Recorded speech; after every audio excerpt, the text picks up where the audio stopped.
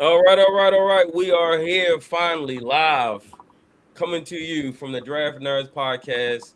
We have reached the Draft Nerds Extravaganza 7 round mock draft, 32 GMs, all here bringing you the draft before the draft. What's up, fellas? How we doing? But I We locked can't and loaded, hear. ready to go? Yes, sir. Yeah, we straight, Yes, man. sir. Ready to go. Do this. All right, all right. How this is going to work is look, each GM is going to I be can't hear mocking a nobody. player. Who's that? Who's not hearing anything? Who was that?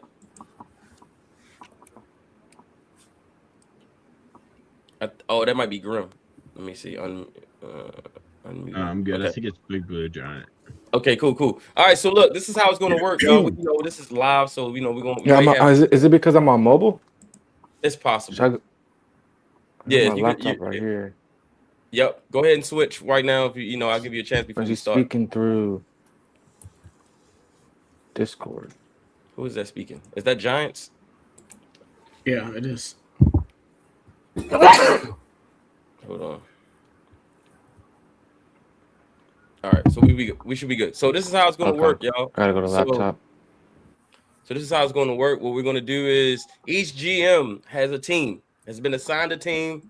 They've been working trades. They've been working deals behind the scenes.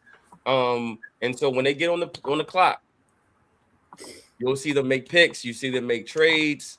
When you hear the draft chime, that means the pick is in, right? When we hear the draft chime, that means the pick is in. And let me make sure the draft chime is ready to go.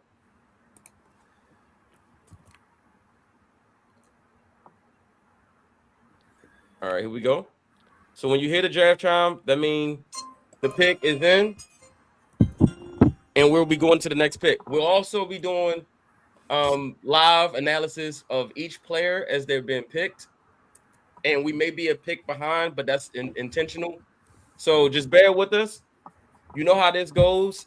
It's a long draft, but we've been preparing for this for weeks, so it's going to go pretty quickly and pretty swiftly. I'm hoping. And I'm excited about this, man. I'm excited about what we're going to do here. And how you feeling? Let's go around the room real quick. JT, live from Atlanta in the War Room. How do you guys feel right now? I feel good. I feel prepared to conquer this draft for Atlanta Falcons and the Miami Dolphins. Falcons are pretty easy. They got like 3 big needs and only like four or five picks to do it. So ready to just go one by one, take his needs as they come. And then for the Dolphins, they can take anybody. So whatever BPA is, I'm taking them. Let's do it. Let's do it. All right. Let's go to Tennessee Titans War Room. And we're going to talk to Griff. How you feeling? Yeah, man. Oh man, we feeling good, man. We got some things cooking up with a couple of unexpected teams, but man, it's gonna be fun. This is gonna be a fun draft. Titans got a couple of different needs, trying to build, rebuild a roster and build around a young quarterback in Cam Ward. So we're gonna see what we can do. Absolutely. All right. Let's go to Bill. Bill, you're representing the Arizona Cardinals. That is a really popular pick coming into this draft. There's talks about trade downs. There's talks about taking an exciting player at the top of the board. How you feeling over there in Arizona? The good news about your team being absolutely awful is that you can do anything. The end. As you can see, the Cardinals are very short and sweet. All right, let's go over to the Denver Broncos War Room. How are we feeling? Hey, we're feeling pretty good. So the Denver Broncos will be spending most of the first round watching highlights of Jalen Waddle. I've also got the Carolina Panthers. They've done quite a bit in free agency, but I'm looking forward to helping them put together the rest of the pieces to their team. Absolutely, absolutely. All right, let's go highlight. This team doesn't have a first round pick, but let's go talk to the Cincinnati Bengals and Johnny. Johnny, how we feeling? Doing good, man. Made some big additions. Added Dexter Lawrence. Feel like we're making Joe Burrow happy in Cincinnati, and we're going to keep adding to it. Hey, man. All right, Cincinnati is ready to roll. They are sitting out the first round because they got Sexy Dexy. All right, now let's get to Howie. Howie Roseman, how are we feeling? Hey, man, it's a pleasure to be here. I'm excited. Let's get this going, man. Let's get it started. All right. Feeling good. Howie is ready to go. All right. So I'm gonna rotate some people out, and then we're gonna talk to some of our other guests here. All right, TJ, Pittsburgh, live from the home team is hosting the draft. Pittsburgh Steelers. How we feeling? Post Mike Tomlin. Steelers, are we there? Can you Yes, hear I us? am. I'm All right. feeling great, man. Here we go, Nation's ready to have some fun, man. All right, let's do it. Let's do it. Let's do it. All right. All right, here we go. We're gonna go check in with the Houston Texans as well. Houston, how we feeling? Oh, H-Town is feeling good. Love it, love it, love it. Houston is ready to go as well. And with that being said, y'all, we're gonna get this thing kicked off. And we ready to go. I need to get my Giants up here because they are picking the Hall Boss are picking very early in this draft. So let's get them up here. Big Blue, how we feeling? Are we ready? Big Blue, can you hear us? I think Big Blue is still having some technical difficulties. Let us know if you can hear us at any point during this first round, and we'll work it out. All right, here we go. We're about to enter the draft room right now, and let the games begin. All right. So if you heard that chime, that means the Las Vegas Raiders are on the clock. Before I hit ready up, you guys have now 50 seconds to complete your trades. Please do so now. Make your trades. Do what you need to do. And then we can get this party started.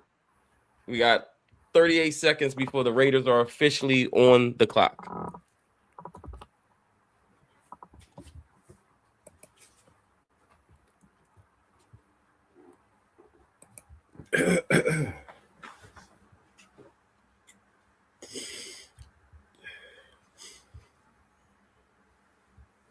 Also, y'all know how we do on Draftnerds podcast. This is live and interactive, so please, at home, if you're watching, comment.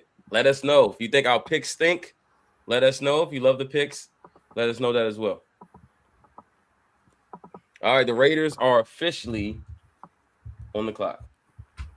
The draft is underway. And to no one's surprise, Fernando Mendoza is immediately picked by the Las Vegas Raiders. That means the New York Jets are officially on the clock.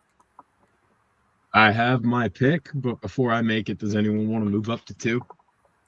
All right. Anyone want to move up to 2 for the Jets?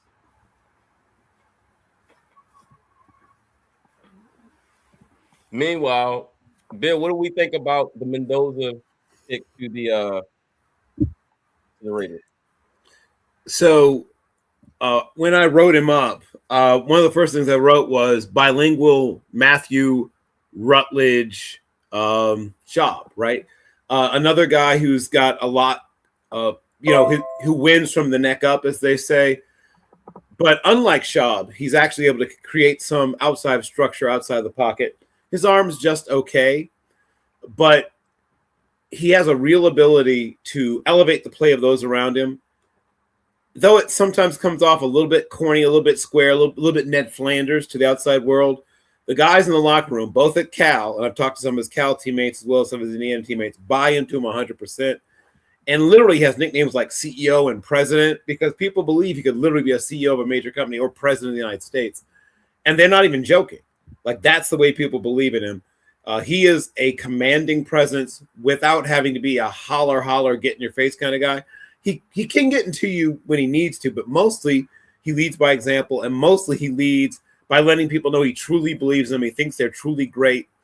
And so he builds up people, and people play hard for him because of it.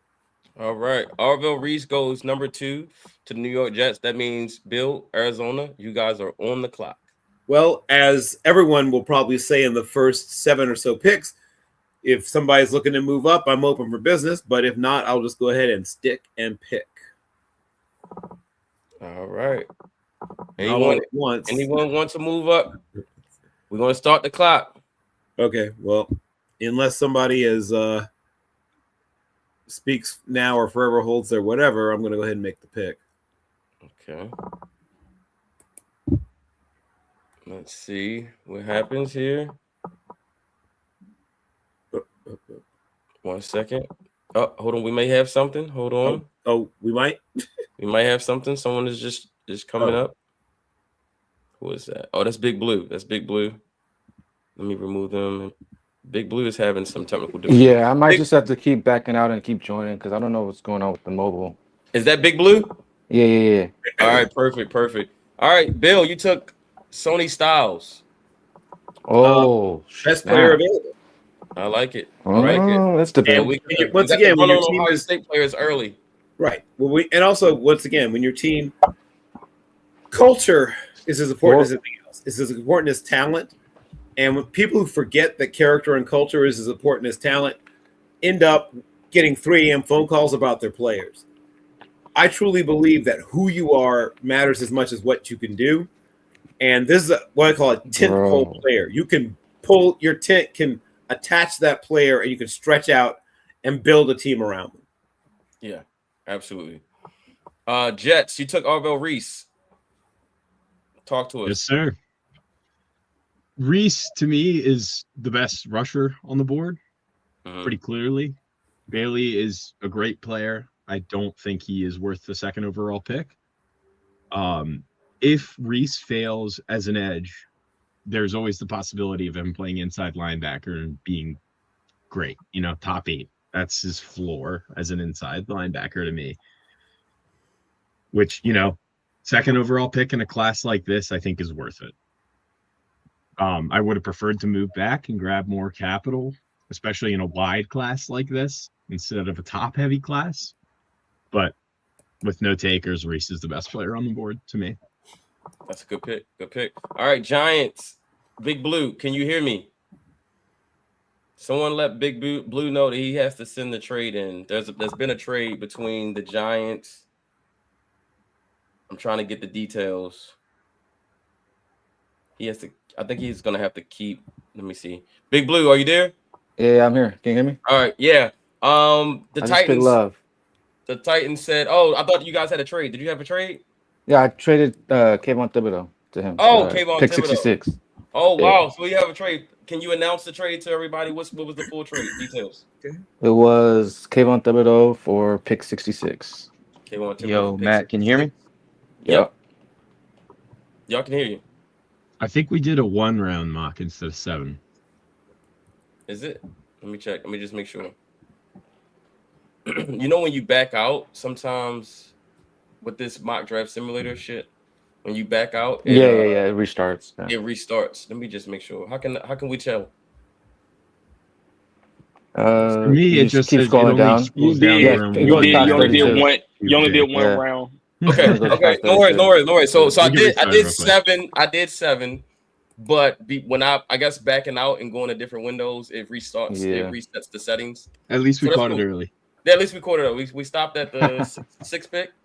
I'm going to stop it real quick, and then I'm going to resend you guys the details for the. On that note, anyone want to trade up to pick 2? Yeah, you guys got a little bit extra time to trade up. I think we should. I do want to talk about. So I did see the trade for. Okay, the Eagles traded up. Okay, cool. All right, I'm going to stop this one. A little bit of technical difficulties, nothing too crazy. Yeah. There you go. Like, look, definitely not anything that hadn't happened before.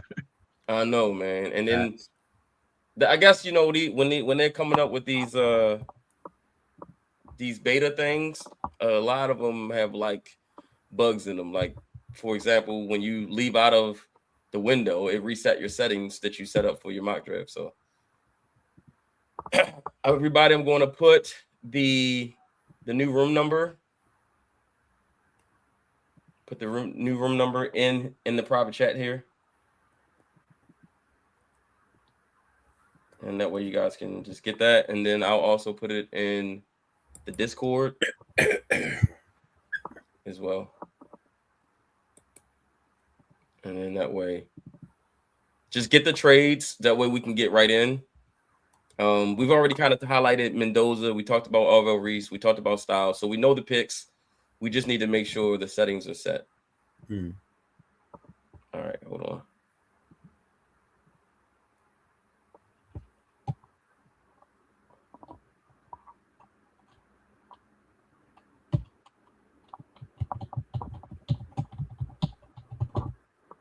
All right. All right, so we should be good.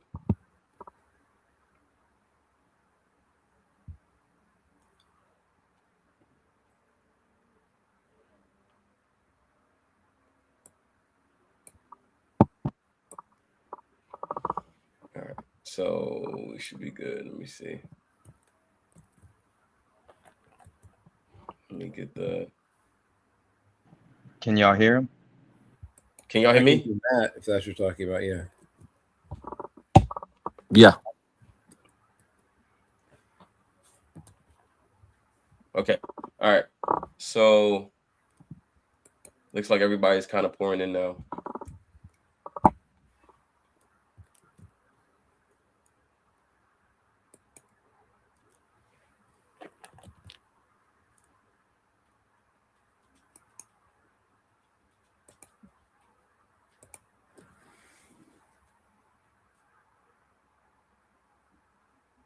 Okay. All right. Let me check these settings and make sure they are set. 7 rounds. Man, that's crazy. They don't even let you know that they've reset your settings. Surprise. You don't find out until you're literally on the board. Hey, John, did you see the new room number? So I got in. I got into, and I've selected the Vikings. Okay, cool. I just wanted to make sure you got in. Swan, were you able to get in? Did you get the new room number?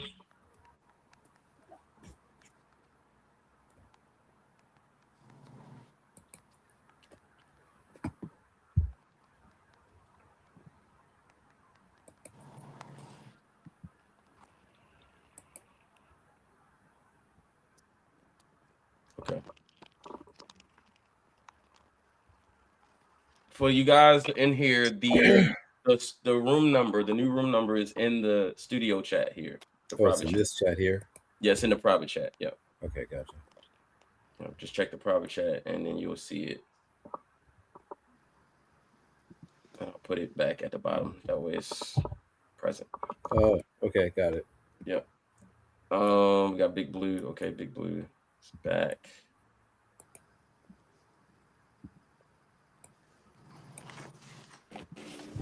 JT, you said that you guys aren't able to see players when you try to do trades. I sent a screenshot in the Discord of how many players I can see, but I can't see Kyle Pitts under the tight end list.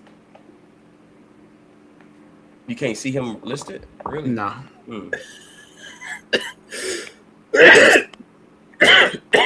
Interesting. Can you see any players though? You can see other players. Who is listed at tight end for the right? Like if he's not Charlie Warner and Joshua Simon, which is also sure, man. Yeah, for sure. But like I can see AJ Terrell, I can see both the quarterbacks, I can see Drake London, but is Kyle listed in a different position? Sometimes they have glitches where he might be listed at a different position. I don't remember seeing him at a different position, but I mean he's not under wide receiver and he's not under tight end, so I don't know where he would be if he's not under those two positions. Maybe they already updated us for what's going to happen on Thursday. He might be on somebody else's roster. Yeah, go check Denver's roster. He might be there.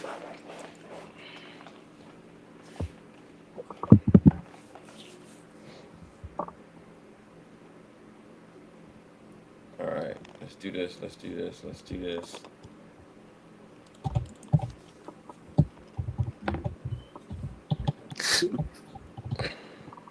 Okay. went out the window. Let me go back and check it again. Make sure we on. That's so crazy.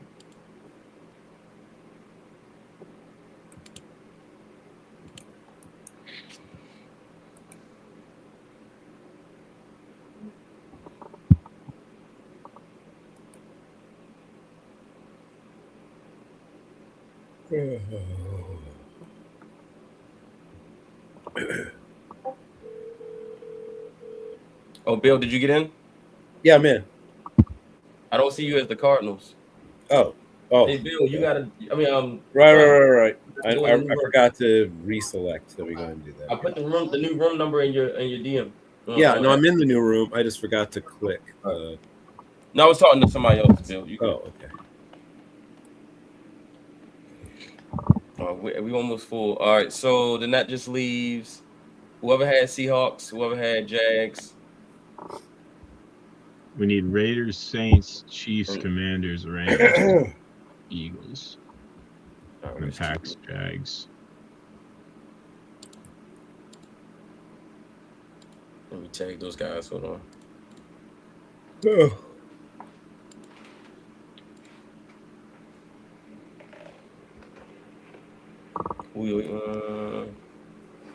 Seahawks. That's Jordan. Jaguars. That's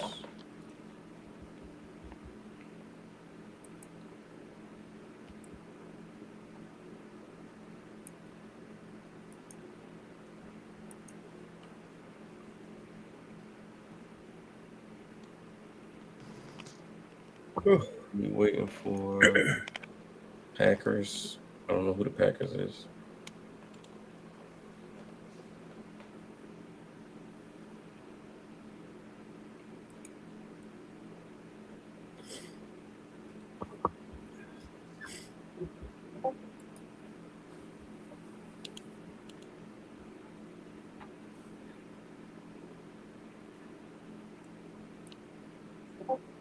All right, just updated everybody. Let them know. Hey, we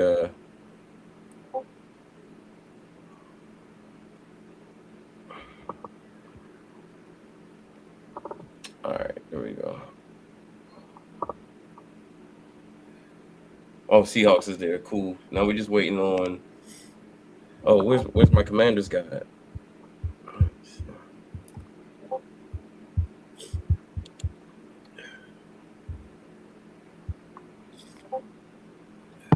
Quentin Johnson is on the trade block. That's interesting.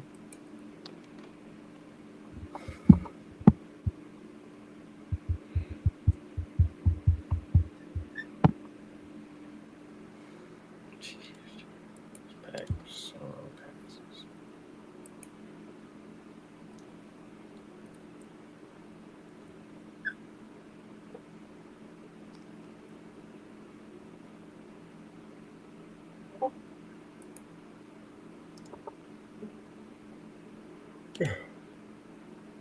I am TJ. Thanks. Definitely double checking again before. Oh, he said, "Wait, there's a new." Who are we missing? We're just missing the Packers, the Jags, and the Chiefs, and the Saints. I think the person who does the Chiefs also does the Saints. So I think we're only missing 2 people. We're missing like 2 people, yeah. And then where is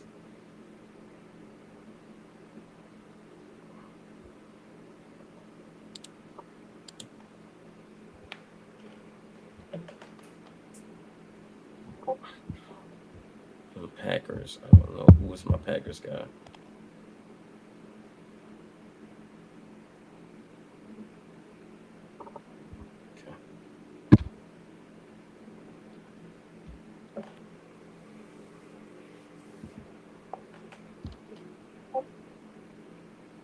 I'm gonna drop John real quick.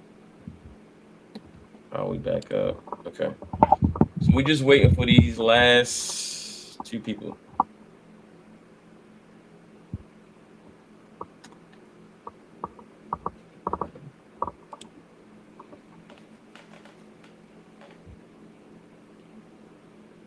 Oh, there he is. He's there.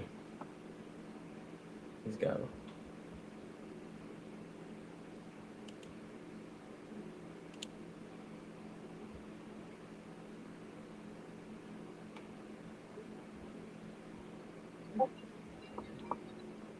Hey, just grab the Saints too. I saw you took the Chiefs. All right. And then that just leaves Jaguars and Packers. I have no idea where our Packers guy is, but The Rams ain't chosen yet. I don't know where TD went. oh, okay. All right. So it looks like most of us in here we're about to get this show started. Oh, he says he's trying to log on his iPad. Okay, give him just 1 second. Good old, thank you, thanks a lot, PFF.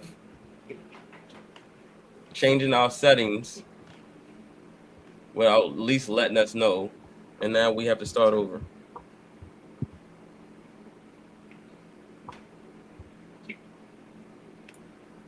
Who was that? Chargers entered studio. Chargers. Okay, Quentin Johnston's on the trade block.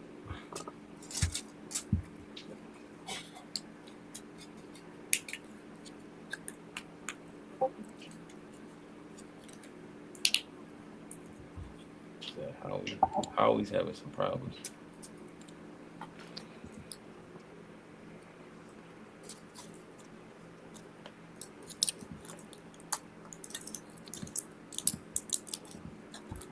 Howie, you having issues?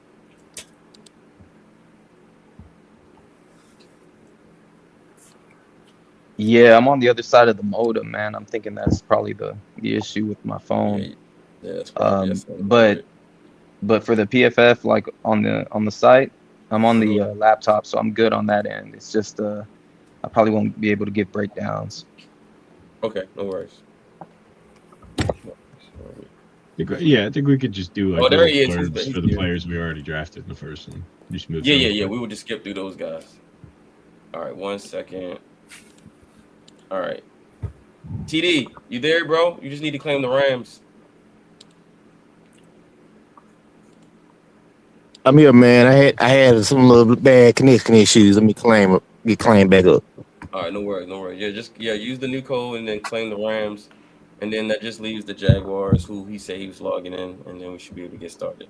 Don't know who the Packers were, but somebody can take the Packers and we just move forward. We should be good. They made the pick I wanted anyway, so that's good. Oh no! So it's a new room number. Hold on. What's the new room number? Check the private chat here. Okay.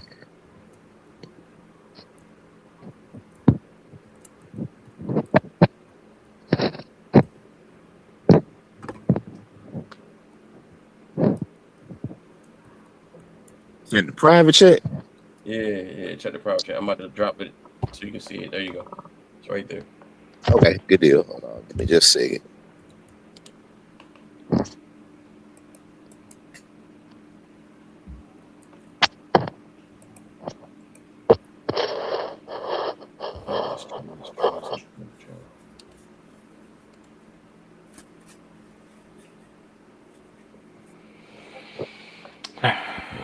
Oh man.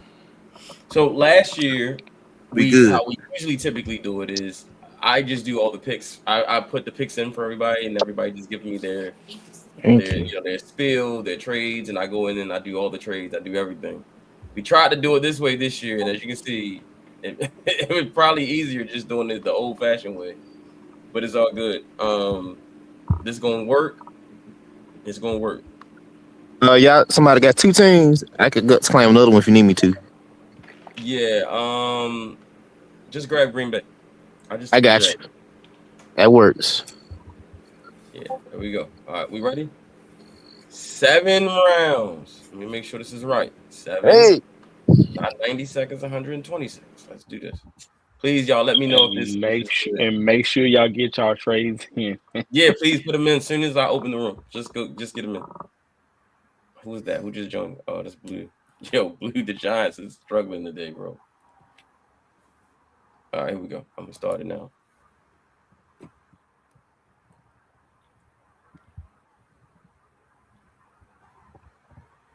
All right. Y'all check it real quick. Make sure we got 7 rounds.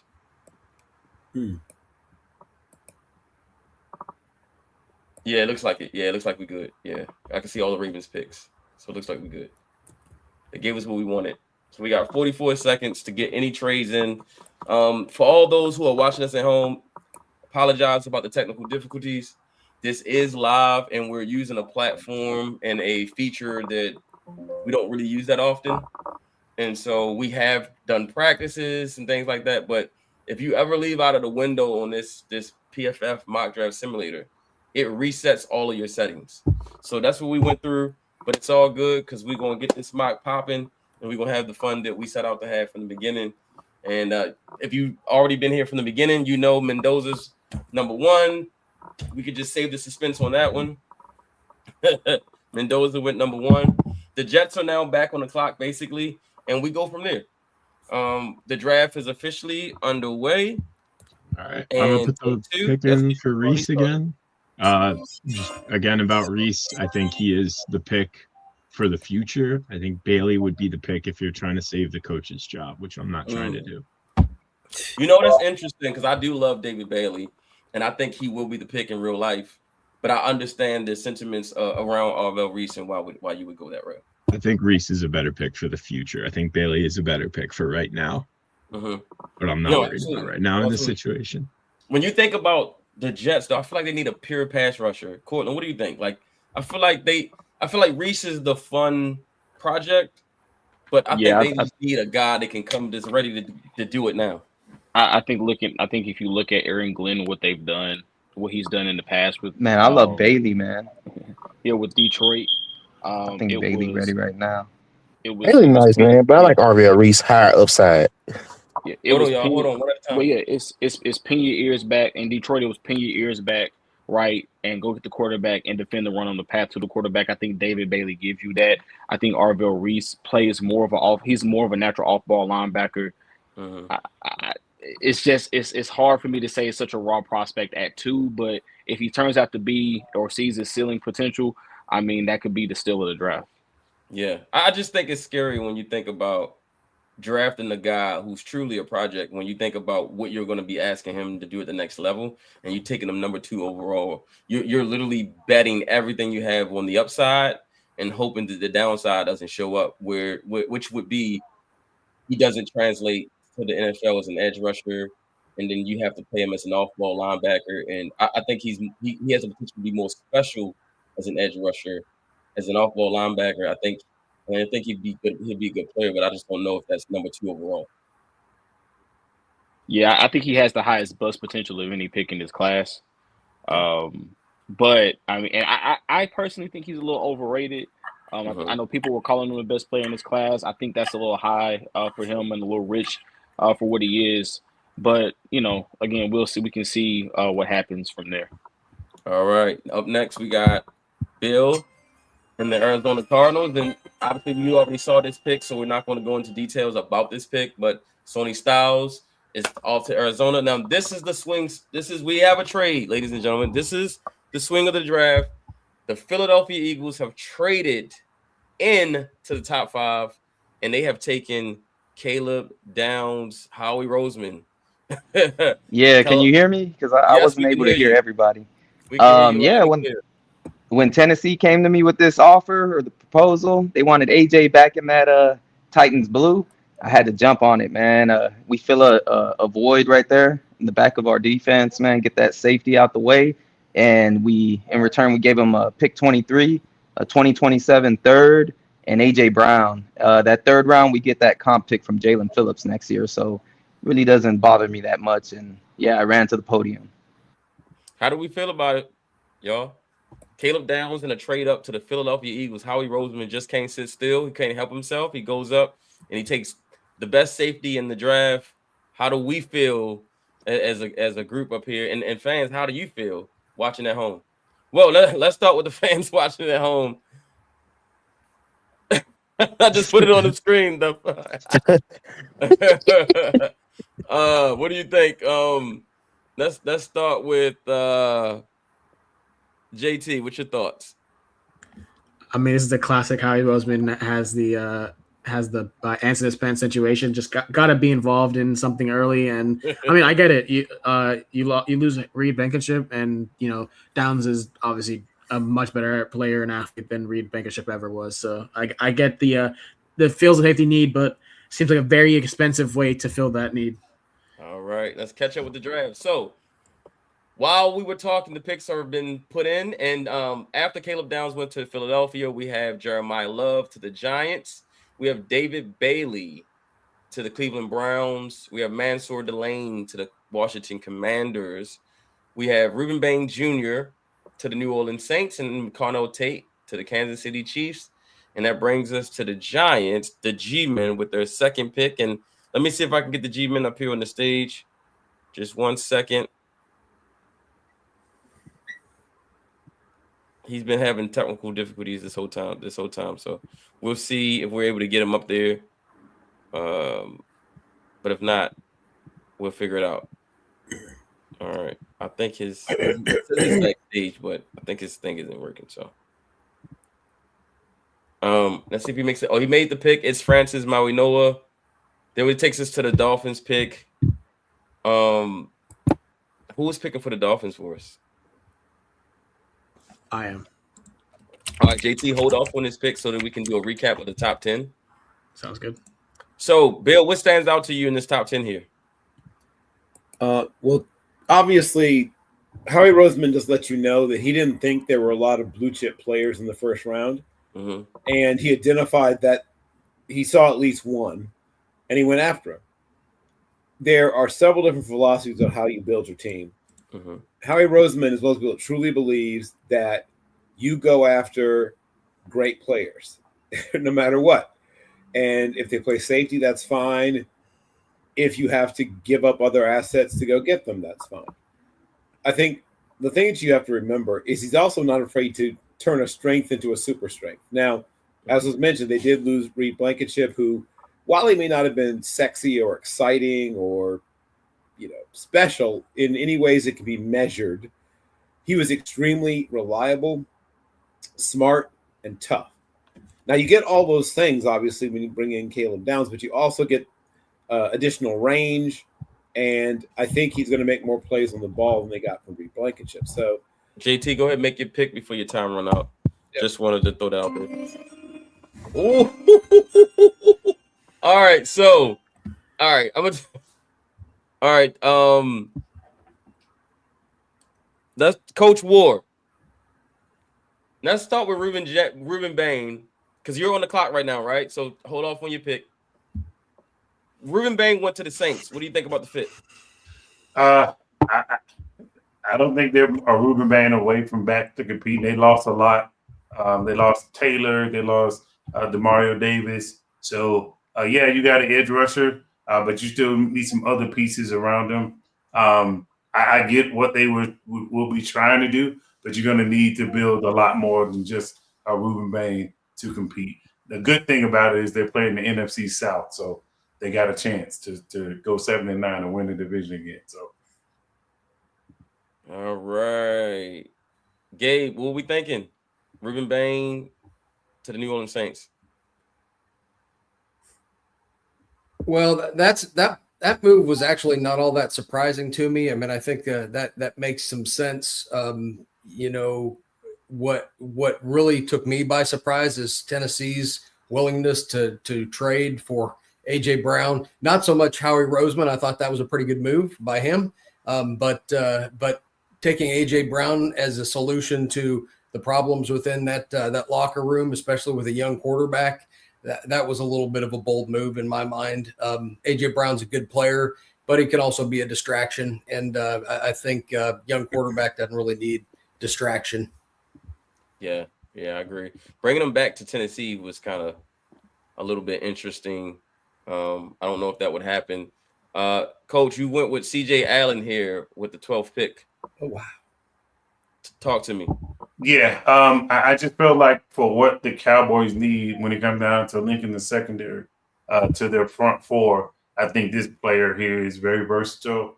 And, I think some people would look at it and say, hey, this is a reach. But based off of where he's played and what he's done on the field, I think this is a good pick for them.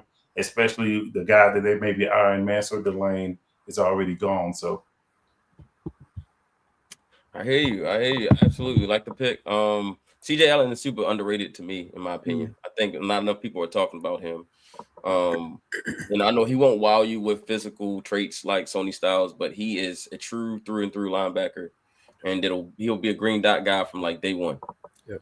All right, we have the Rams on the clock. TD, what are we thinking here? All right, so with the Rams, I thought a little long and hard about this one because it's a little tempting on who's still remaining on the board. Mm-hmm. I thought about Spencer Fano due to the fact that we still want to continue to build the offensive line for Matthew Stafford. But I'm gonna have to go. I gotta go Mekhi Lemon due to the fact that Rams need a slot wide receiver. They got Puka. They got Devontae Adams. They need a slot wide receiver. Okay. Interesting pick. I mean, not that interesting as in a surprise, but interesting from the standpoint of, Mekhi Lemon, man. They go on receiver again. All right, so Baltimore Ravens are on the clock. I am actually open up to trading this pick. I just sent you an offer. You did? Do me a favor. Did you send it through PFF? I sent it through PFF. Yeah. Okay. Should be in there the top it is. right, I see it. So the Ravens get pick 16 and Will McDonald for pick 14 and 174. Don't want Will McDonald, but I would like another pick. So if you can do 16 in your third round, we only going 2 spots. 16 in your 4th round pick, we could do it. 16 and 103. Is that your 4th? Yeah. 16. No, 103. Is that 4th round, right? That's correct. That's 4th round. Yes. Could be. Yeah. Early 4th, but yes. I'm gonna pass on that. Pass? Okay. Yeah. All right. Do I have any other offers? Any other offers? I think that's my only offer. All right. So look, ladies and gentlemen, if we're on the clock and we can't we can't trade back, in my opinion, the Baltimore Ravens will take Kenyon Sadiq here at pick 14.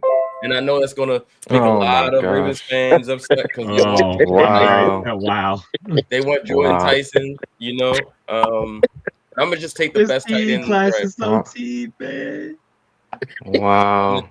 I'm gonna take the best tight end in the draft. I'm gonna take the freak, that 4.3, that size and that ability to stretch the middle of the field with Lamar Jackson. Everyone with a finance background in this call is pissed. You heard what Mark Andrews said? He's happy that likely left. Hey, now he gets to do. He ain't happy no more. No, I'm not happy. He is not happy on no more. Hey, that he's tight. He's still safe though. He's safe for now. He's tight end 1 for this year, and then as we go forward, he won't be. Mm-hmm.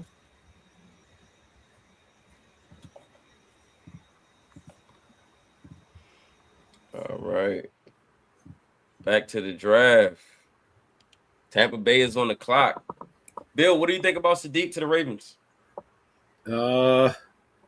It's a fun pick. It shows indeed there's a little bit of a change of the guard. Now, obviously, you guys loved, the ability to do 12 personnel, but now you're getting someone a little more, even though Mark Andrews in his prime was a pretty good athlete, you're getting someone far more dynamic and frankly more athletic than most of the wide receivers that was suited up for the Ravens. So you are doing something a little different in terms of the kind of tight end this is, though picking a tight end fairly early is not a shocker for Baltimore. Picking this kind of tight end is new for Baltimore. Yep. Something they need differently. And what you hear them talking about all offseason is wanting to change things a little bit, wanting to do things differently, wanting to kind of go away from the norm, so to speak. And so Kenyon Sadiq would absolutely do that. All right, we got the Jets. on the clock. I know Vega to Miami. I just saw that. Open to moving out of the pick if anyone's interested. All right, Jets are trying to trade out, ladies and gentlemen. They are trying to trade out. They tried to trade up to 14, was unable to do so, and now they're trying to get away from pick 16 and to go a little bit, I guess, down further in the draft. So we'll see if they can pull it off. The clock has started for them, and we'll see where it goes. I want to talk to the guys up here. What do we think about what the Jets have done so far, and what do we think they should do with this next pick? I have my pick ready for what I think. You went Arvell Reese. I think you need to get You need a quarterback, man. I mean, Tyson's right there. Yeah, I said I think you need to get somebody to throw to these weapons that you got out there. Garrett Wilson and A.D. Mitchell and Mason Taylor. Mason Taylor. I think you need to get somebody to throw to those guys. Yeah. I think you need to get a guy that you can groom, and even if he doesn't start early, let's say if you want to roll with Geno Smith, Ty Simpson seems to be the guy that you can kind of roll out. And things That's a little too early. That's a little too early for me. I'm not gonna lie. I had an offer from the Buffalo Bills for pick 26, pick 91, and a future second. But Tyson, I think, is the better. Yeah, that was a great pick. Good pick. That's a good pick. And then I've back to back here. I'm with the Lions again. I'm open to moving out of this pick, but I have a player I'm very comfortable with here. I mean, Fano's right there. Fano right there. Definitely. Yeah, you might as well just. This is gonna shock some of you. It's not fair. Oh, Freeling. It's also not Freeling. What? Mm. Are you talking about going Friday? Edge? Are you trying to get what's his name? A running mate? All right. Who? Do you have any offers for 17? Nah. No. Jordan Tyson to the Jets and Proctor? Maybe Proctor. I was thinking Proctor. He said you better do that. Hey yo, somebody looking at my screen. I didn't realize they were looking at the screen as I'm going over this trade. And then Jason say, you better do that. You see him over here pondering. I'm sitting there like, hold on. Okay. I just wanted to make sure this was this year. All right, we got a trade. Baltimore Ravens. We'll announce it in a minute. Anyway, Detroit is on the clock right now.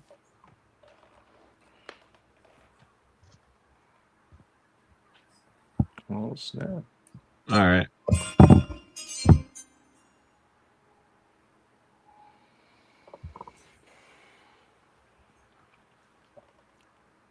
With Any the run surprises through to you here, guys so far? Anything about this top? Oh wow, 16? he went Blake Miller. Oh wow. Oh, okay. So the question still stands, y'all. Wow. Blake Has Miller's anything interesting. surprised you so far? Has anything that has happened from pick 1 to now pick 17? Has anything happened that you would deem a shocker or a surprise? This pick right here. Pick, yeah. This was his last pick. Jamal McCoy to Tampa Bay is a surprise. I think Allen to Cowboys is a surprise too. That was also a surprise for me as well. Yeah, Jerome McCoy is a good one. my defense of the Blake Miller pick. That Blake Miller pick is wild. He will play at a good to high level immediately. The rest of the tackles on the board, Freeling is a left tackle. I view him purely as a left tackle, and he needs development. Fano, I have also as a tackle, but I'm not sure about that placement. And I don't believe that he has a solidified home along the line, and the Lions need production now. And that's what Blake Miller does. Bill, what is your thoughts on Blake Miller? It's interesting because a lot of the things you can say about Monroe Freeling, you could also say about Blake Miller. The issue for me for both players is core strength and, being able to, as I say, drop anchor. They both are very athletic. They both have good length. They both have good feet and have good flexion, but they both can get bullied at times, ragged around, tossed around a little bit just because of that. They play high a little bit at times. And like I said, that core strength, that ability to just stop a bull rush, just by, dropping back into your stance and bend, and bending at the knee and like I said, dropping anchor, like being able to just simply by widening and deepening your stance, just stop a guy dead. That's not in their repertoire. right? They when somebody comes, even if this guy is 240 pounds, is coming full steam and long arms them and go strength to power, they end up being pushed back into the quarterback's path. So that's my only real concern. Now, obviously, they'll be going to an NFL strength and conditioning program. They won't have to go to classes anymore. They may, put on that strength. You can't really change your body type that much, like entirely, but you can definitely put on some good weight and some good strength. That may help them. All right. Minnesota took Dylan Thieneman. I mean, outside of Mendoza, outside of Mendoza, this is like the most, everybody's. Yes, this is the most obvious pick in the draft. Outside of Mendoza going number 1, this is like a complete no-brainer, no shocker. Yeah. It's like, yes, it's definitely happening. And he feels the need. I think with when you put both of those guys, both the guys that you have back there, I think he fits everything that they need right now. I mean, yes, you're losing the hitman in Minnesota, but you're gaining a kid that can play a multitude of roles on that back end. And I mean, he's at his best. If you watch his Purdue tape, he's at his best when he's able to just roam the field and go and track down Seahawks and get ball. Ooh, back-to-back safeties is the run on safeties on the start here. There it is. Emmanuel McNeil Warren. That's not bad. Wow. Hey, Coach, hold up on your pick, and I want to talk about this one. Go ahead. Somebody was calling me. Yeah, you should bring up Mr. John for the Vikings so you can just say what he wants to say about Thieneman. Is he in here? I don't know if he's in the back room, maybe. But he is. Yes, he is. I'm going to bring him up right now. Thank you. Mr. John, Vikings. Let's talk about it, man. Yeah, so the reality is up here in cold country in Minnesota. You got a little static. I want to just pause you there because we want to hear what you have to say. You got a little bit of interference. All right. And Coach, just hold your water a little bit. When you have to make the pick. But I just kind of want to talk about this one. Yeah, so up in cold country here in Minnesota, we probably actually need a couple safeties. We didn't get great play from our other safety last year, and with Harrison Smith thinking about retirement anyway, he's actually been cut. I think he's a post-June 1st cut. He might come back, but in any event, we can start turning the page and restocking the cabinet in the secondary, and Dylan Thieneman is an obvious selection that satisfies that. Bill, you like the pick? Well, as was mentioned, it's one of the most popular picks. I think that the thing you like about him, and sort of comparing him to Downs, right? He's more athletic than Downs, and he's not as good close to the line of scrimmage. He played super deep in college. Think back to when we saw like Taylor Mays at USC, or the kid that the Browns took from Michigan playing super deep. That like angel role, as they sometimes call it, where you're out of the picture, literally, when the play begins. So he had to sometimes struggle with angles, not even because of his own fault, but just because he's coming from so far away. So he's going to have to adjust because things are going to get on him faster. But he's a really smart kid, player, young man, really terrific athlete, a good but not elite tackler, but way above average at everything. Really good in coverage. Has good route recognition skills and, high football intellect, high football character. TJ, you're on the clock with the Pittsburgh Steelers. This also happens to be Mr. Bill's team too, so no pressure. Well, this draft has gone pretty bad if you're a Steelers fan. You wanted Vega, but he went early to Miami. You wanted some other guys, they went, and we may not have a quarterback, but we're going to secure the weapons. So, with the 21st overall pick in the NFL draft, the Pittsburgh Steelers select Omar Cooper, wide receiver, Indiana. Okay. Ooh, good pick. I like that. He feels like a Steeler to me as well, and he's in the other two with DK Metcalf and Michael Pittman Jr. There's a fun pick here for the Ravens. Back on the clock. So Ravens clock. The Chargers just won the draft, Loki. That was a good. Ravens clock. We are on the clock. We're back on the clock. We traded up We gave up pick 45, and I think we gave up one of our 5th round picks, and we got up to pick 23 here. So now, look, we already have a tight end in the fold. We need to address the offensive line. We can also use the wide receiver for to play the outside. If we don't pick a receiver here now, then we won't have a chance to pick one until pick 80. Same thing goes for the offensive line here. Mesidor on the board too. Yeah, Messidor is there. This is actually a tough pick. I think the Ravens would be. I mean, obviously, if we traded up, we would know exactly who we're targeting. But to be able to get 2 bites at the apple, I think it's too good to pass up. Getting the Metabike news today was definitely positive and goes a long way.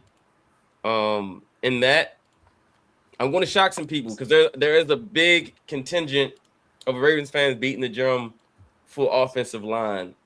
Caden Proctor. To me, I think the meat and potatoes of this draft is the interior offensive line, and I think that 3rd round where we'll be picking is a good place to start. The Baltimore Ravens are going to double dip at weapons and take Denzel Boston, wide receiver, Washington. Okay. Wow. So the Ravens lead the 1st round Over with Mesidor is down crazy. Boston, giving Lamar those weapons he needs. We lost Isaiah Likely. We lost Charlie Kolar. They lost Keaton Mitchell.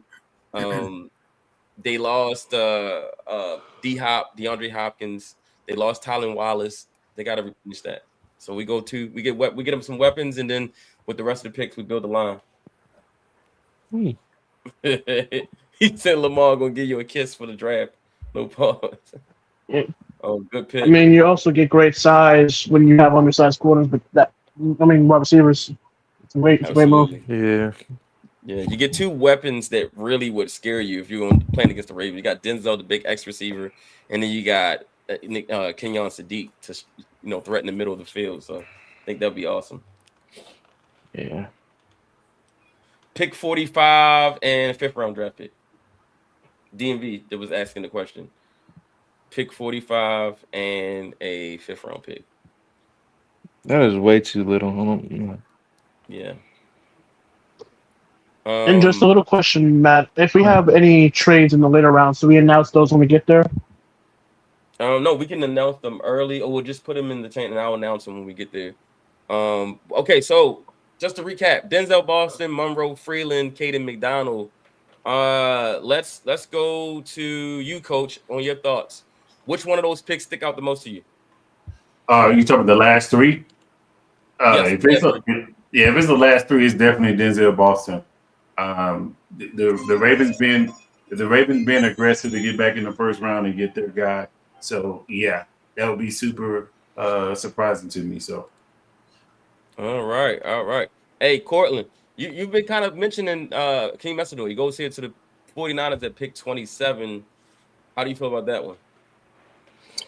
That's not a bad pick. Now I do think that's a little against the grain there, right? Seeing as they did take Mykel Williams out of Georgia last year in the 1st round as well, the top 15. So you're looking at having now 2 guys. I mean, I get it. Akeem Messidor is a little older. He's a little longer in the tooth. Of course, you'll probably make it through those first 5 years of control. But edge rushers do age well. So we don't know how long Nick Bosa is going to be with that team. We don't know if they're going to move on from him in a couple of years or not.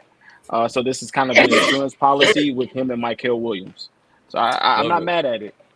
No. Okay, so Swan, talk to me. Max and Nacho. Yes. So I wanted need another tackle. I like to get in the off season, but I'm looking for the future. I got some guys I need to pay next year. So got to get younger.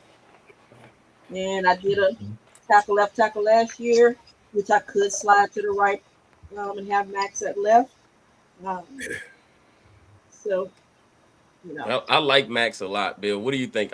His feet is incredible. Yeah. He's incredibly athletic. I want to get a little bit stronger, but that'll take care of, putting away room and everything. Yeah, I mean he was a terrific basketball player, right? Guy averaged a double-double for his high school career. I think he may hold the rebound record for the history in his conference where he played. Came to football late, not surprisingly. Reminds me a lot of basically a black, in fact, I guess you could say African Nate Solder. A lot of the same strengths and weaknesses. And of course, the weakness is weakness, right? As was just mentioned, he's another player that wins in positioning, wins with quickness, wins with the great footwork, but definitely can struggle if he just has to win a short area battle on power. Yeah. So power rushers in the past and in the future, especially some of the shorter, sort of squatty-bodied ones, because especially for a guy that is a longer levered guy, it can be just trouble getting your hands up, getting down to them, basically, getting down to their level. He can get better at that. But yes, as mentioned, he'll need to get stronger in the thighs, butt, hips, abdominal area, the core area. And if he does that and continues to grow just in his football knowledge, like so many guys that come to football, he didn't take football even particularly seriously until I think he was 16 or 17 years old as an 11th grader. So he's got some growth potential. So yeah, he's a fun player. I think anywhere from the latter half of the first to the early part of the second, he will actually go off the board in the real draft. Yeah. Absolutely. And hopefully he does not play. I get the red shirt in this year. I just wanted that 5th-year option. Yes, I like the fit. I mean, listen, CJ Stroud got 20 pieces in the playoffs against the Patriots, so he needs as much help as he can get. That man was shell shocked out there. JT, you on the clock with the Dolphins, but I want you to talk about your favorite team, the Ravens, leaving the first round with Kenyon Sadiq and then Boston. What's your thoughts? Let me make this pick. I'll give you my thoughts. You sweating over there? I'm honestly, I have the position. I'm between two players. I'm gonna go with my conviction. I'm gonna take Chris Johnson, the cornerback out of San Diego State. I like it. Great pick, Chris Johnson. Listen, it goes back to what Bill said before the draft start. When you're a team like the Dolphins, you need everything. So it literally can't be a bad pick because they need everything. So, all right, Patriots are on the clock here. But what's up? What's your thoughts about the Ravens leaving the first round with Boston and Sadiq? I mean, and how would that make you feel? Knowing you, I knew that's what you were gonna do as soon as I saw you at the bottom of the first, because I know you've been planning that. Is that the pick that I would make after picking Sadiq? Probably not. I'm a big Mesidor fan. I think him off the edge for us would be an incredible opportunity because I think he's just a ready-made edge rusher now. But obviously, I'm also a Boston fan, so I can't be mad because I like the player. I just don't know if I was investing two first-round picks in sending the ball and losing that 45, because I feel that the meat of the draft is second and third round. So TJ, hold your water on your pick before we start the second round. We recap in the first round. I know. Listen, I really thought about Emmanuel Pregnon with that pick, but Boston. I just think about what EDC always says. I haven't been able to get that big outside X receiver, so he gets a chance to do that here. And then, okay, let's talk about the rest of this first round. Caden Proctor, guys, to the New England Patriots. Keldrick Falk, R. Mason Thomas, Caden McDonald to the Bears. We get Omar Cooper Jr. to the Steelers. And we get Avion Terrell to the Cowboys. What's our thoughts about just the overall way the first round went, in you guys' opinion? A lot of wild trades, but a lot of good depth. I think a lot of teams came out with players that they needed, right? So I mean, I don't see a problem with any of those. I think Miami, did well. New York, I think with the Jets it's going to be interesting to see what they do at quarterback, or if they wait until next year. I think the Baltimore Ravens fortifying that offense around Lamar Jackson, right, and building those weapons back up. So I don't think there's particularly a bad pick in that first round. Yeah. Bill? So what jumps out to me is this confirms what I've been saying. There are several teams that only have a handful of players with first round grades. That means that they may have 40, maybe more, sometimes second round grades. What that means is that the membrane, the selectively permeable membrane between first and second round is very thin this year. Once you get past, there's a handful of players. So you're going to see a lot of guys with second round grades go in the first. And once you've sort of gotten used to that, you're more willing to take a player that you, in a quote unquote normal year or a regular year where the draft is shaped different, the talent pool isn't quite so, as someone said, mound shaped, more mountain shaped than mound shaped. You would wait on some of these players, but if you like them and it's a player that you don't think will be there or you're not sure will be there again, you just go ahead and take them. Yeah. Johnny, what's your thoughts? Team fit's going to dictate a lot of that, right? Where if you, like Bill said, you get past that membrane or whatever and you're willing to take the chances, you're going to take a chance on a guy that fits your team scheme and what you guys feel that player is going to do best in your system. So I think you saw that happen with a lot of these first round picks. Yeah, it definitely felt like people was like, you know what, I'm just gonna go get my guy. Like, This isn't a draft that just, let's just take all the best players that fall to us. No, this is one of those. I'm gonna be specific, and there's certain guys that fit what we do. Let's go add those pieces to our puzzle, and let's just move on. All right, TJ, you kicked off the second round with Jacob Rodriguez, and Bill, your time is running down for the Cardinals. Yeah, well, I am ready, willing, and able to go ahead and just make my pick. I think that unless somebody has a blow my mind offer to throw at me, but it looks like that's not the case. So I'm just going to go ahead and take Casey Concepcion.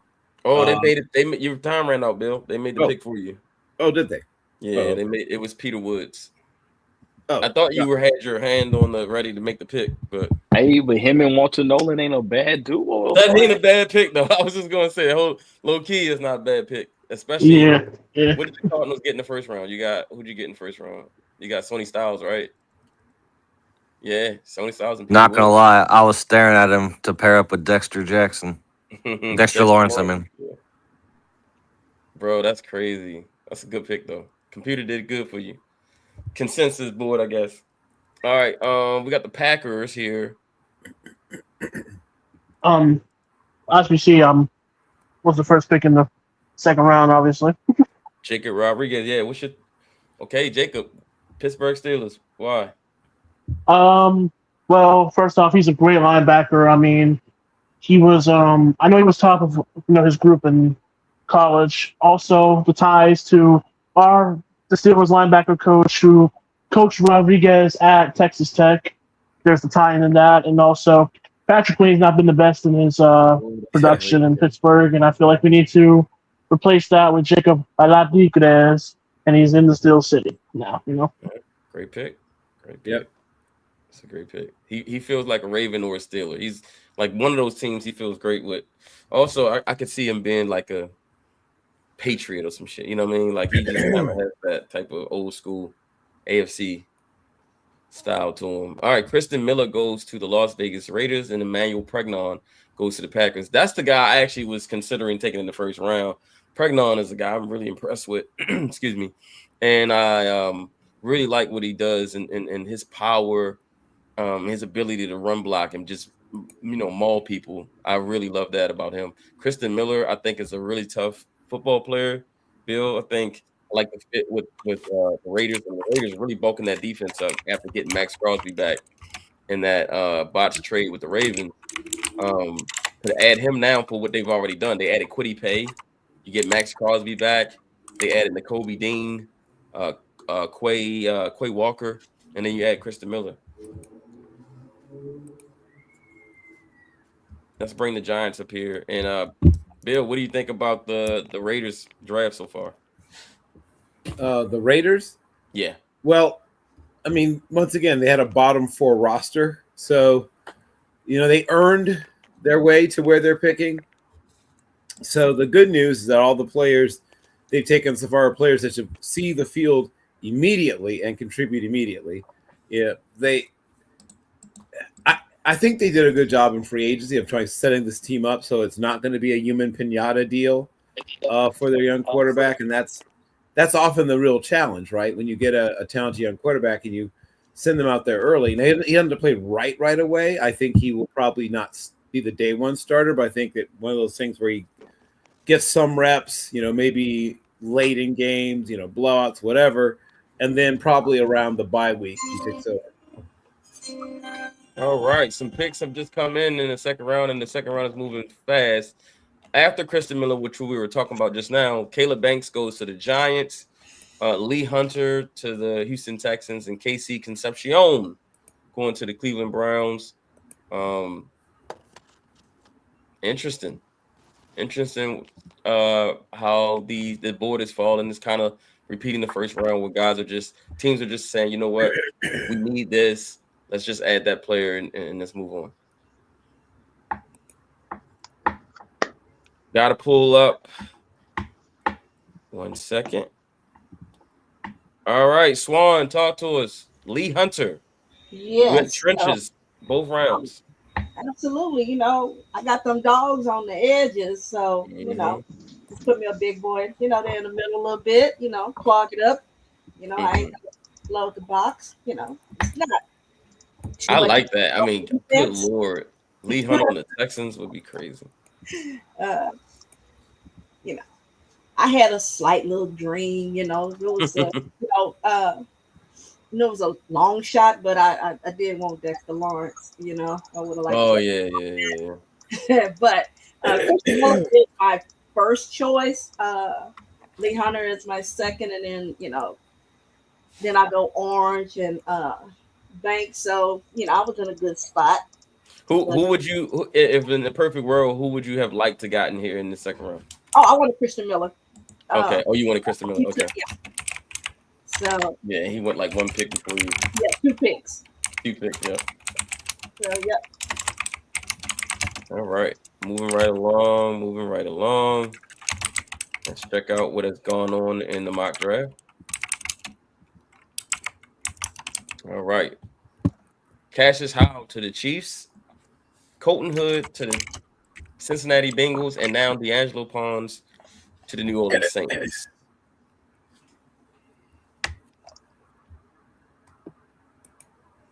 Interesting.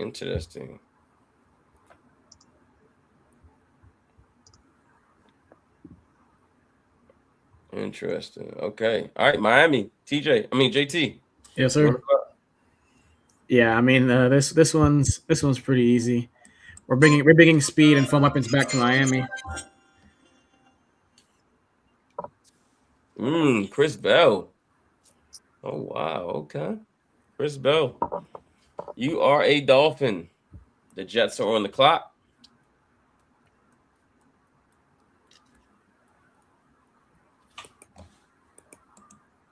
Grim, what does Grim do from I'm here? Sorry, I'm thinking. No, you good. What did the Jets do in the first round? They went Jordan Tyson. Reese. Oh yeah, that to me is like probably the most risky first round you can have. Like that's all upside. You got one with an injury risk, and you got another guy who's kind of a bit of a project.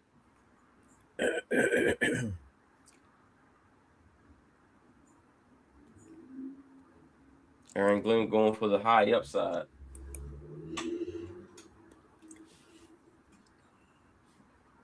Titans coming up, making a pick at 45 in the trade with Baltimore, and then you got Chase Sanchez to the Jets. Yeah, need some safety. Like it. Chase Sanchez. Ooh, Jake Golday. Talk to us. Why Jake Golday?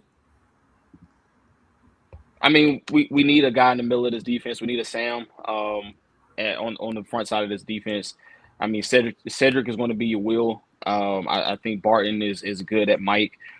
And we know that Robert Saleh is a good linebacker developer. So you need a guy who can attack the front side of the offense and plays well in space. And Jake Golday does that. Would have loved to have had Jacob Rodriguez. Thought he would have fell a little further, which is why I traded back as far as I did. He ended up going at the top of the second round. But Second best linebacker on the board on day 2. I think you settle for that guy.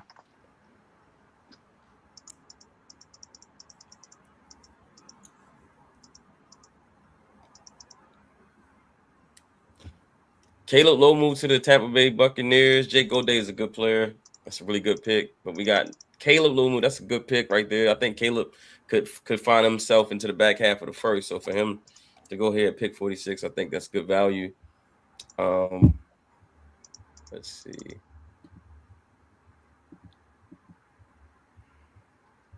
Yeah. The Colts on the clock for the first time after making their trade for Sauce Gardner last year.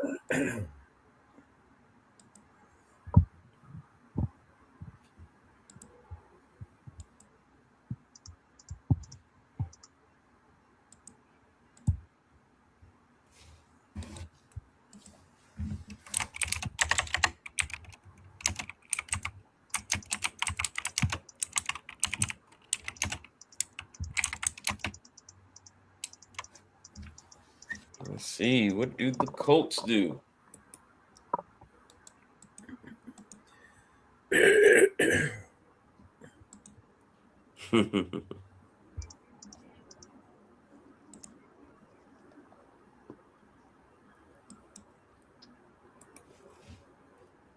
Oh, Colts go with Zion Young.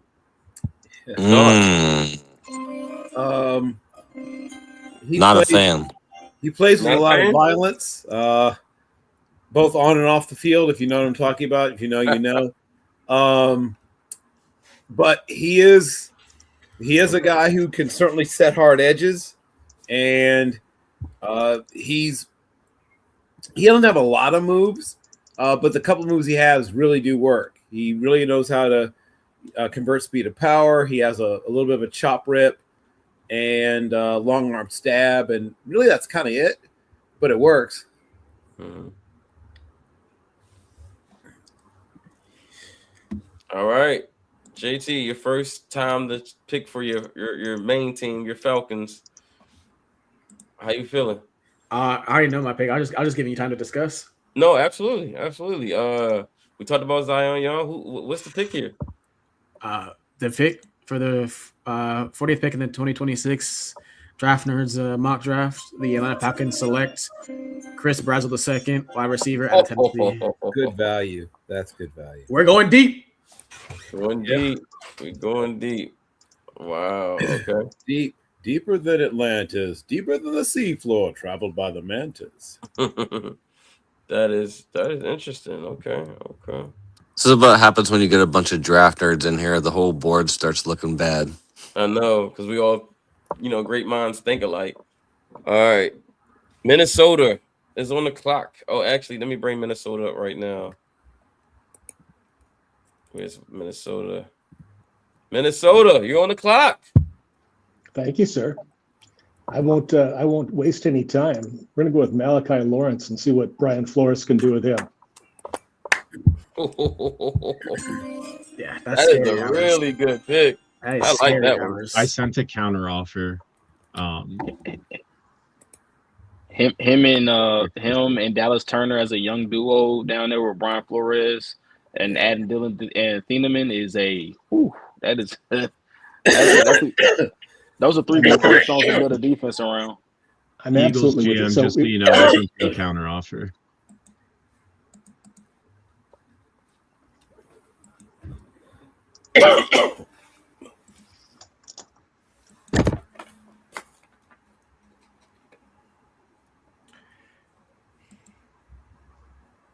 All right, Detroit.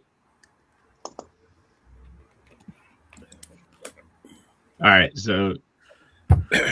right, Philly traded up to 52, so we're going to take Cisse here. Oh, Cisse, good pick. The Titans are making a trade, sending Will Levis to the Miami Dolphins for pick 238. Just want to go ahead and make that announcement. Will Levis has been traded to the Miami Dolphins for pick 238, and that puts the Carolina Panthers on the clock. Blockbuster. Definitely a blockbuster. Ty Simpson slipping. I know. He falling. I'm sure my buddy Jordan would be happy to see this. Ooh, Eli Stowers. Okay. All right. I like it. Great pick for Carolina. Yeah, they needed that. They need Right. they need somebody in the middle of the field.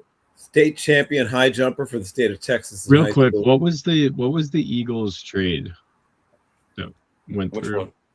Oh, 54 and 197 for 52. Okay. Yeah. Wow. Where's Howie Roseman at, man? We need to talk about Howie, man. Getting Jennings Dunker. It's one of my favorite players in the draft. Yep. I love it.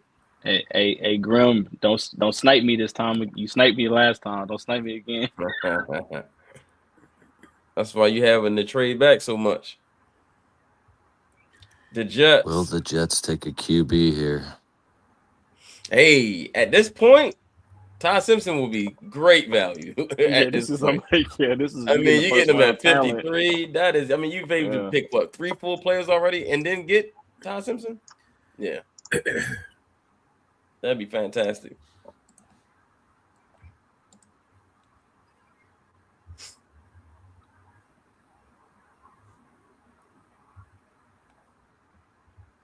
What is he gonna do, folks? Do we have any offers for Brees? Brees Hall? Brees Hall, yeah. Oh. Oh. Who's playing running back if you trade Brees Hall? Braylon Need Allen? offers quick. Hey. Make your pick, brother. Yeah, I don't know. I got the Ravens. We don't need Brees Hall. I got the Falcons. I got Bijan. I don't need Brees Hall either. All right. No takers? Yeah. I'll ask again later, but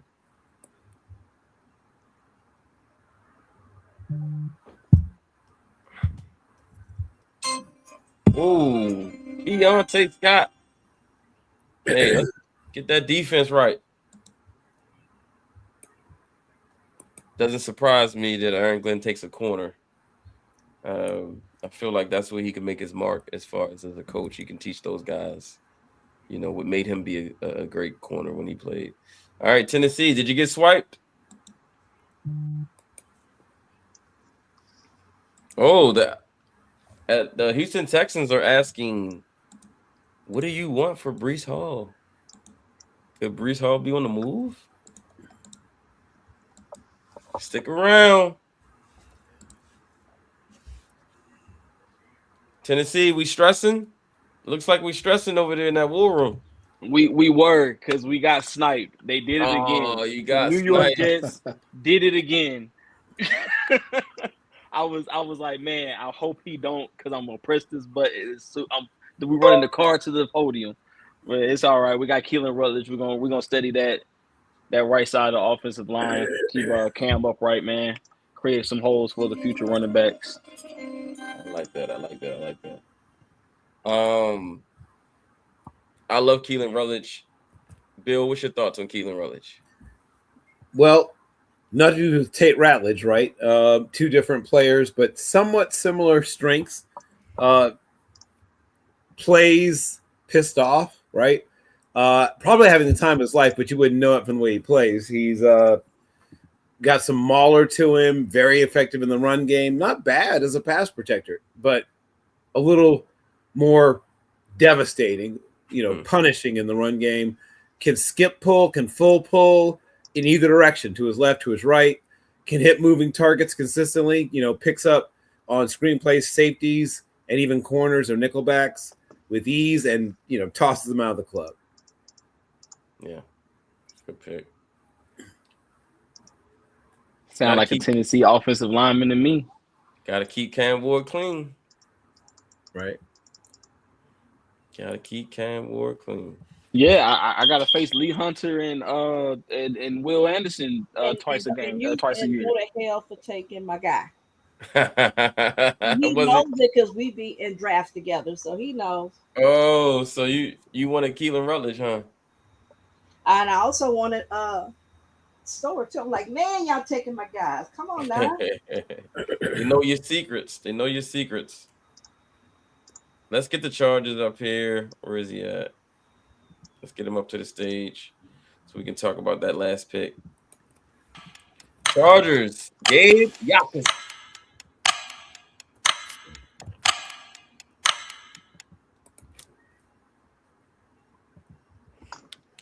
Jeremy Bernard to the Jacksonville Jaguars. But yeah, let's go back to the Chargers pick. Chargers, you went Gabe Yakus. Tell us why. Just a great player overall. Just a guy that, obviously the edge group with Khalil Mack coming in here, obviously one year deal. Edge is definitely a big piece to try to shore up on the defense. Just went best available edge. Like it. All right, Jeremy Bernard to the Jacksonville Jaguars. I'm gonna go to Tennessee. What do you think about that? Oh, Jeremy Bernard. I mean, that's a puzzling pick there for Jacksonville. Seeing as, you've got an emerging slot receiver. You traded picks and capital for a number 2, and then you got BTJ there. It's just to me, it's like where does Jeremy find the snaps, right? Like where do you get him on the field unless you're counting on some injuries, and then you also throw in the mix. Travis Hunter, so you got to throw him in the mix as well, packages with him. So it kind of makes you wonder if the Jacksonville Jaguars are thinking maybe they just keep Travis Hunter on defense 100%. Yep. Yeah, I think if that's what the goal is, long-term goal is to get Travis to play defense, then yeah, you could use another receiver over there. Oh, the 49ers go Ted Hurst, my favorite receiver. Bill, I gotta let you talk about this one, Bill. So, from his days as a Valdosta Blazer, where he was an all-conference performer, to his days obviously at Georgia State, there's things that you saw consistently in him. One, he can beat a variety of types of coverage. He has a good sense of where zone defenders are. He can beat press man. He doesn't get pressed often, but he's shown that when it does happen, he can beat it. He can attack all 3 levels of field, and on top of that, he's one of the top 5 or 6 blocking wide receivers in this draft class. He is a truly complete player. Size, speed, strength, route running. There's not a lot that he doesn't bring to the table, and I think he could have gone even earlier. I know why, he doesn't, because it's sort of a flat class. There's a lot of similar receivers, but we saw where Boston went. I think he's very similar to Boston, but a much better athlete. Swan, real quick, you were asking about the price. I can't select Brees in the trade, so we could just do it as like a really late round pick swap and put Brees in.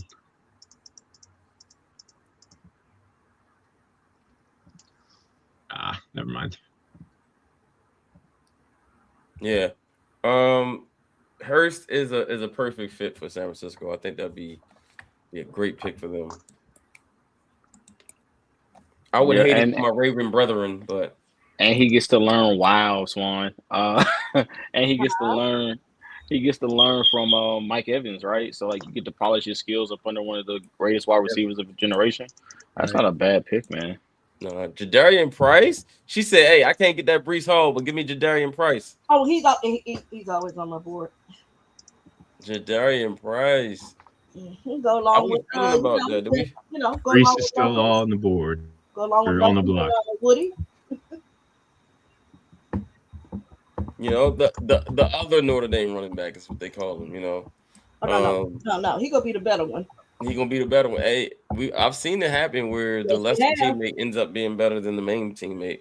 Yeah. I like it though. I like it a lot. It'd be interesting. Oh yeah. Yeah, that'd be interesting. Jadarian Price.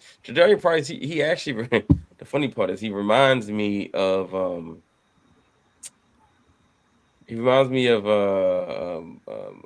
what's his name? Nick Chubb. He reminds me of Nick Chubb. Mm-hmm. Yeah, he reminds me of Nick Chubb. Powerful, but he also has breakaway speed, Yep. Good fit. Joe Mixon is gone, right? Did you guys release him, or is he still there? No, we released him. Release Joe Mixon. Yeah, Yeah, You so did? we have Knuckles Montgomery. Yeah. About to you traded for David Montgomery. Yep. Yep, and I have Woody Mark, so and Yeah. throwing in Price. I like That's Price. why his thing is we offered before the trade deadline last year a fourth round to the Jets, but they wanted to hold on to him. So y'all could have had a fourth. Who's the Seahawks GM? That's Jordan. Who's the Seahawks GM? John Snyder. No, she here. You meant in this draft. Oh, sorry. It's okay. Oh, Bryce Lance to the Bears. I like that. Seahawks, hit me up about Brees. Oh yeah, the Seahawks could definitely use them. Using Kenneth Walker. All right, Rams are on the clock again. Bring them up to the party. Rams, you're on the clock and you've made a pick. I did. St. Louis Rams. I mean, the LA Rams taking. We're taking Joshua Trotter. There you go. Yeah. The better of the Trotter sons. The better of the Trotter sons. That's right. Gotta love the pedigree. Yeah. Josiah Trotter is he's a stud, man. Definitely. Will fit perfectly in their defense, man. I think feels the need, sound to the ball, dude flats out flies on the field. He does. He is explosive to the ball. Coach, what you think about Josiah Trotter to the Rams? Yeah, this fits with what they already have with their front four. To be honest with you, I'm actually kind of a little jealous because this is going to actually allow him to see the field more clearly. He doesn't have to play with like his hair's on fire all the time because the pass rush is going to get home. So, in fact, Missouri kind of reminds me, based on the personnel they had, what the Rams had as well. So, dang, the Rams, the rich keep getting richer.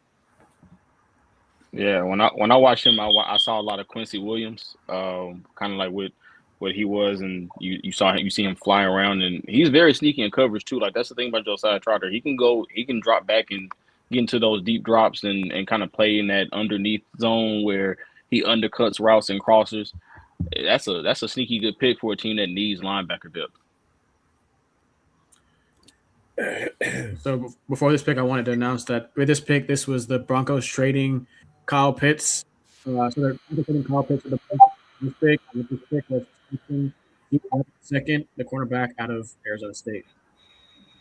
So real quick, Seahawks GM, that trade offer I sent you should have Brees in it. I just can't add him. New England, Boston. They are on the board. Super Bowl runner-ups. The New England Mike Rabels. Select. Hey, be careful, Diana Rossini might break the news first. Deshaun Stribling. What do we think about him? I feel like he's a guy that a lot of people aren't talking about. That's a little early to me. For him, I kind of felt like he might have been there in the fourth round, like back in the third round, early fourth round. But getting them there, I mean, they need guys. I probably would have went Skylar Bell there for them. I think Skylar is more of a do-it-all guy. I think he fits more of what Josh McDaniels likes to do on that offense. But I mean, Dejan definitely has a high ceiling in the NFL. I mean, he can fly, he can catch the ball, he can take it to the house. Bigger body, can win the 50-50 balls. And he would open up the field for guys like Kayshon Boutte and those other guys that are in that locker room already. So, Bill, Mike Washington. Big, strong, and fast. One cut and go. For those who are old enough to remember, guys like Mike Anderson, old enough to remember, even though I guess he's not popular in Seattle, Chris Carson, right? Who got off to a good start and then injuries undid him. But he's got more top end speed than either of those guys. He can really pull away from people. In that second year when he opens it up, he's going to outrun a lot of people in this draft class. And he just needs to get his chance, because once he gets the open field, like I said, you're not getting him from behind, and he has power. All right. Mike Washington finished off the second round with the Seattle Seahawks, and that takes us to Arizona in the third round, kicking it off with a local product and Trayden Stukes, stand in state, going to the Arizona Cardinals. JT, thoughts? Yeah, I really like this guy a lot as the gonna play a nickel. I think he is very, very good at what he does is playing the run. I think he's going to be a great player for the Cardinals, and they added Will Johnson last year, and I think they're really good on the back half of the defense. Just need a little bit more up in the front seven. All right, Bill, you took Trayden Stukes for the Cardinals. Yep. Why? He can play three positions at a fairly high level. He can play, but you're still about a lot of the defensive backs actually in this class. He can play in the box. He can play deep middle. He can play in the slot. An older prospect, almost 24 and a half years old. That's probably the one reason he's still here is his age. But he's got everything you look for, right? Like I said, size, a decent amount of speed, really good instincts. And once again, not an elite tackler, but an above average tackler. That's the only thing where he's not, very good to good is tackling. He's just, above average. But he's got an age, obviously. But other than that, he's really a good prospect. I think you can benefit from Trayden Stukes playing outside corner too. I think he's a guy that can play a little bit outside press man corner as well. So that's definitely something to look forward to in that defense, because we don't know how long Will Johnson, we don't know if that knee is going to last forever. So, you got to have somebody. Johnny, what do you think about Trayden Stukes? He's one of my favorite guys in the draft. Honestly, he was one of the. I didn't go looking for him when I started watching Arizona. I was watching Genesis Smith. I talked to you about that, in your space, but he stood out more to me than Genesis did, and I haven't been surprised he's been rising up boards. The round 1, round 2 love has gotten a little too rich for my blood, but this in my opinion would be a really good spot for him. Yeah, I agree. I think in the third round, it's still at that point.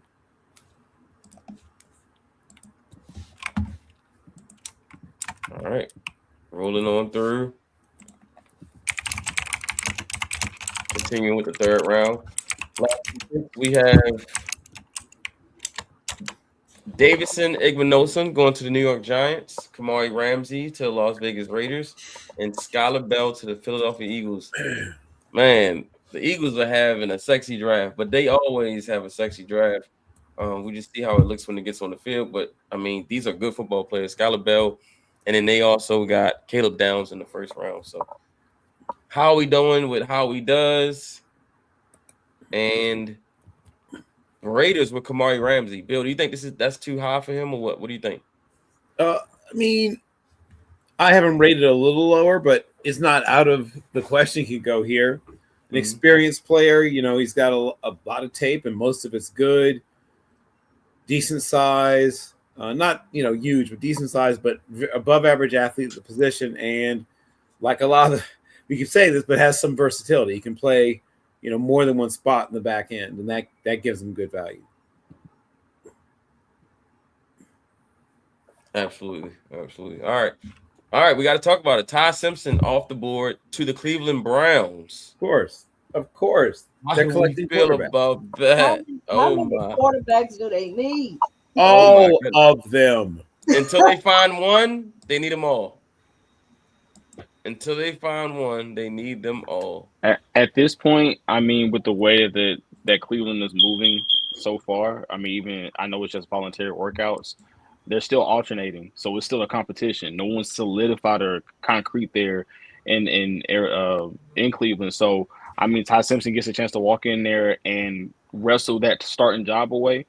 But I mean, now it is behind a makeshift offensive line, so we have to see how that offensive line looks. But they're in a good position because you can trot, Shador out there, let him take the licks, right? Or get your money's worth, get that $96 million worth out of Deshaun Watson, and let him take the lick, the beatings. And then once you get the offensive line solidified, or if they look like they're gelling, then you put Todd Simpson out there, you see what he has. But I mean, this is a good pick for Todd Simpson, a quarterback of the future. You get in the first round grade, I think, here in the third round. That's solid.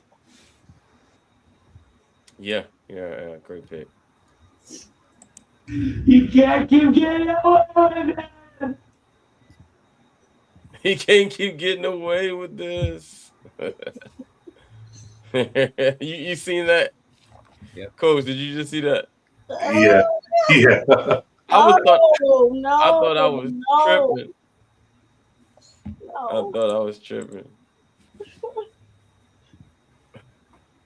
Ant Hill Jr. until the That's what I'm saying. That's nasty. That is crazy. Gagnerada. Oh, Anthony Hill. Hey, That's why, and that's why I hate JT. we cannot skip over this real quick. Johnny has just made his I was first trying to pick of get the them. draft. I tried to get them both. Second pick. And What's your second pick? I'm sorry. I took Colton Hood in the second Oh, round. Colton Hood. Okay, so Colton Hood and Anthony Hill Jr. I mean, defense, and more defense, huh? He should be. Yeah, I mean the two linebackers we drafted last year. Obviously, you want to see more from them this year in D Knight and Barrett Carter, but adding Anthony Hill, who's really like a really good blitzer, I think for Texas, still really young, still has the frame, I think, to fill out and put on some more size. Just the speed, right? I think he can do a little bit better in coverage moving forward. But I think his ideal role starting out is kind of start out as a Sam linebacker and then kind of work his way to some more inside reps. But he fits that Al Golden blitzing style defensive scheme. No, he fits mine better. Hey man, shout out to y'all. No, he fits mine better. He belongs with a real DC. Thank you for Keldrick Falk, by the way. It wasn't allowed to talk during it, but thank you for Keldrick Falk, by the way. Hey, now that's a sneaky good pick by the Saints. That That's is a sneaky good pick. I like Derek Moore. Man. If you're an analytics person, I mean, guys who have double-digit sacks and over 15% pressure rate in college, they generally translate very well to the NFL. Guys with that, or one guy in the recent draft was a top 3 pick in Abdul Carter. I'm not saying Derek Moore is going to be Abdul Carter, but I mean he can definitely go get the quarterback in the NFL with his skill set. Yeah, I like my guy. I'm right there with you, man. Anthony Hill Jr. is tough. Matt, the Steelers want to announce some of the trades that they've done, so maybe you want to bring TJ back. Where is he? Okay, 1 second. Matt really used my government for the first time ever. That's crazy work. Huh. All right. Steelers, make your announcement. What trades did you make? All right, we made 2 trades. The Chicago Bears and the Pittsburgh Steelers have agreed to a trade that will send pick 89 and pick 241 to Pittsburgh for Alex Highsmith. Whoa. And the second trade, the Colts are trading Anthony Richardson to Pittsburgh for pick 161. Wow. Hey man, Jay's been trying to get that one off all year. The Pittsburgh And Steelers. with pick 76 in the NFL draft, the Pittsburgh Steelers select Big Citrus out of Iowa State. Oh, yes, there he is. I love it. The Steelers are bringing the heat. Y'all hear this? Hey, two Jacob quarterbacks. Rodriguez. Oh my. 2 quarterbacks from the 2023 class on the move. No, Yes, I was they going to are. say, what do they bring him? They getting traded already now.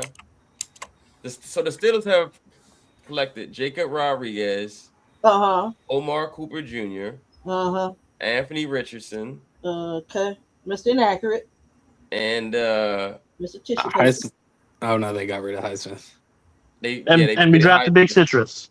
Oh, they also add Big Citrus. After last year, they added Derek Harmon. So, wow. Still don't have a quarterback.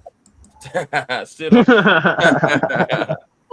You need some camp bodies for and if we don't bring back Aaron Rodgers, Anthony Richardson and Will Howard can battle it out.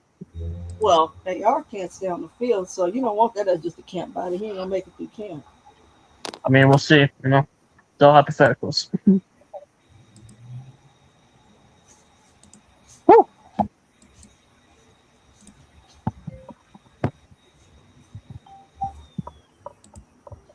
They call him Big Citrus for a reason. He plugs up that middle gap. All right, Tampa Bay. I like Horn.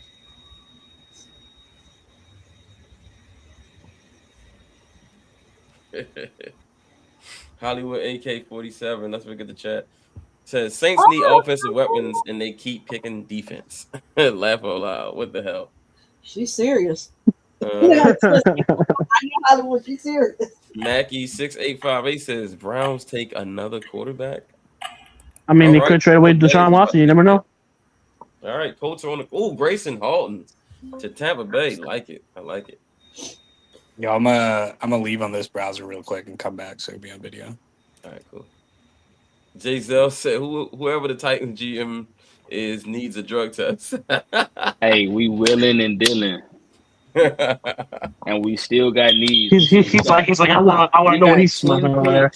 We got 10 picks in this draft left. Yeah. I got 11 picks left. Watch what I do with them. I just realized how we got rid of Keely Ringo. Colts on the clock. That's what the Colts done today. This is their second pick of the day. And they took Zion Young with the first pick, which was a good pick, by the way.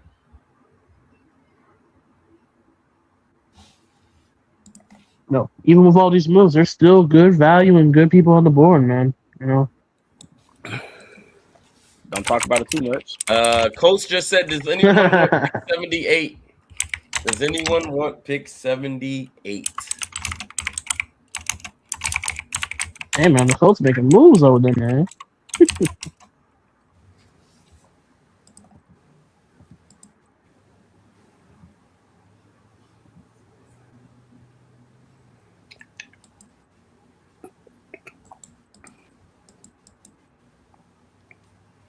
All right, looks like 78 is not going to sell. So let's see what the Colts do here. Pick 78 as the clock is ticking down to 0. And the commissioner is coming out to announce the pick. And it is Kyle Lewis, linebacker from University of Pitt. Bill, I know you want to talk about that is a good pick. Yeah, well, there are a handful of what I call specialists, right? It's great if you find a player who can do a little bit of everything, but there's some specialists in this draft. There are some players that excel at one particular thing, and both on tape and in person, Kyle Lewis is terrific in coverage, right? He's your classic sort of run and hit, float and hit almost a little light. I think he's bulked up to about 223 more recently, but frankly, I don't think he can carry much more weight than that without losing what makes him special, which is agility and his ability to stay with tight ends, running backs, and even some receivers. Your concerns are, coming down in the run game, not always the best and not always the most eager, quite frankly. And once again, just the physics of it, right? When he does have to deal with bigger offensive linemen in the run game and bigger backs in the run game, it's sometimes a problem. But everything involves going away from the line of scrimmage, fantastic. Oh, wow. Kyle Lewis, man. He's one of my favorite prospects. I'm reading the chat here. It's crazy, man. Matt, the Bills have sent you a trade. The Bills have sent me a trade. All right. Trade alert. No,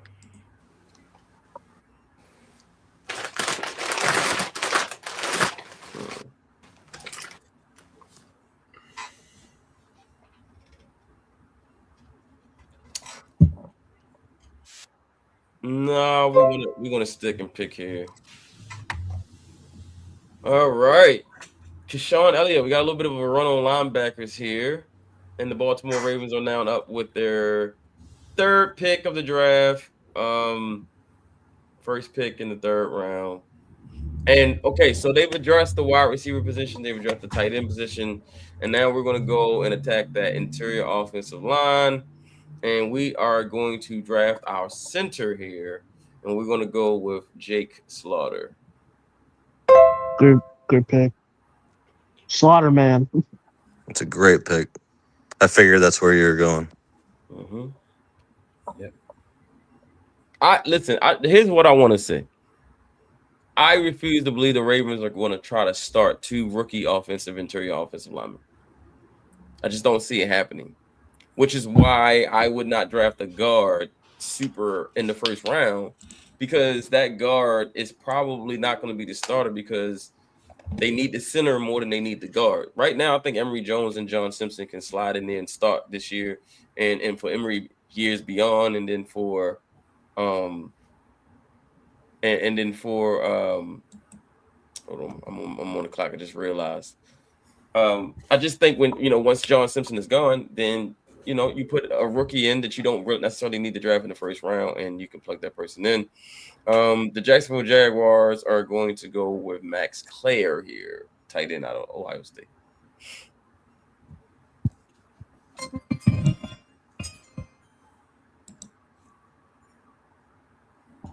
But yeah, I think I can't see them starting two rookie interior offensive linemen.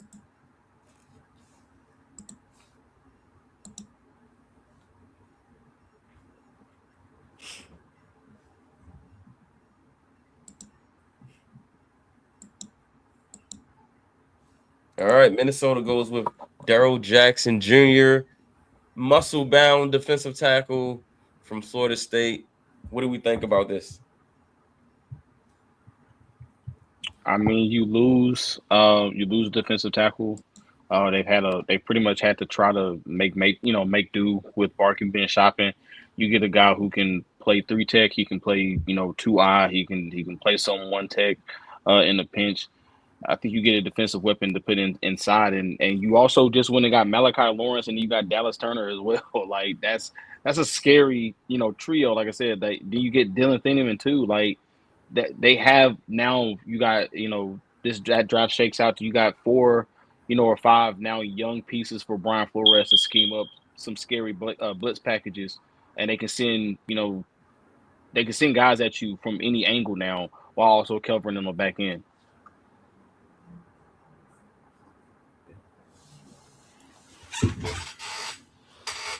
Johnny, thoughts? Darrell Jackson here? I think Darrell Jackson has the potential to be a little bit better than he was in college, but like you said, kind of a muscled up dude that plays a little more like Jane a lot, and needs to put that power that he has, that he showed off at the Senior Bowl, right, a little bit more consistently. Yeah. For me, it's like I love the idea of Darrell Jackson. Like all the advanced analytics will tell you that Darrell Jackson's this really phenomenal player. I don't know if film like play to play, I see it nearly as much, but at the same time, like you're putting him in the Titan system where he's playing the Viking system. Sorry, but it's like either way, like the Vikings will more reps to kind of develop what he is. To me, it's more of like effort issues, play to play, and sometimes the only way to fix those effort issues is by playing each play and then having it highlighted on you all the time. And he's one of those guys that it's either going to feast or famine.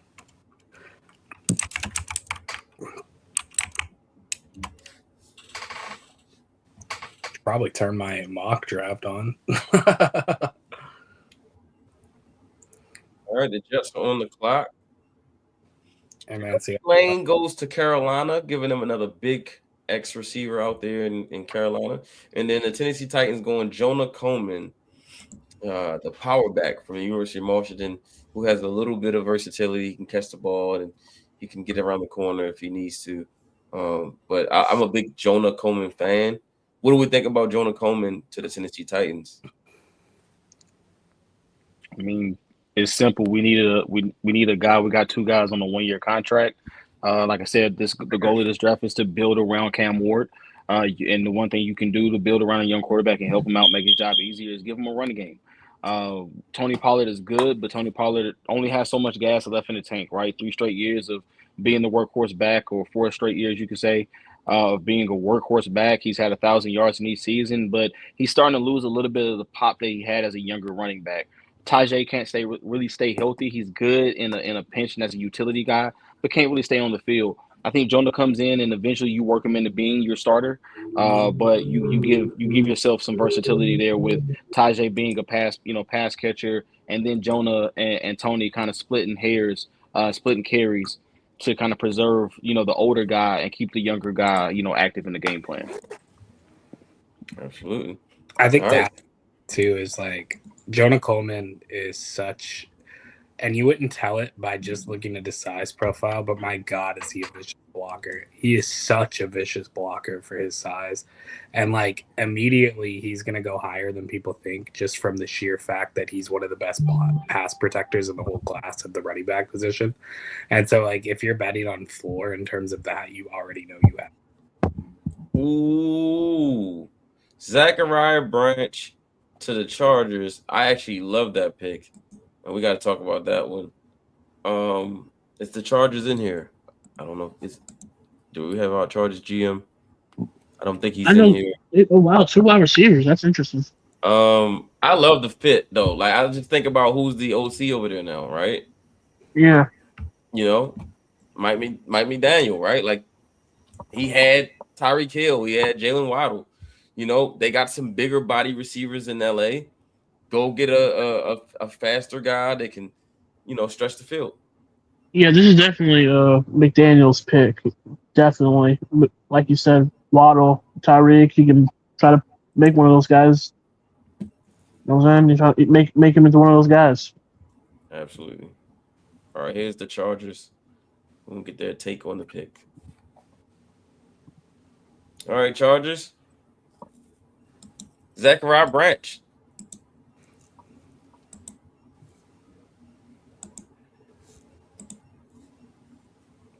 Chargers, can you hear us? He's still realizing he made the pick, man. Yeah. They're still celebrating in the war room. They're like, he selected Zachariah Branch. He's like, we selected who? the phone's ringing and they don't even hear it. We're seeing a fight between the war room right now. So he got an extra pick because he traded me Quentin Johnson for a 3rd-round pick. So I'm with one of the Dolphins. That is a great trade. I mean, one of the Dolphins 4 3rd-round picks now. Well, I lost one now, but so Quentin Johnson is going to. Where did he go? Atlanta. He's at the Miami Dolphins now. Oh, with the Dolphins. Whoa! Happy to see you draft him. The Dolphins deserve this kind of shit. They're gonna have so much fun. I mean, like I literally, I can't go wrong. By the way, like I can literally pick any human being that's on this roster, and they all make the Miami Dolphins better. So like, well, and that's the fun part about drafting for the Dolphins, right? Is like the Dolphins have so many picks in the top 100, but on top of that, they have so many different directions of needs and things that they do. Like this really is their class. It's their class. Mm-hmm. And like there's other teams with 2 first-round picks, but there's not as many like teams that have readily available positions to immediately start at. It's like you can argue the Jets, but it's like still with that, like the Dolphins, this is the class that needs to hit. They got the picks. It's the inaugural class. Yeah. This is the one that changes the culture or keeps it the same. That's a good point. A lot of Danny Dennis. There you go. Got my mic to work. Incredible pick. Incredible pick on Danny Dennis Sutton. Incredible special teamer at bare minimum. Blocked the most kicks in FCS in the FBS. So like really important player in terms of special teams, but I think he's developing as well as a pass rusher. He's already got a lot of good like run defense and some pass defense pop. It's just a matter of like getting consistency with it, and the Miami Dolphins have nothing but time to play with it on it. I think he's a really good player. I think he's a really good fit here. Yeah, I mean, and he played Robinson, and I think they were really Yeah, good what was it together. in that spot with me getting Yeah, Zachary? All right. With I didn't the want to 88th double dip pick, on the edge. Yeah. the As much as I Jacksonville wanted to, I Jaguars. was sitting there looking at it, and Number obviously I traded away 88. QJ. I wanted to get Surratt. Northwestern. Caleb Obviously, Tierney. with the unknown of what Keenan Allen's going to do, if he's going to come back or not. And then I was sitting there, obviously, getting the speedster from Daniel. Because I already know that more than likely they're going to lean a lot from McDaniel, what he wants to do with the offense. So, Man, Steelers vibing on that Bo Stevens pick. Yeah, good pick. I Caleb really Turner to You Jacksonville. need a left guard to lock down that left side. Big hole in the on the offensive line, and I filled it with Bo Stevens, bona fide left guard. see. I'm with you in the game too, TJ. I feel like I've been one of the few people that has Bo Stevens ahead of Jalen Farmer, and both are very close to me. But it's like Also, never gave up a sack in college. exactly, and that's part of it. But there's also just such a mean, nasty streak with him. I think he's going to be one of those guys who doesn't have crazy athletic upside. I mean, we interviewed him at the Senior Bowl, and he literally said, "I'm changing nothing about my process in terms of like getting ready for the combine. I'm a football player. I'm not a track guy. Whatever I perform at is what you see me as a football player. It's not what you see me like when I'm 30 pounds down." And you see me as a different human being. I think he's a baller. I think he's gonna be overthought in this class. For sure. I love both. I love all the Iowa guys, man. Yeah, same here. All Texas of them. A&M and them. Those are the two. Yeah, I love all of them. I love the Iowa guys. Miami got another pick. Yeah, I got another one after this too. But with this pick, I'm gonna go very much thinking about who the GM of this team is and who the head coach is. They do not like small corners, so I'm gonna take another big size corner in Devin Moore, the corner out of Florida. Ooh. We don't like small corners. We only like long limb big corners over here in Miami. They are like that. They really are. It's something I've recently learned a lot. Like for years, they are hell bent on never taking a corner like shorter than 6 foot. I like it. We drafting, folks. You know what? The first round, I'll be like, man, it's day 2 and 3 where I'll be like, let's go. Now we finna draft. Hey, coach, you know what I'm talking about? That tests people's knowledge. Now we about to draft. Oh, we drafting now. Yeah. That's how you draft. Point, my last pick with the Dallas Cowboys, they need a guy to come up and hit you in the mouth. And I think Genesis Smith from Arizona does that very well. He can play the middle of the field. We can put him in the box. And I think he suits what they already have in their front seven. So, well, and the nice thing with that too is like Genesis Smith. I think Genesis Smith is so underrated in this class. People are going to look at a really high missed tackle rate without realizing all of the big plays he makes. And the big plays he makes almost matter more than those missed tackles. And it's like if you have something that you could put together and you have a good secondary room, this kid's nothing but an addition to it. I think he's a stud, man. I think he's gone overlooked in a lot of this, like some of these other safeties have. But it's like for a knack of a big play, right? And that's really what initially – it's funny because Jalen Thompson didn't start that way, but he finished that way, where he was the knack for the big play guy. And like now you kind of get that next addition to be that knack for a big play guy in Genesis Smith. Yeah, I like Genesis Smith a lot, man. That Arizona defense has some ballers on it. My favorite player just went off the board. Let's bring up TD Truss to talk about. TD Truss, talk to us about Brian Parker II. Yo, I know that's one of your guys, man. Oh my God, man. But Brian Parker is very, very underrated, man. Watch this tape. Dude really stood out on that Duke offensive line. I think he's probably ain't played his best ball yet. And I think in this system with the Rams, he could develop be really good. Yeah. Bill, what's your thoughts on Brian Parker?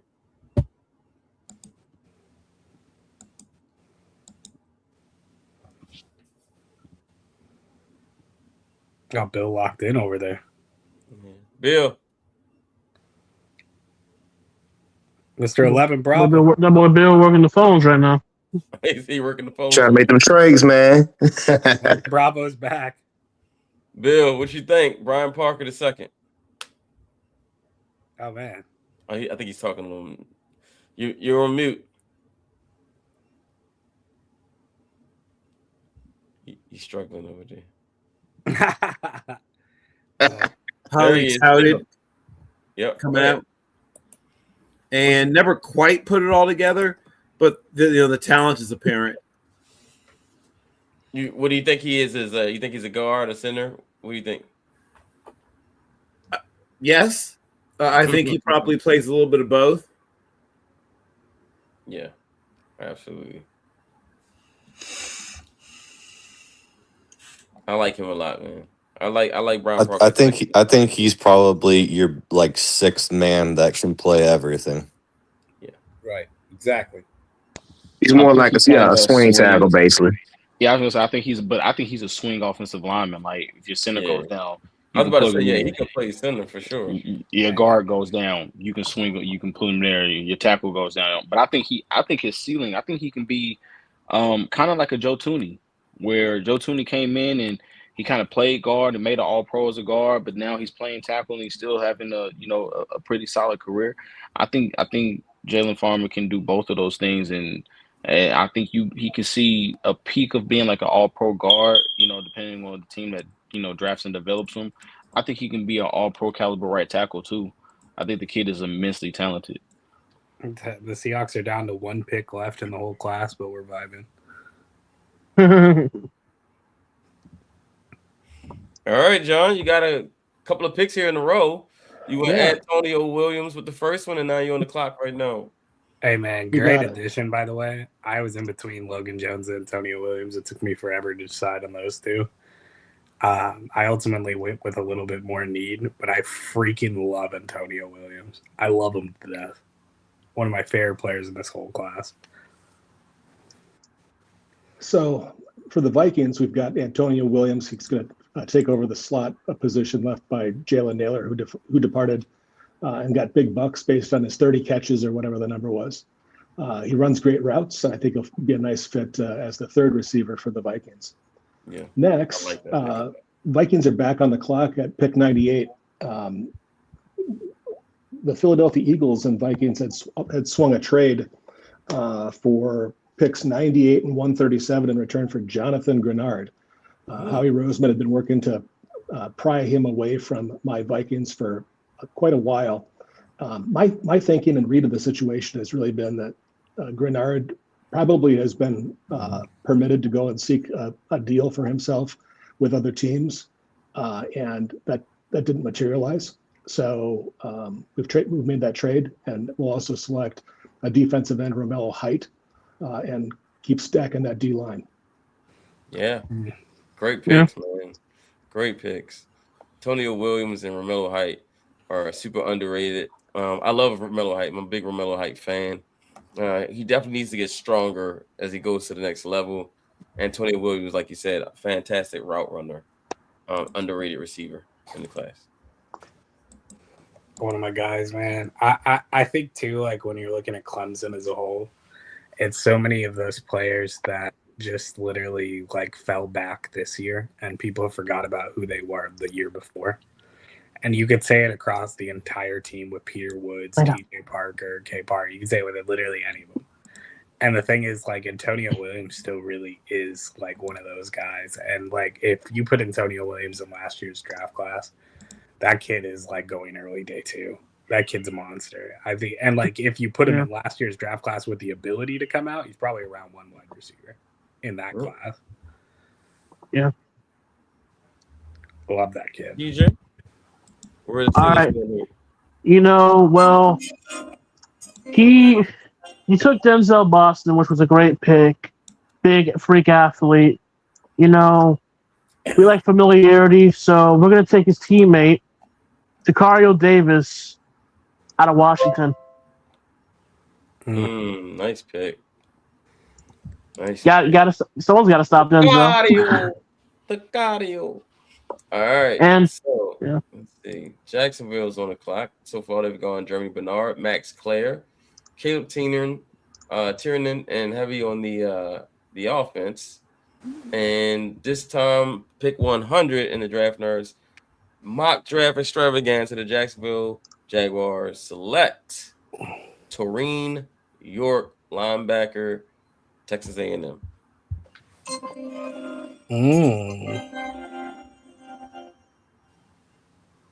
Thoughts on Taurine York, Bill? Small, obviously. Almost everything I said about Kyle Lewis can be transferred over. Really good in space. A pretty good tackler. But once again, sometimes leaves his feet more than you'd like. I'd like to see him clean some of that up technique-wise. And just because of some of his limitations size-wise, he's never going to be able to just take on guards in the hole. I will say, like, with the Terrion York stuff, he's probably the player more than anybody in this draft that I have seen the biggest range on. I see some people putting him all the way to the 7th. I see some people mocking him in the early 3rd. And it's just like there's such a large gap between how the community feels about him. Personally, I think he's a stud. I think part of the size concerns are definitely real, and they do exist. But I also think it's in comparison with the middle linebacker class that's way bigger than usual. He's like one of only 2 guys who are below 6 feet at the combine coming in at the middle linebacker position. But I think he's got like a lot of dog in him. I think I hate using that term, but in terms of just like so much effort is shown from him all the time. It's a matter of just being able to get the things that can be coached into him in terms of talent that can make the effort go a long way.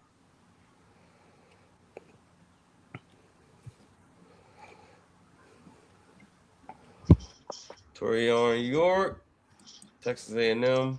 The Jets are having themselves a draft right now. Yes, they are, boy. They hooping. Run on corners. Value. Yeah, I love Malik Muhammad. Love Malik Muhammad, man. Wow. Yeah. Cooking. Mm-hmm. Bill, you're on the clock with the Cardinals. Literally, what do you do now? When I was sitting there with all 3 of them, it was like either going to be Malik Muhammad, it was going to be Antonio Williams, or it was going to be Logan Jones. Once again, what need. But, man, they're all good. Bill, what you got for us on the Cardinals? Yeah, what's Mr. 11 Bravo got in the trigger, man? What's Mr. 11 Bravo? I think Dalen Everett's a steal there. I do too. It is. It's definitely a steal. They low-key cooking on that one. I think he could go even in the 2nd round in real life. Yeah, all 3 like Jordan said, all 3 of them are still. Dalen Everett's such a weird player. Hold on, I'm waiting for Bill. But Dalen Everett's such a weird player because he shows up in his biggest moments like a freaking monster. And then he'll get like destroyed by some guys that are like he shouldn't even be in the conversation with. But it's like if you can get him into that mode of like, and maybe the NFL helps with that because every matchup's so important, then he really can be a steal. If he plays up to that level where he's at his best, oh my God, there's not a lot of. I mean, it's going to come down to the coaching. Yeah. Billy Schrath. Yeah. Very underrated. Hey, Texans, you make it. I like that, man. Texans, you having a draft too, man. Swan over cooking right now. Yo, Swan not playing, man. Listen. Swan ain't playing, man. She said, let's just cook, bro. She said, I'm taking care of my trenches. Yep. Yeah. I mean, Swan might make me have to move up the draft board here a little bit. Technically, I might have, a couple of needs here and there, but otherwise. Protect CJ Stroud. Give him time. That's the need. Well, I mean, like I said, this what we did in free agency. I'm fine with. This is insurance and building for the future. Hey, let's just cook, man. Let's just cook. If Teller stays healthy and Brady stays healthy, then everybody gets red shirted. Yeah, I mean, this is a very vital year for CJ. I mean, my only thing you gotta understand, like the draft isn't just for this season. Yeah, I've signed Tiller for 3 years and Braden for 2. And like I said, is if they go down like we had issues last year, I want to make sure they can step in. But I wouldn't want them to have to play before later part of the season. Right now, I'd rather go in with what I got right now. Good point. Except for my center, I do that is why I drafted the way I did with the center. That I'm not happy with. That I would like to upgrade. We'll see. I mean, like that's the thing though, is like the Texans and Chargers more than anybody else need backup offensive linemen. Yeah, I got to go down, and then everything falls apart. Yeah, like they deal with injuries constantly, and it's never a bad thing to overinvest, especially there. Like that's the place you overinvest. If you're going to overinvest anywhere on your team, the offensive line, who's protecting you, that's the place to. And even if you don't need them, guess what? Somebody will. So hey. Exactly. Deion Burks to Cleveland, I do like that. Interesting little player, man. My goodness, Cleveland, stop cooking like this, man. You're getting better. And he's built like a running back. You see him at the combine. He's tough. He's not built like a wide receiver. Like he's built like a guy that you would put in the backfield and let him go get 25 carries a game. Oh, Denver just made my favorite pick. Emmett Johnson, running back Nebraska to Denver. Oh my God. He feels definitely like a Sean Payton type of running back. Bill, what do you think about Emmett Johnson and the fit with Denver and Sean Payton? Yeah. Well, I like Emmett Johnson more than just about anybody in the world. So this makes me very happy.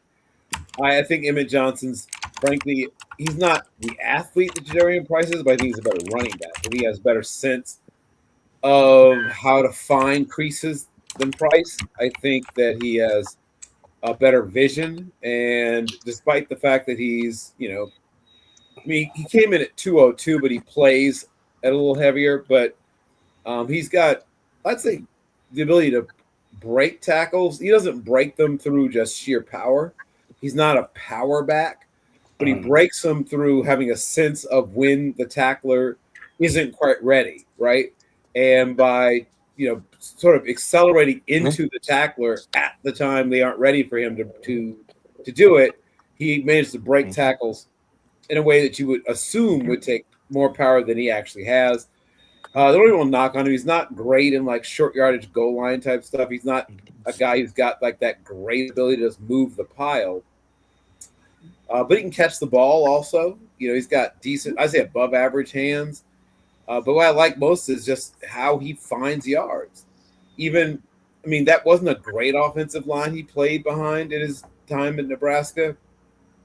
And he managed to be ultra productive, 1,400 plus yards rushing in a just so-so offensive line with a so-so passing game. I think long speed's the biggest scare with him, but I think at the same time we spend too much time in a running back class that isn't that phenomenal to focus on something like long speed. It's like, well, what matters more to you? Is like a guy who's going to pop off for 40 yards on the play, or the guy who's going to get the first down? And in this class, there's not enough guys who are going to go and get the first down versus the guys who are going to pop off for 40 yards. And that's see, I would rather the 40 pop off. If you got a guy that that Kilgore is down. Oh my gosh, Kilgore to the Bengals, Johnny. No. Sorry, guys, I had to. We got to get me that safety nickel hybrid that can cover tight ends, and which was one of our major killers last year. We brought in Duggar to kind of fill that role in the short term, but can learn behind him, and I think he could be a really good nickel as well. Broke my heart, Johnny. Broke my heart. I got one pick left, man. It's a vibe. Denver's on the cloud. Oh, they go Landon Robinson. Oh, shout out Cowboy Draftnerds. There you go. That's a fun. You should bring Mr. Gabe up here because he hasn't picked up until Where is he at? This round. Now you want to talk about guys who would be fun with Sean Payton? Where's Denver at? Is he in here? He should be in the back room somewhere. I thought about taking Matt's guy just to piss him off, but no, don't do it. You don't. I thought you said Brandon some guy Robinson. named Matt Sky. I'm like, who's that? I'm like, what? I'm pretty deep on my board. Who's Matt Sky? Hey, coach, you there? They took Landon Robinson, man. Took our boy. Love it though. I love it for him. He's a great kid, man. He came on here on the podcast and did an interview with me and Coach, and fantastic player. I think fantastic human being. I can't wait to see where he ends up. Yeah, that's crazy. Yeah. Dad was a Cincinnati Bengals fan. But you know what? I may go to a game if this happens. So I know Bengals have had a lot of contact with him. I'm intrigued with the Seth McGowan pick, to be honest. Yeah. That's an odd one. That's I mean, you know, but I like it. And the player I love. Right. Everything I mean, he's another old prospect. I think seventh year guy. Yeah. Serious off the field, obviously, but when you talk to him, he addresses it directly. He doesn't run from it. Takes accountability for it, and just tells you straight up, that he did something that was wrong. But other than the fact that he's a 25-year-old rookie with a, somewhat scary past, everything else you like. Big, strong, fast, catches the ball very well. Pretty decent blitz pickup. Good, decent long speed. I mean, not blazing fast, but good speed and tremendous power. Like he can break tackles. What I'll add to that too is I talked to a reporter. Michael Trigg. I talked to a reporter at Kentucky about Seth McGowan, and he was telling me that Seth McGowan was just telling people about like how Kentucky literally changed his life. Yep. Like they had changed everything about where he was at, what was going on in his mind. It made him realize that there was a chance afterwards. And like sometimes that's what those kids needs, man. I think we forget sometimes. A lot of these people are like below 21 when they're making most of their mistakes, where a lot of us were idiots in our own time period in our own lives. And it's like, imagine having the money, man. Change the world. And Dante Corleone, the Godfather. To the Tampa Bay Buccaneers. And then Markel Bell, a very large human being, is Las Vegas. Those are a couple of large human I beings. almost took him to the Bengals just to try to be realistic. Just to be realistic. That's some crazy work. Because that's something they would do. All right, McAllister. We're getting all the red flag guys. Interesting receiver, yes. McAllister to the Detroit Lions. Interesting. Yes. All the red flags are starting to leave, man. Yep. Yeah, his red flags were crazy. Oh, they both were. Also, now he's a broken foot as well. I don't know if anybody saw that. Yeah, Right? Now he's got to broke his foot. So Mm-hmm. I don't know if he goes as high anymore, but ever, to be honest, before this. But yeah, I think he goes a little bit lower than he did. We are rolling. We're in the fourth round, and we're pushing through. Carolina on the clock. Let's just recap the last 5 picks. Eric McAllister, pick 118 to the Detroit Lions, wide receiver out of TCU. Markel Bell, tackle, University of Miami, going to Las Vegas. The Godfather, Dante Corleone, is headed to the Tampa Bay Buccaneers. And Jaga Burton, center for Kentucky, headed to Tennessee. Michael Trigg, tight end, headed to Philly. And Malachi Fields, going to Indianapolis from Notre Dame. We're up, caught up. What stands out to you guys in those later picks? A lot of talent there, but as Jordan so succinctly put it, there were some flags being flown. I mean, like Pride Day, like flags everywhere. So there's certainly Like some Pride Day. certainly some concerns, about off the field with a number of those players. And as somebody mentioned, in the case of one of them, you also had, injury concern on top of it. You don't love broken feet in wide receivers, but he's another height, weight, speed guy, and height, weight, and speed always intrigues people. Like you can make up for a a multitude of sins if you're big, strong, and fast. Mm-hmm.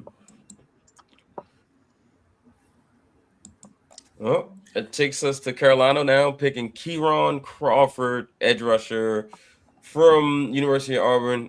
Coach, I want to go to you first on him. You're a War Eagle guy. Tell me about your War Eagle, Kieran Crawford.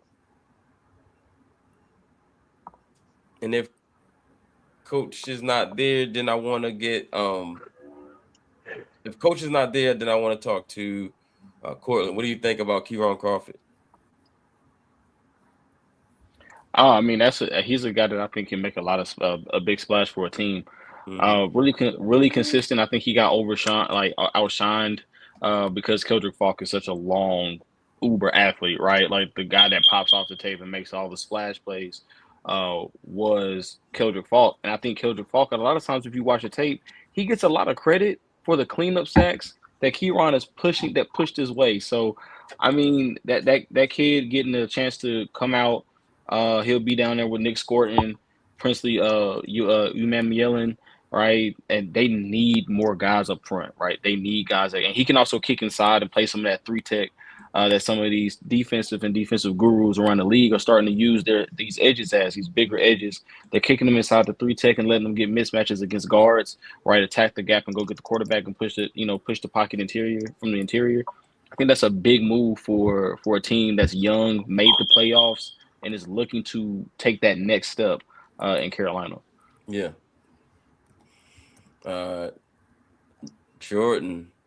What did Jordan? I think Jordan dropped out. I know, I'm here. Oh, he's there. Yeah, Jordan. We talked to Kieran Crawford at the Senior Bowl. What's your thoughts on him? He's been the one, like, I've been saying it. This is not my favorite day 3 of edges in the world. Normally, I could find a guy between rounds 4 and 7 that I could fall in love with the traits or fall in love with some idea of it. He's the closest I've been thus far. I do like him a lot, and it was a lot of what Cortland said. It's like he's kind of the dirty work guy and does a lot of that dirty work effort, but it's also like you can see plus size to him. Like you could see plus plays that like he can also develop at. I feel like a lot of people talk about Keldrick Falk's development and what Keldrick Falk can become, and I like Keldrick Falk a lot. I think he's been really underestimated in this draft process. Obviously, why I took him at 32, but at the same time, Kieran Crawford is only going to get better, in my opinion. Like he's just such a guy that's like, and that's the way like Auburn coaches, right? It's like a lot of it is just making sure there's free mistake plays. Like you might sacrifice a little bit of what could be crazy for what could be safe. And now somebody can kind of like level that back into him. And it's going to be interesting to see. Always love a player wearing 24 as well. So goats wear 24. Hey TJ, what's your beef with me? What's your beef with me? Like, you just as a Steelers fan, we love Wisconsin edge rushers. Nick Herbig, TJ Watt, and we just traded away Alex Highsmith. We need a replacement. I was eyeballing this man for 2.5 rounds now. All I saw was that. I saw Wisconsin and I saw edge. You know what I said? You know what? You probably was like, man, they probably don't even know about him. That's what I saw. Come to Badgerburg. That's what she needs. Badgerburg. Like, they ain't did their homework on my man. They ain't did their homework on the boy. Oh man. I also want to get. We ain't know, huh? Mason Ragnar. Love him, man. Love him. I want to give a shout out as well. We didn't really talk about the pick with Deontay Wilder. It's a real big like risking on like one season worth of production where he was at his most insane. But like if he reaches what that one season was, people forget 5-star recruit, crazy guy coming out of high school. Yep. Like everybody thought the world of him. And it's like if he could reach what that 1 year level was, and he's had a lot of good disease with injury, with play, it's a variety of things. But if he could reach that, then you're talking about one of the guys who has a huge ceiling in linebacker in this draft class. And oh my God, back to back, a bunch of guys that I like. Yep. Chris Love Chris McClellan. Jacksonville Jaguars. I know his uncle, man. I know his uncle. I was speaking to him a lot on the plane to the Senior Bowl and how incredible of a guy Chris McClellan is. Chris McClellan is one of those only few 3 techs in the class as well. I think he's going to get pushed up a little bit higher than people think because of the lack of 3 techs there is. A lot of people want to play him at a 5 tech or a 1 tech, but he has such good pass rushing ability that I think you can risk taking him in more of a 3 tech role. And he's just like one of those guys that's naturally like, he's got pass rush juice, but like he has so many things that you can improve in the pass rush still with all that juice that exists. Because a lot of people talk about his running. I don't think they spend enough time talking about how good he is actually rushing the passer. And it's like if you can equivalently get into what can be in terms of development, because it's a lot of small things with him, honestly. It's like about hand placements, about small things like that, where like you could teach that when you get in the league. He has a really high ceiling, in my opinion. I like him a lot. Yeah, he's got a lot of your boy from last year, Aeneas Peoples in him. Yeah, those are my types of boys. Yeah, I can tell you got a type. I got a type. I got a type. You got a type. And then I'm sure we'll see him at some point later in this class. It won't be for me because I'm a Seahawks guy right now. But the kid from Louisville, Renee Conga, you'll see that one with it too. But this is like the established version of Renee Conga. This is like we've seen that stuff with him. Yeah, man. Gotta love like Chris McClellan. I think he's a good fit with Jacksonville as well. I agree. I love that. I think that'd be so fun for them. Yeah, it'd be really fun. Trey Zune, another guy is really. There it is. Trey Zune to Buffalo. I was hoping I can grab him later. Man, I'm so glad we grabbed that Senior Bowl interview because he left right away. After he showed people what he could do, he was like, "I already showed you enough." Trey Zune's one of the best underrated offensive linemen in this draft. Yes, he is, man. I was like, all right, he's still there. Just don't even look at him. Don't look at him.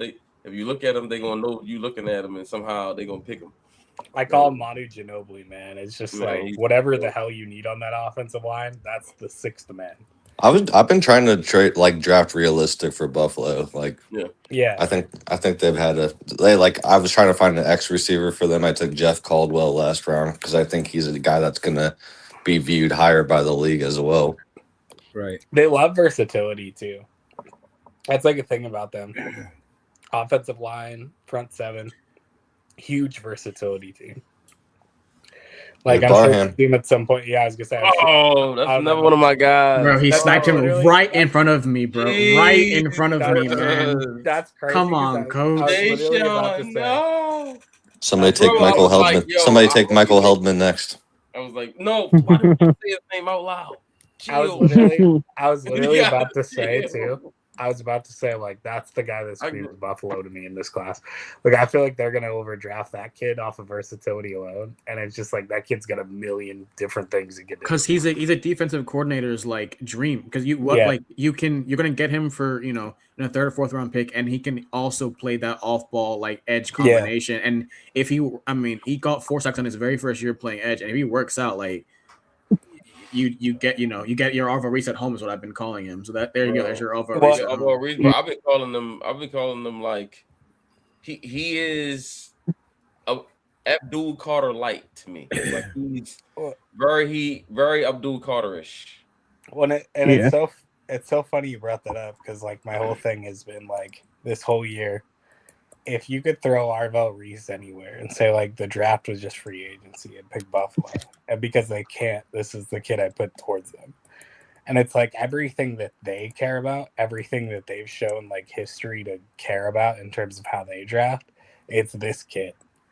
And this kid like would make a fit for a lot of teams too. So they might not even get the chance. That's just the kid that they would take. He's but there's a lot of teams and like that people would don't like even this like guy. realize it. He's gonna be the steal of the draft. Yeah. One of the steals. I got a few guys I think will be steals. Yeah, Jeremiah. I'm still looking for my Baron Sorrell personally, but we're getting there. Jeremiah if the Browns are on here, please check your trades. They're still of the draft. The Nuss Bus is still on the board. Hey man, take the Nuss Bus, man. You ruined Barry Brown. Miami Nuss Bus. Gotta take him. His fucking president is so good. If he's healthy, we got Minkle doesn't work out, I'll give the ball to Garrett Nussmeyer. I'll let him rock. Hey, Baltimore Ravens, pick up the phone. We've been calling. Yeah, Cleveland, pick up the phone. You'll see my you'll see in my 7-round mock that I'll still have Garrett Nussmeyer there, but just know it's out of hate. not with Miami, but it'll be out of hate because I watch that man ruin Barry on Brown. That's one of my number one agendas.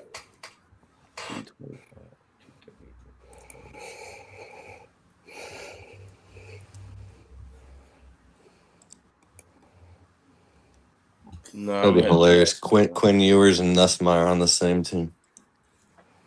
I'd crash out, man. Dang, EDC said no. Yeah, man. No, thank you, man. Hey, look, if our guys aren't close, to what we'll call you back, okay? We'll call you back. Yeah, we'll call you back. I mean, let me. Man, I gotta say, it's such a vibe over here. It sucks at the same time, but it's kind of a vibe to just be sitting there waiting 50 picks, and you're like, well, whatever happens, man. I can't control it. I know all the guys I like at this point will be gone. Exactly. Because I don't have a pick in any of these. I'm just living in the moment, guys. Can we talk about the Dolphins stockpiling quarterbacks at this point? Just smile away, boys. Just smile man, away. and they'll get one. It's just not enough. I mean, think about it. They got Will Levis. They got Garrett Nussmeyer now. They got Drew Allen, not Drew Allen, but they got my kid from Texas last year. Yeah, and then they got Malik Willis. I mean, someone's still waiting for the quarterback. Someone's got to work out. I'm still waiting for the quarterback. Yeah, that's crazy. Hey man, you can have Malik Willis. That's what 5 quarterbacks in the room.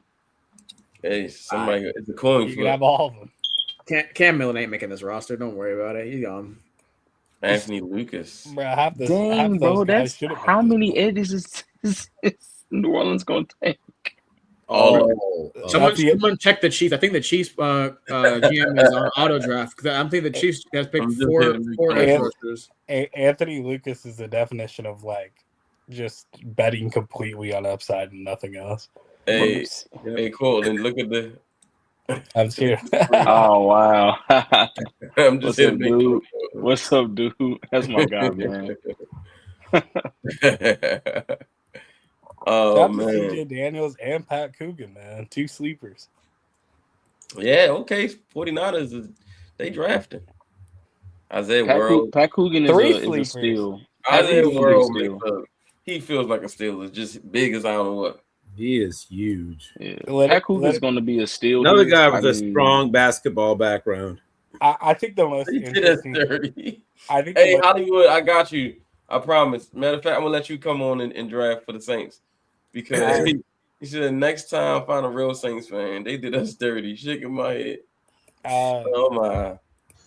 Let's see what they do with this pick though. Let's see what they do. Honestly, though, I think the most interesting thing in the world to watch in this draft class will be how the tackle run goes. Because if you see that back end of the first round, there's so many teams that might, if a bunch of teams are taking tackles right away, just fall into the line. And it's to me, that's going to be the most interesting storyline to follow on day 1 and day 2 is how many tackles go this early? How many guys can we think you can get a pick 48 that you can't? Watch a Caleb Tiernan go higher than people think. That would be crazy to me. But it's so intriguing to watch because it's just such a bare bottom class for tackles. Every tackle is probably a guard center that you really feel great about. What the Saints gonna do? Get Carson Beck off that Ravens draft board immediately. Send him all the way to pick 1. Get him off that draft board immediately. Yeah, send him to 300 immediately. What are we doing? Now, I'm surprised that Drew Allen and Carson Beck are actually still sitting there with as many quarterback needy teams in this class or this draft. Hey man, where's Cole Payton? Oh, you talking about the tight end or the running back? I'm talking about the quarterback better than Carson Beck. Just because you're desperate don't mean you desperate. Not like that. Y'all talk about the quarterback that's not an argument. It's better than Carson Beck. Man, you just Brendan Thompson to the. I like that pick. Hey, Saints fan, you gotta like that one. Speed. That's Rashid. That's Yeah. Rashid Shaheed 2.0. I was gonna say that's you trying to get Yeah. Rashid Shaheed. Yep. You get that speed back. We know. Listen, Oscar Delp. Wow. we know the that's Saints good. like speed. The Vikings are cooking. Who's the type? Is that TJ Hawkinson now leaving Minnesota now? Are his days Brother, numbered? I don't know who the Vikings are. The Vikings are cooking in this class. Like I that got was the Vikings Yeah. right now. Who are the Titans? This is Me. Brendan Thompson. like Saints fan. I Coming joined Hey, the check stream your late. trades.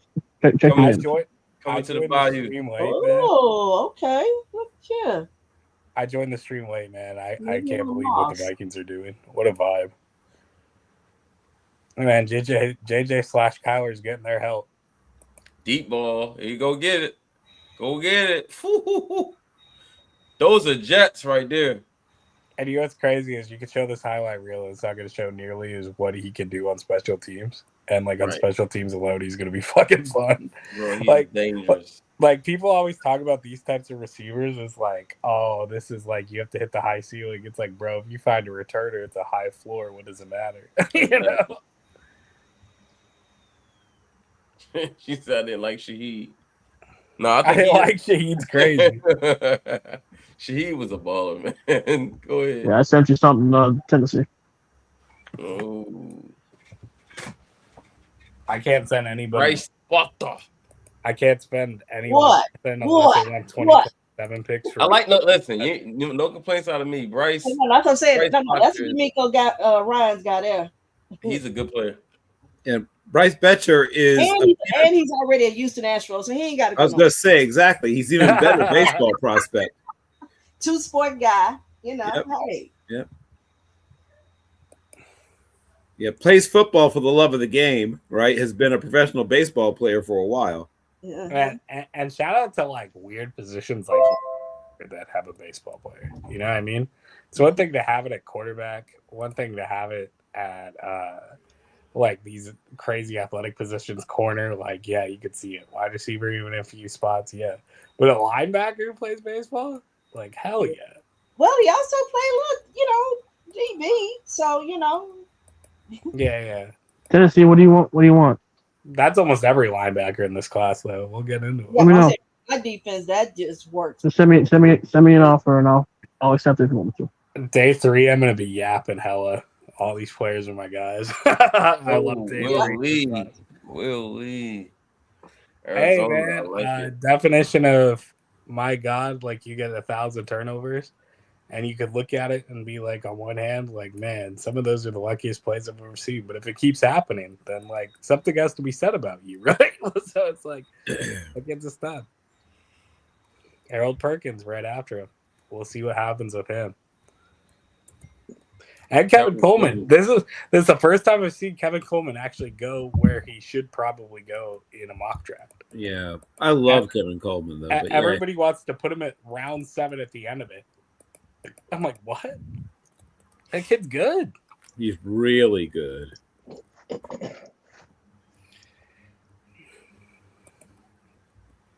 Him and the Baylor kid, man. Those are the two I just keep sitting there, and I'm like, why are you guys at the end of round 7?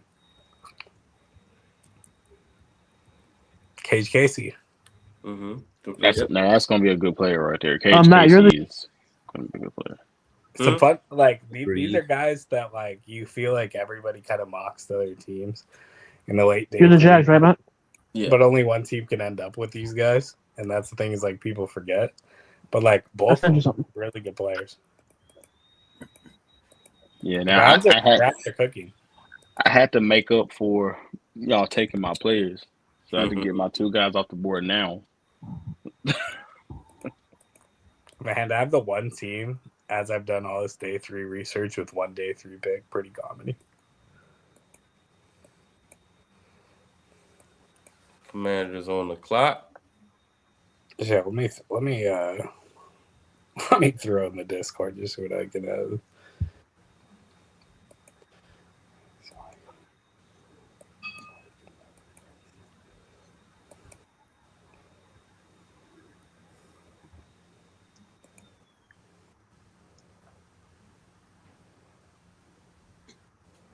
Picks should start flying off the board now. Jack has.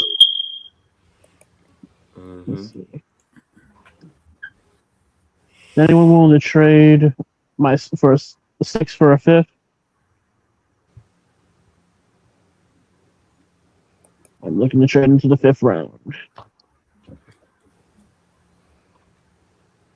You said 2-6 for a 5th? Yeah. This is Pittsburgh. Wait, hold on. Yeah. Okay. Yeah, send me an offer. Who is this? Bill Carroll, Tampa Bay Buccaneers. All right, Tampa. I'll hit you up with an offer. Hey, I got pick 188. If anyone out there wants 2027 picks, or they just want to trade back to let me, or trade up to pick a bunch of random players they really like. That's sick. Players that don't typically get conversation that I think would be fun to bring up. What are you looking for? Put it in the Discord as well.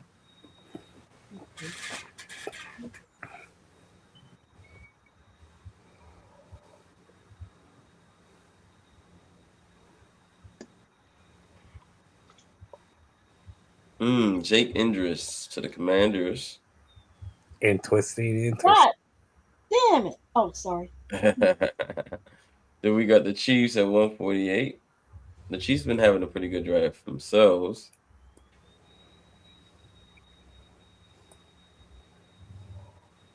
I thought he was going to make it. Yeah, Jake Indris is a good tight end. Yeah. Jack, I sent you. And he blocks and he pass catches. No, Jack. 12 personnel. Tampa Bay. Yeah, I saw it. Yeah, I would do it for 2. Yeah, these are 2 6th rounders. These are 2 7th rounders. those 2 7 rounders? I thought it was 6. Yeah, you sent me 230 and 237. I would do it for. I meant to just put 216. My bad. Okay, yeah, I would do it for 216, 224. Matt, can we get the Yeah, go ahead.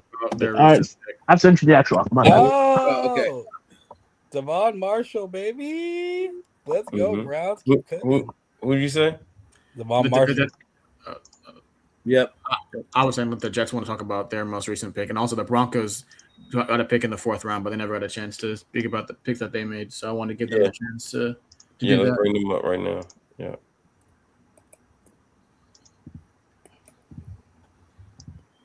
Jets. All right. I know Fabeki is not rated super highly in these rankings. He's my next guard after Rutledge. He has the versatility to play inside. All the tools are there. Just needs refinement from a good coach, which, I mean, obviously you can say about any player. But, man, the anchor's there. The movement's there. I muted myself. Plays a little stiff. But he can play center. Just needs to learn how to snap. Yeah. Okay. No, I like the thought process. He's Me actually too, a really decent player. Yeah. He's one of those guys, and it just comes from. He's very much my guy. Well, and I get it completely. It's one of those guys that like. It's especially apparent with offensive line talent. Is like people will watch the first like 10 at most. And then it's like, who do you watch beyond that 20 range? Like at that 20 range, who's the guy you fall in love with? And I love that kind of stuff. And like you're picking in round 5 at the end of the day. So it's like, man, who cares? Like who cares? Yeah, I mean it's the last pick of round 4. If he can't play center, he can't play guard, whatever. He's a great practice squad. Yeah, you're not losing anything. You're not losing anything, yeah. And it's like offensive line where it's like take the guy that you're the most. Ooh, Drew Aller. Especially, Aller's a fun pick there. That is a fun pick to the Saints. But for offensive line, especially this I late, like him, and defensive line, you're looking for traits for me. Yeah. I like him, by the way, so that was a helpful add to Drew Aller to the Saints. That's interesting because listen, I ain't super high on what's his name? Talk about Tyler Shuck. Yes, Tyler Shuck. I'm still not sold. I know he did better than expected last year, but nah. Man, PFF so Ashton Combs. Oh, disrespectful to Albert Cole Payton. I Regis. can't believe That's a it. good pick. All right, Ravens. We get the draft again. I can't believe how disrespectful PFF is to Cole Payton. So far, we've acquired Kenyon Sadiq, Denzel Boston, and Jake Slaughter. So let's see what we can do to add to this defense or add to this offense and get a little better here.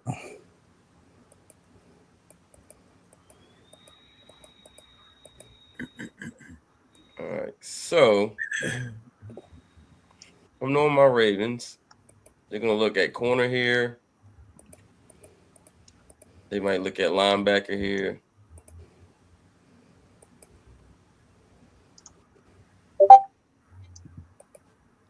And maybe defensive line. There's a boy here, Matt. There's a boy here. Yeah. There's a few boys here, but yeah.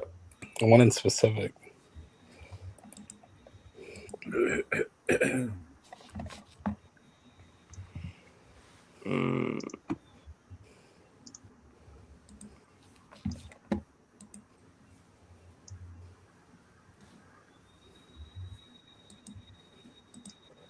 Two in specific. I didn't realize that guy was still there.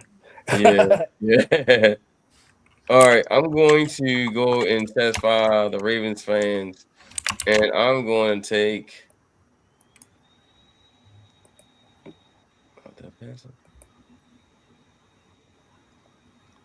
going to take Jeremiah Wright, guard from Auburn. Okay. All right.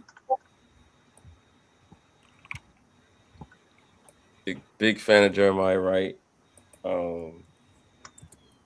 Big physical guy with some good feet, man. Gotta love it. You get Jake Slaughter, you get Jeremiah Wright, and you got your receiver and your tight end. And we can still add to this defense because we got a bunch of picks left.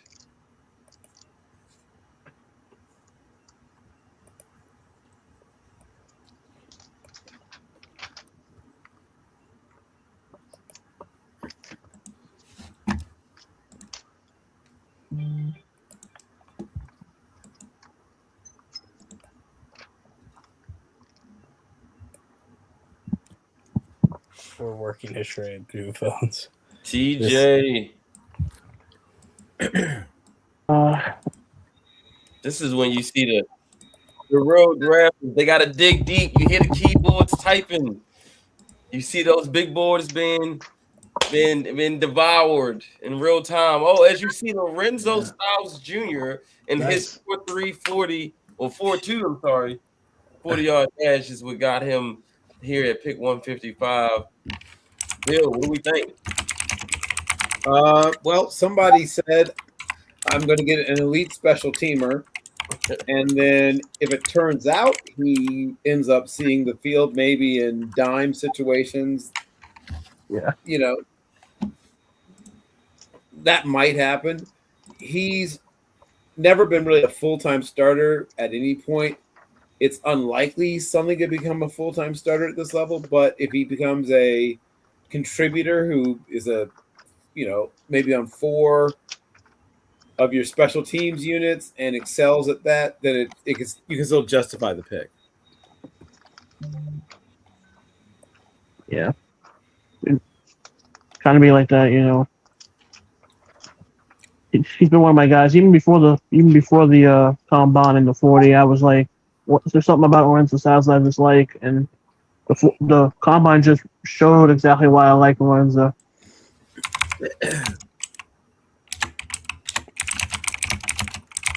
Any GMs out there who want picks for 2027, man, we're available. I do. Vikings would take picks for 2027. I have So, 3 draft send me picks some. total in this class so far. I just want to pick guys I like. I just want to pick guys. That's how I'm feeling right now. That's how I'm feeling. Hey, Send the man, Vikings an offer. I Draft got you. players. That's all I want to do. Yeah, send an Draft offer. I'm players. 30 picks away, I just but want to hey, draft players. hey, man, but send a pick. The Vikings are cooking in this draft class. I'd like to be cooking too. I like to be cooking too. That looks fun. I've only participated 3 times. That looks fun. I want to do that. Like I know. the Vikings are cooking, and we don't even know who it is. We're getting a ton They're of a masked man. We're getting a ton of Are you not able to hear me? for who we lost in the Super Bowl, man. Yeah, I can hear you. Yes. We can hear you, man. So. Is that Vikings? Yeah. Yes. Oh, Vikings are here. Yeah. Yes. Hey, let's give You've the been Vikings cooking. a round of applause. Hold You've been on, hold on. cooking. We gotta You get deserve right, Yeah. man. We gotta- So if you want to trade into the 234, 235, and 244, I could part with those for 2027s. Okay.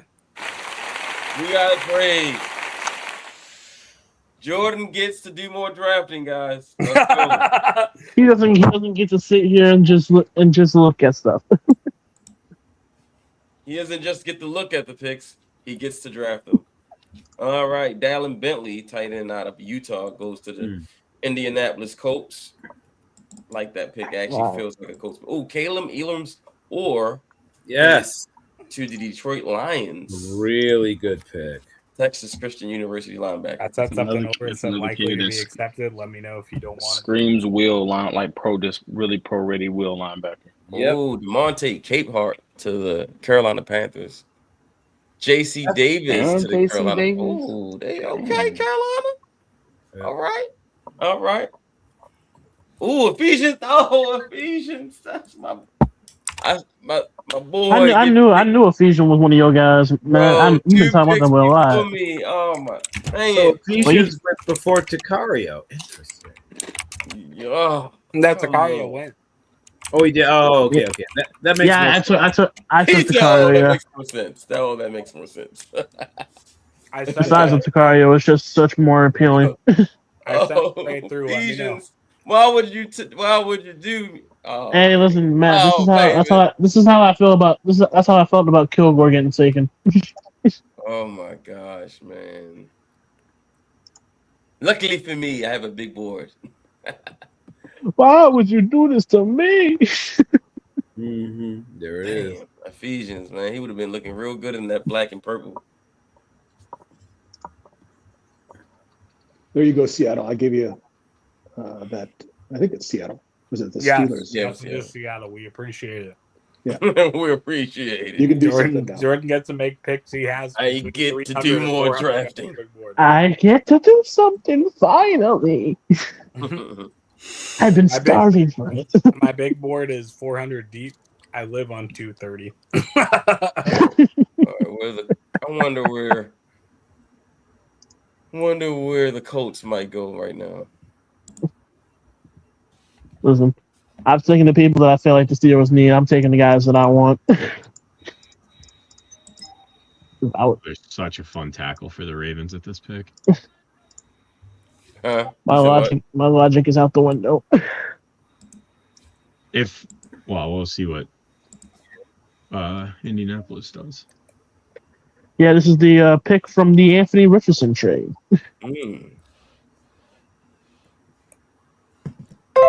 Ooh, Caleb Douglas. Yeah, if I'm you guys, I'm taking Bowery at this pick. Yeah, he's good. He's a fun player. Yep.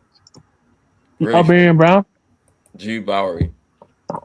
Oh, Drew Bowery. Oh, Man, we've gone so offensive heavy. I don't think I've taken one defensive player yet. We trust our Bowery, defense. That's what you said.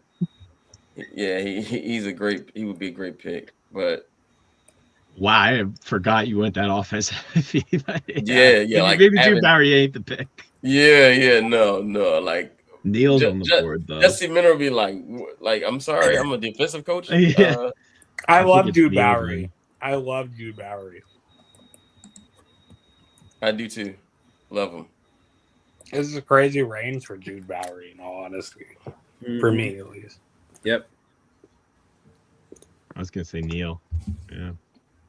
Yeah, I like Neil too. All right, I think we're gonna go. I like this kid, man. I'm gonna take Nadami Tucker. Good pick. defensive edge rusher, Western Michigan, 14 sacks last year. Yep. He. What do you think about him, Bill? Yeah, well, I mean, the joke is a sack for every year he's been in college, but despite the fact that he is a 25-and-a-half-year-old rookie, or will be by the time the season begins, he is a really good football player, and his ceiling is Shaquille Barrett if everything goes perfectly well. But he's a guy that has tremendous effort. He gets a lot of second chance sacks, where somebody maybe gets away the first time, he doesn't give up. And some people downgrade that. Like they'll call that's a low quality sack. It's like, well, did he get the quarterback on the ground? I mean, I know people would prefer that he just come blasting it off the edge and get some guy on the ground in like 1.89 seconds. Like that's cool and everything. And guys that do that consistently are not available at this point in the draft. So you're going to get guys that there's a scratch or a dent or a flaw at this point. But I just think he's going to find a way, like he has throughout his career, to get on the field, make good plays. He's decent against the run also, but he understands pass rushing. He's not a super freak. He doesn't have the greatest bend or the longest arms, but he understands pass rushing. He understands what his strengths and weaknesses are, what his own strengths and weaknesses are, and also the guys he's going up against, and knows how to exploit weaknesses and cover up some of his own weaknesses.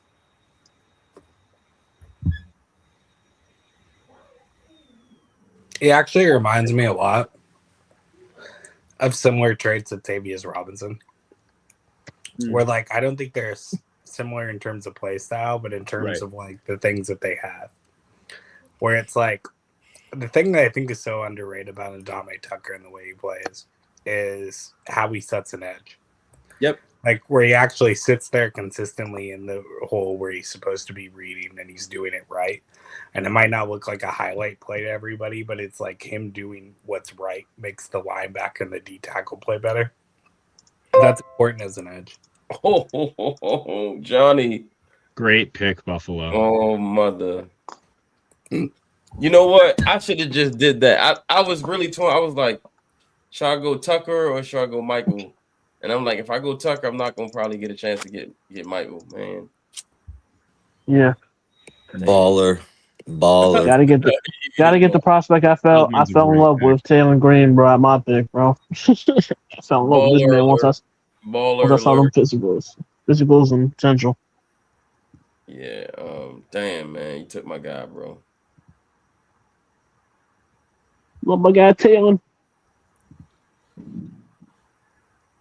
Man, Michael Helton is such a freaking good player, bro. Damn. Should have took when I had the chance. You took the old guy. You took Adame Tucker. I know. I was tripping, man. I lost focus. Dang. Lost sight. He's like, I was blinded by my lust for it. I was blinded by my own ambition. Hey, listen, I was blinded by my ambition too. I took Taylor Green.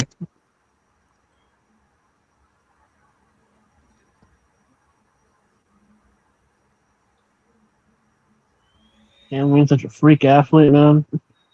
He doesn't got to be a quarterback. He can be anything if he wants to be, if he puts his mind to it.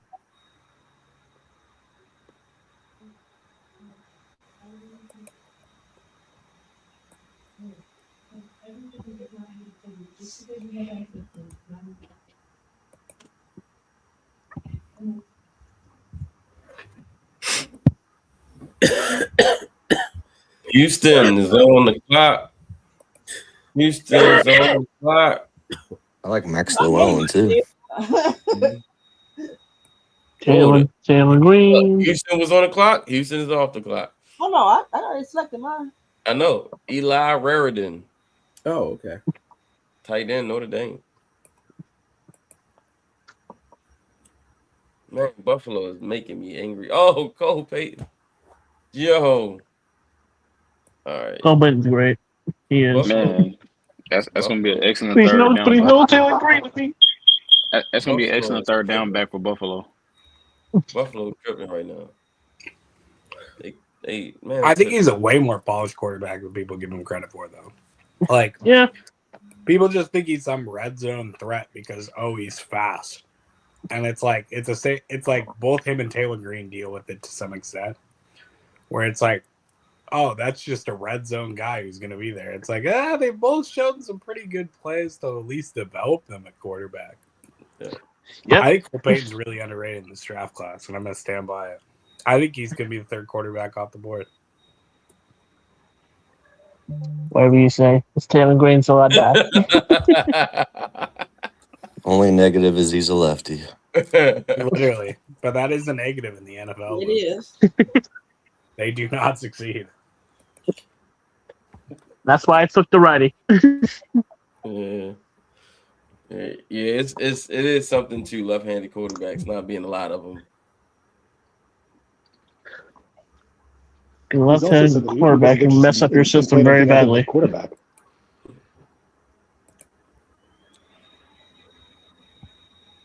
They don't even have the guy I want to take on the board. Damn it. Haven't you taken enough? Hey, here in Draft Nerds, man, not everything's going to be on the board for people. Right. Haven't you taken enough already, Johnny? You son of a bitch. He's taking Jalen. Sitting in listeners to all your spaces is helping me. I was born. Jotting down all the notes. He's like, well, but like saying, I was molded in the darkness. There it is. Who does Matt Hey, like? you know what? Man, let me make a list real quick. I do not appreciate the Kansas City Chiefs. He was like, mission draft all Max guys. Hey, speaking of which, there's a Baylor wide receiver I was just talking about. Oh, that would be. Imagine Cyrus Allen gets turned into Tyreek Hill. That'd be crazy. they took my player. I don't appreciate the Kansas City Chiefs. No, but I want to give a shout out though to the Broncos because I was just saying this. With Listen, all jokes aside, that boy Carson Beck probably mad as hell. He's like, I'm getting the Shador treatment. Good. Only show up in big moments. See what it does to you. Oh God! Before this draft is over, would anyone like Will McDonald? At a farm? EIEIO? The Bengals will send you a 7th. Oh, he said, "All right, done." Hey, that is a pretty Bengals thing to do. Wait, if I get undervalue defensive players? That's crazy because wasn't Will McDonald like a first round pick? Yes. Maybe. At one point, yes. He was in the same draft class as Will Anderson. Hey man, I'm all about dart shots. If you give me the 7th with it, I'm game. The 7th's more valuable. I'll take it. He's like, I'm throwing my logic out the window. Yeah, man, I need to make more picks. I need it. I'll take whatever's that is such a Patriots pick. What a pick, Patriots. What a pick. Oh, that is such a Patriots What a pick. pick. Eli Hiding Right, also known as Eli Argentina, baby. Oh my God. Next Eli Argentina. That's going to be a still. The next best Patriots slot receiver. The next Josh. Of course, the Patriots take a fullback from the army, like a military school. Eli Hiding Yeah, Right. he's a wide receiver. I'm telling y'all, he's going to be a top tier slot receiver if they He's a develop him great right. receiver. Sure. He's a Yeah, for great sure. receiver. You know what's so like interesting about him is like one, like he does all of the crazy stuff that you shouldn't even ask out of a wide receiver. It's like his blocking is absolutely insane. It's like to a different level. But like let's stop for a second and just realize we're talking about 2 Navy players for the first time in like draft history. Where we're like it's since like those are Malcolm the 2 Perry. guys. Let's talk about them. It's like Landon Robinson and Eli Heidenreich. Where do they go? That would have I never been a legit conversation. think both of them are real Ravens targets with PJ Tucker or PJ Volker, sorry, going to the Yeah. Ravens staff. I think they're both like NFL players long term. Yep. What it's like, and the thing is, like Navy never has like, and this was a better year for them in terms of having it because they normally don't have it at Right. all. But it's Normally, like, if like, there's anything, they're it's never a Navy quarterback that's a 5th round pick and then a practice squatter. But what I will say, are though, you seeing this, bro? Like, but what I will say these too are is not like running back. These are normally the not whole running back highlights. when the thing is that normally like the crazy thing is like Navy doesn't have much quarterback play. This is the first year No. they've had somebody that's kind of like in recent memory that's like pretty Yeah. good. And it's like you start to see a And little they've bit kind of what had to two become. of them. Yeah, exactly. But like the thing with it too is like, God, that kid's talented. It's like if you could just like put him somewhere else and like Give him a coach, man. Give him a take him away teacher. from the 1920s and start putting him Yeah, in the just 2000s. give him a coach. Something. And I mean, also, but think about it. If you showed that someone his cutups, right, his highlights, and you said, "Hey, this kid's a running back," yeah, you bro, would wonder, okay, where are the running plays? Because The comp everything that is everyone makes on him is, he has the same numbers but better than CMC. He's not CMC. I'll be honest. He doesn't run like CMC. I can't believe we're in the 5th round and Jude Bowery's still there. That's some crazy shit. I love Jude Bowery, man. Damn, the D tackles are still good. Don't say anything else. Don't say anything else. I mean, that's fair. Up, that's it. Up. He I just doesn't want see anything somebody else. to He say doesn't that. have. He doesn't have that mindset. I He has to have that want draft somebody nerd's to say mindset. Hey, that's the other one, by the way, Matt. Good on you. Good on you. Mhm. That's the other one. Back to back picks, man. Good pick. Hey, Matt, Red Murdoch's I don't appreciate that, man. Sorry, man. No, but Hey, that just tells y'all think y'all got good mindsets. Y'all think alike. I love Red Murdoch, man. Red Murdoch is the definition of a guy that everybody's overthinking that's going to be an 8 to 10 year starter, but he's never going to do anything like super fancy in his life. But it like doesn't matter because if you look at how middle linebackers play, everybody's like, "Oh, I want this coverage middle linebacker." Guess what? There's like 2 of them. So if you can do everything besides the coverage, then like you're gonna have a spot in this league. Like you're going to. And that's one of them, man. He's a stud. And that dev tackle is still there. Very similar to guys like Larry Foote. I'm more mad about the music saying I don't see anybody I want. That dev tackle's still there. That's all I'm saying. Hey, Matt, take a backup quarterback, man. Carson would be a good backup.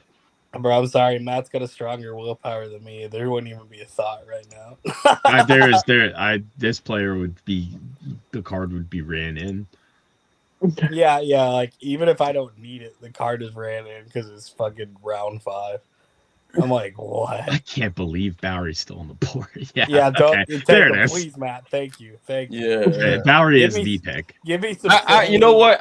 I went past him because I thought he was already gone. Once I passed him the first time, I was like, "There's no way he's still on the board now." That's a great pick for the Ravens, man. Bro. He fit. That's Carson Vincent's your dev tackle. Bowery can play guard, but is a better dev tackle. I am telling you, when I do my 7-round mock and it's out, he's going a lot higher than He's going. He's like a 174. 4th rounder for me. He's a 3rd or 4th rounder. Oh, dude, he's good. He's good. so I good. I wouldn't be able to hold back.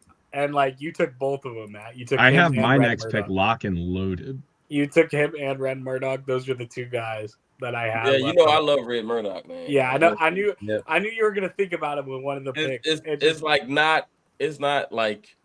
He's got the last Will name I for a take Daredevil Red comp Murdoch? too. It's like when should I take Red Murdoch? Because I'm taking him. Yeah. But Jude Bowery is just too much of good value. Hugh Bowery is just a good football player and will be for a long time. And he has a lot of good tools to work with as far as development.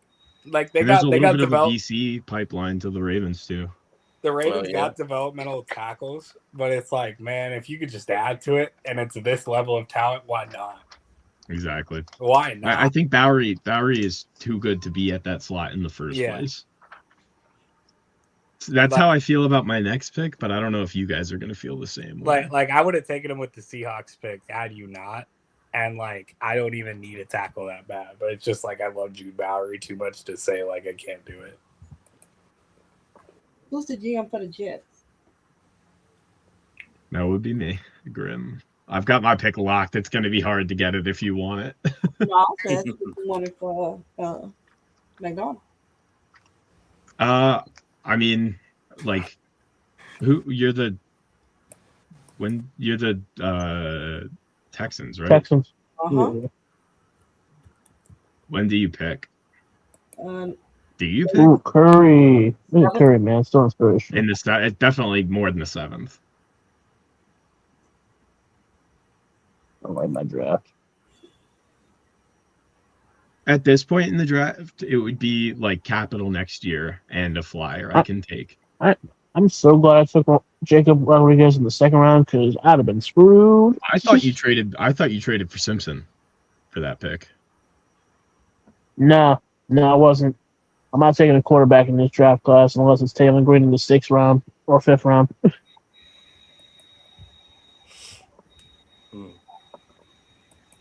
Simpson shouldn't even be a. Only person I'll ever take is Drew LR or Darren Nussmeier. I'm not taking Simpson. That's my mindset on our Thursday. I'm not gonna lie. There he goes. Carson Beck as a backup to Patrick Mahomes. Ooh. Hey man, the other day you're kind of looking for a floor player with the Chiefs. It's like that. I mean, so it'd be would it be Justin Fields, Carson Beck, and so Mahomes returns? Yeah, I really think it's just a guy you have to in like the worst case scenario, and it's like fine. And like that's what Carson Beck is to me. Like Carson Beck's never gonna have like a Luke Falk game to me, but he won't have like. He gives me Gardner Minshew vibes, just like a journeyman. I never do Minshew like that, but that's my profile pick on Discord. Right. Yeah. I'm not saying he is like Minshew. I'm saying like that would be like his career, like backup or. If everything goes absolutely perfectly well, he could be Nick Foles. If everything goes right. Yeah, okay, yeah, that makes sense. That's better. That's better than what I said. Man, I'm just glad to have picks again. He's like, I'm just glad to be breathing. Bro, I don't pick. I've picked from round 1, round 2, round 3. And I gotta wait till 188. He's like, I need my emotional. He's like, I need my emotional stress pick. I would have no picks if I didn't trade that 5th rounder for next year. But I'm like, man, I seen picks. I want to talk about random players that have 200 to 300 that don't get conversations. Yeah, this is my time. And I picked the team that doesn't have enough of them. Minnesota. Joey and Neal's crazy to be here too, by the way. I know you just highlighted him. I was thinking about that, but I took. Oh my gosh, Julian Neal's still here? I took Wow. Malik Muhammad over him. He's another one of those guys. I feel like he's gonna go way higher, but it's so fun to like see Diego Pounds to the Cowboys. Go, Diego, go. Philly. They've been having a draft as well. They got J Nod all the way up here. That's some crazy work. Ooh, Thank there God he went. Yes. Off the All board. right, I have my pick locked and loaded. I'm ready to die for it. Here it is. Philly heard you. I'm about to Jordan Van Den Barn. Oh, I love that pick. We got to Jordan Van Den Barn. about Jordan Vanderbilt. He's the most athletic defensive lineman I've ever watched. He beats people with nothing other than I'm way stronger and faster than you. Right now, he basically has no pass rush plan past that. But God damn, that boy can move. He is so athletic, man.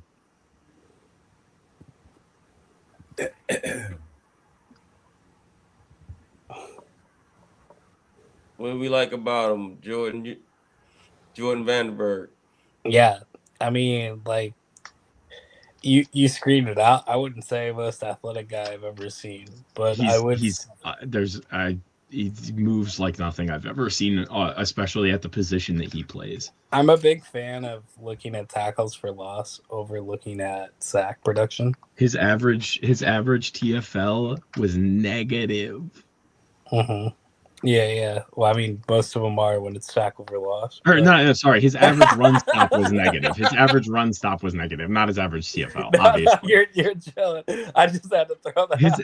No. TFLs are always negative. Obviously, they're for loss. His average run stop was like negative 0.11 yards, and that does not happen. His TFLs are always negative. I killed that.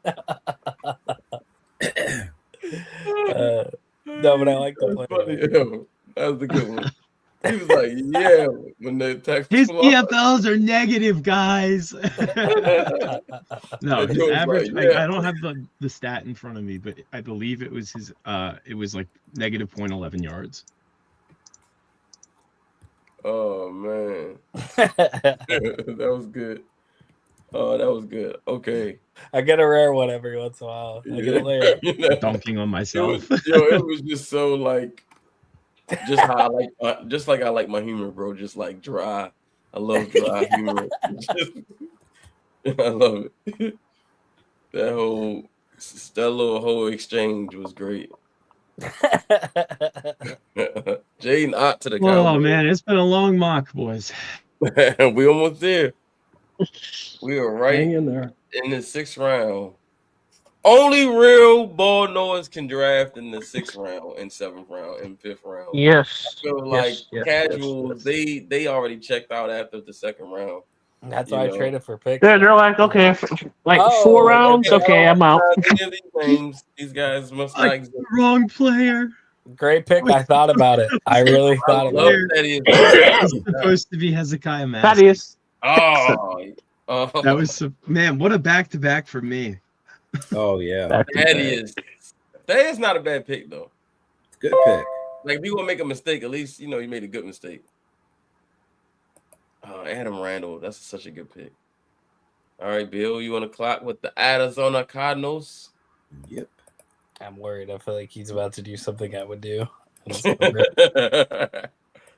This is the one I scare about. Okay, Bill let me buy, but I love Devon Claiborne too. New York, I sent you something. New York, New York. We just took Mike Washington, man. I can't do it. Nice pick, Cardinals. That was good. Yeah, absolutely. He's got a really interesting mindset. I like he doesn't realize who he is physically, which is sometimes not always a great thing. But he thinks he could be a guy that gets the ball like 25 to 28 times. Now, that's not realistic, but he thinks he could. Aiden Fisher's a fun Harbaugh pick. I do like, yeah, that is. That is straight up a John Harbaugh pick. God, that is John Harbaugh talking in Joe Shane's ear right there. Oh my gosh. Aiden. We got Hoosiers going back to back. Kalen Black and Aiden Fisher. Finally. National champs. Jay is somewhere out there crashing out. Living the greatest life possible. Washington's scaring me. Don't take my boy.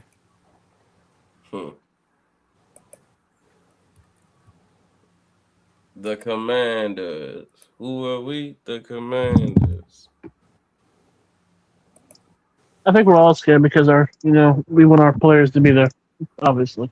Yeah, man, but I mean, like, at least you guys have picked in the last 3 rounds, you know?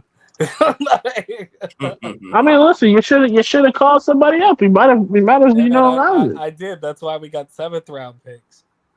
We just wanted picks, period. We had 4 total. We just wanted to participate.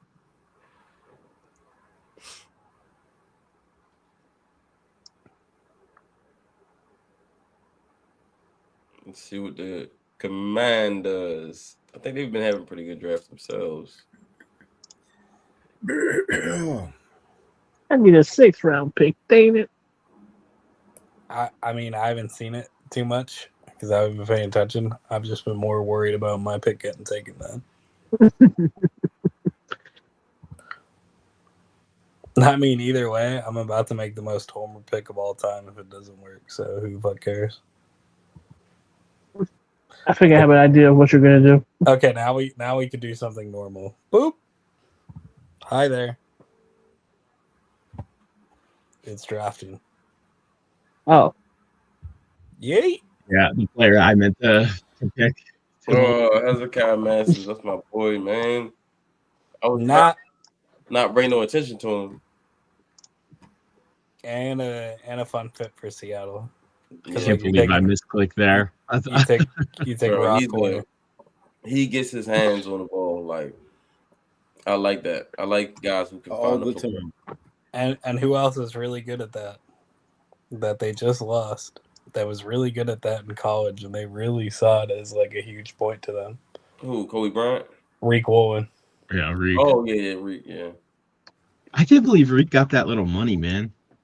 Seems crazy to me. All right, now let I my mean, boy he was the not say the worst. He was like not the best cornerback in that room. Like that. Just got Well, my I mean, Mike he Gesicki replacement. He get paid Yeah. better than he did. That's a good pick. He got what, like $12 million, right?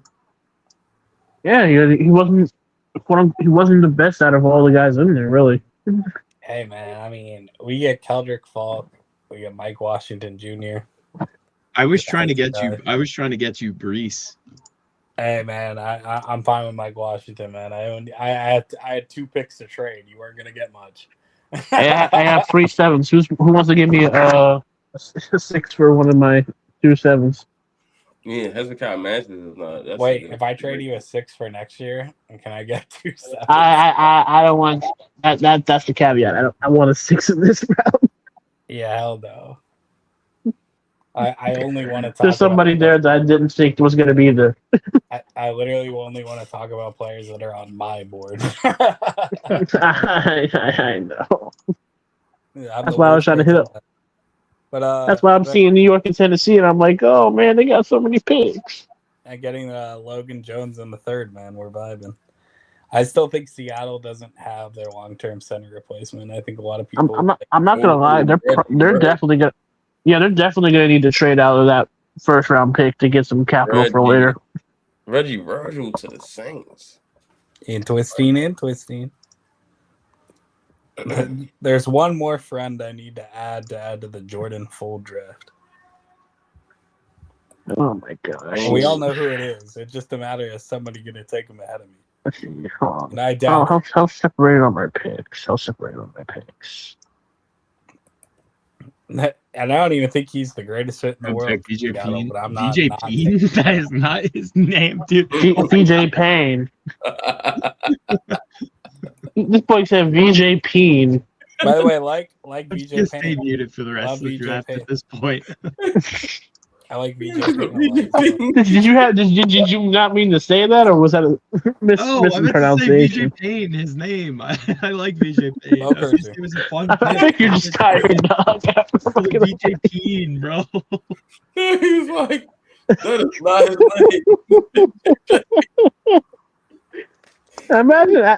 name. Imagine this MG commissioner or somebody coming out saying VJ Payne. VJ Payne, like, that is not his name. What was the 191 pick in the NFL draft? And the Patriots like VJ Payne, safety gets stayed. I would be so pissed if I was that guy. Yeah, you would. Oh, Zane Durant. That is Zane Durant has been. I ain't gonna lie, he's fell down a lot. Zane Durant's still on the board? Zane Durant. Yeah. Titans. They highly undervalue him on this PFF site. have them rated correctly, but there are still a lot of D linemen I have. What was he rated again? I mean, he's probably gonna go around this in the real draft. He was rated 199. Portland, that Zane Durant pick is nasty. These undersized guys never go that high. That's just a good value. The way I look at employing him is at 270. He's about 275. He ran 4.7, around 4.7 at the combine. Moves really well out of space as well. Looks comfortable, like standing up. I think you can line him up at edge, bring him in sub packages early on, and then also let him go and terrorize. Terrorize guards. In attack. I gotta dip out after my next Bengals pick, Matt. I like Durant over center's head. Hey, you got any picks left, Johnny? You trade any? Johnny, I'll trade you a 5th round pick. It's for next year. I know us AFC North brethren don't make trades like that, but Yeah, that's better than me, man. I'm willing to take any 7ths for a future 6. Even if it's Mr. I mean, if you want to trade picks for my 7ths, go for it. You are so calm. You're just actually cool.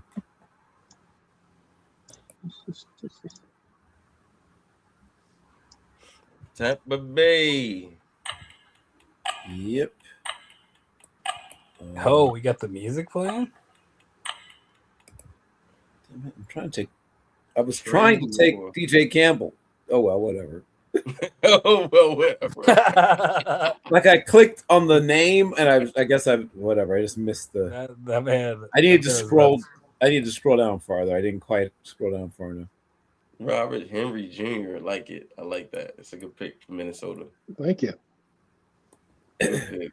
I like him. Yeah, I love Robert Henry Jr., man. Yeah. Jump cut king, in my opinion. I think he's been drastically underrated in this class. He moves so much faster when he's making a jump cut than he does when he's actually running, and it's like the definition of explosiveness. It like you see it in that kid when like he takes that jump cut, it's something real. And I feel like we're talking about guys who are around 5 through 7 guys that like nobody's talking about, and he's one of those running backs like him, Le'Veon Moss, Curtis Allen. Like those are the 3 guys that need to be talked about way more in this class than they are. The guy that Vikings fans are talking about is that Devon Claiborne that got sniped earlier. So yeah, no, he absolutely deserves a hype too. I just feel like he's gotten a little bit more of it than these 3 guys. Yeah, definitely. And that's more of a thing. Because, like, man, I just think this kid's so underrated. I really do. I think he's going to go into a room and people at the end of the day will forget when he was drafted.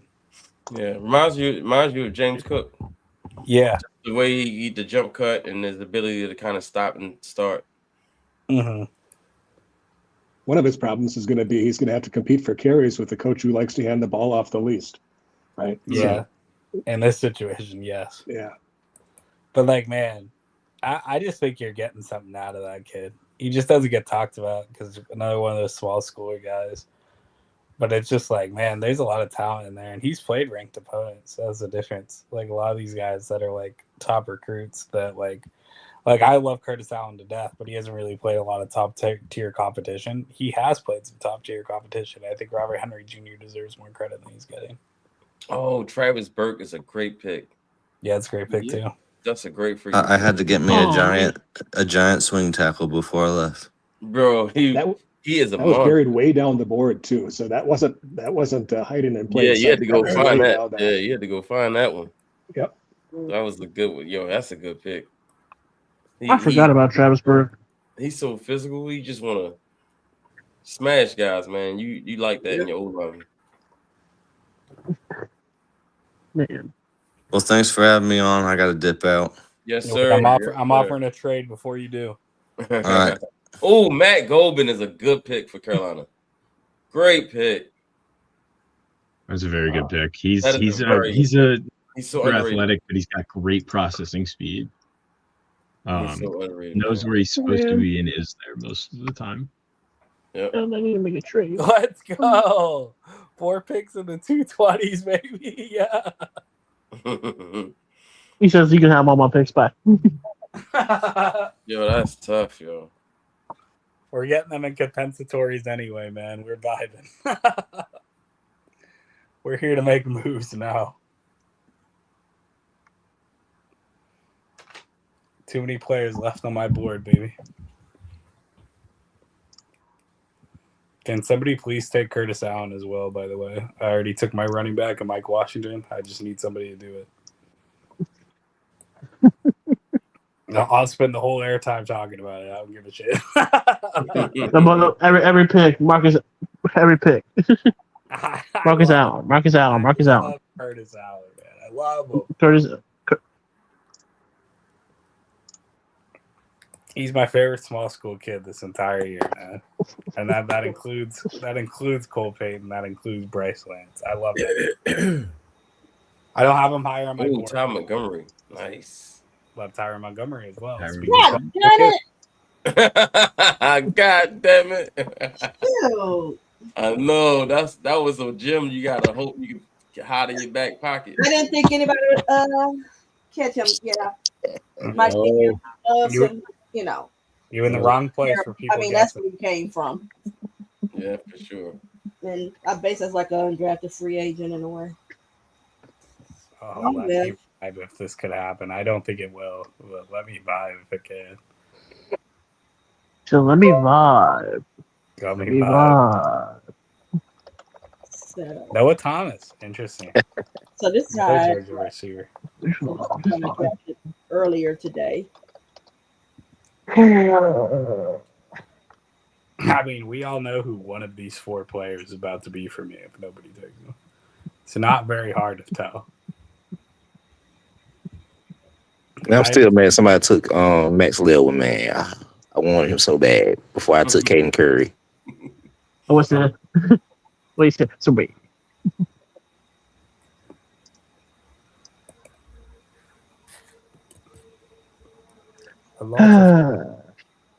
Lots of fun players still left.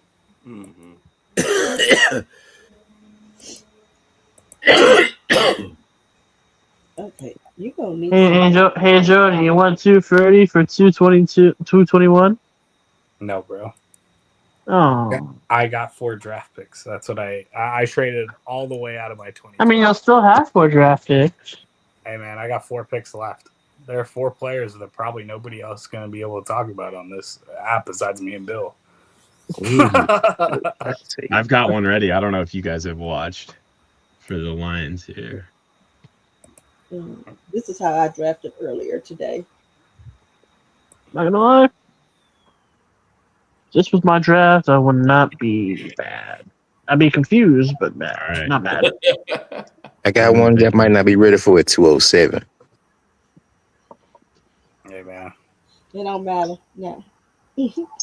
My child is still on the board. Jalen Borg's one of my favorite tight ends in the class. Yeah. He's an F who can play Y. Yep. But I don't really believe the short arm thing matters as much for him. Who's the Browns GM, man? They're cooking. Yeah, they are. They are cooking. I just want to give them some credit. Wherever you are, Browns GM, you're vibing. They're cooking with grease. That's the best compliment I could give you is vibing when it comes to me, man. And you are fucking vibing. I think the Taylor Green pick. I jumped off the cliff, but instead of vibing.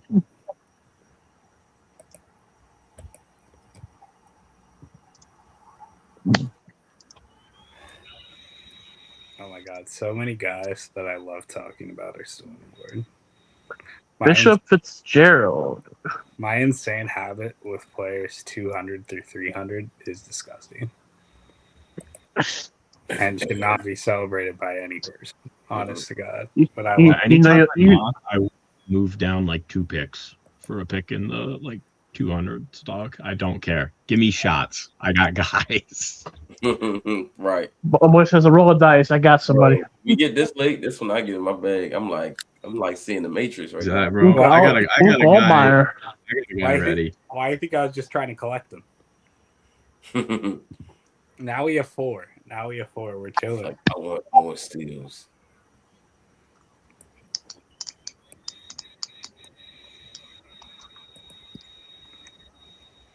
Ooh.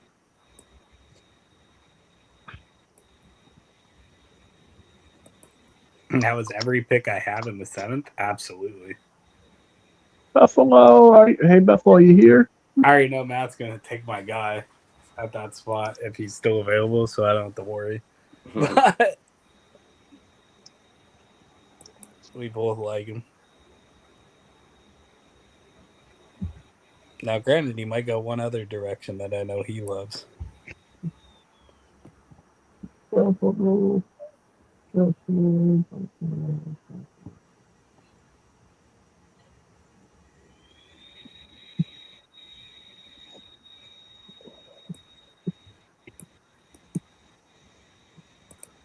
Oh, Gil Howard. I like that.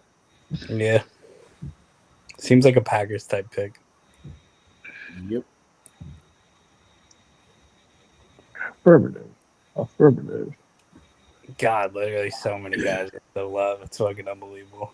Yeah. Shit loaded, man. Can I have 12 picks? I take them all. Hey, shout out to the people who are still watching on all platforms. Yeah, appreciate you, man. Shout out to y'all for real. Y'all the real 316. Ooh, man, that's dope. You're about to hear about some players that probably nobody's ever had a conversation about. Hey, this is the part of the draft where you learn something. You know, we start digging in the crates. I'm literally sitting, like, fully knowing that I have a feeling I know where you're going, Matt, and so I'm just making my backup plan. The boy says I'm planning for the inevitable. But I know we both like this guy. And I have enough picks between me and there to, like, justify that. Too many draft guys in here for me not to see them. That's all right. Because when we get to picks 234 and 235, man, you may have never even heard of these guys, but I'm vibing. I'll be interested to see what you do. My child's still out there too, but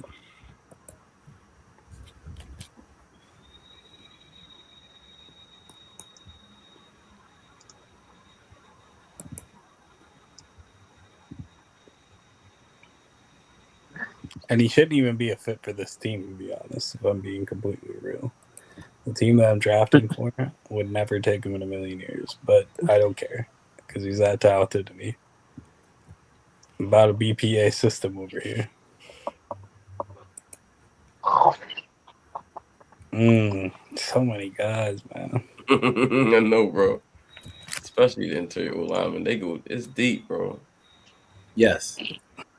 Very. So deep. It's just like. Which offensive lineman do you want? Yes. That's 3 of them. But that ain't the only direction I can go. What is it? The Texas A&M guy? There's a few of them. He's one of them. I had a feeling. I'm not hiding my board. I got enough picks between me. He's one of them, but there's a few offensive linemen that are very, very interesting. And then a tackle dies out, as you can see what happens. And there's still some guys that are interesting there. We're gonna trust, man. But There's one wild card that I always just see people taking, which is crazy. Is like Eric Gentry for his size. Yep. People love Gumby, man. People love Gumby. Eric Gentry is a mountain. By the way, Matt just passed him. He probably won't get taken for a fat minute. Wesley Williams, another underrated player. The other Duke edge gets a lot of credit. He does not. He deserves some. So does his teammate Vincent Anthony Jr. Yes, sir. But that's actually the one I'm referring to, where people talk about him and they talk about him. But like both of them deserve credit.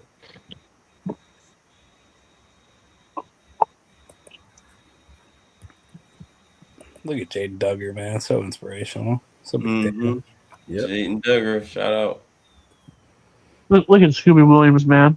I mean, I'm literally shouting out. I love Jamari Taylor too. I was about to say, I'm shouting out all the guys that are going to be on my. Thank you. There. Someone else loves Jamari Taylor. Yes, contact balance. Thank you. Contact balance for days, my friend. Catches the ball better than people give him credit for. Also, yes, sir.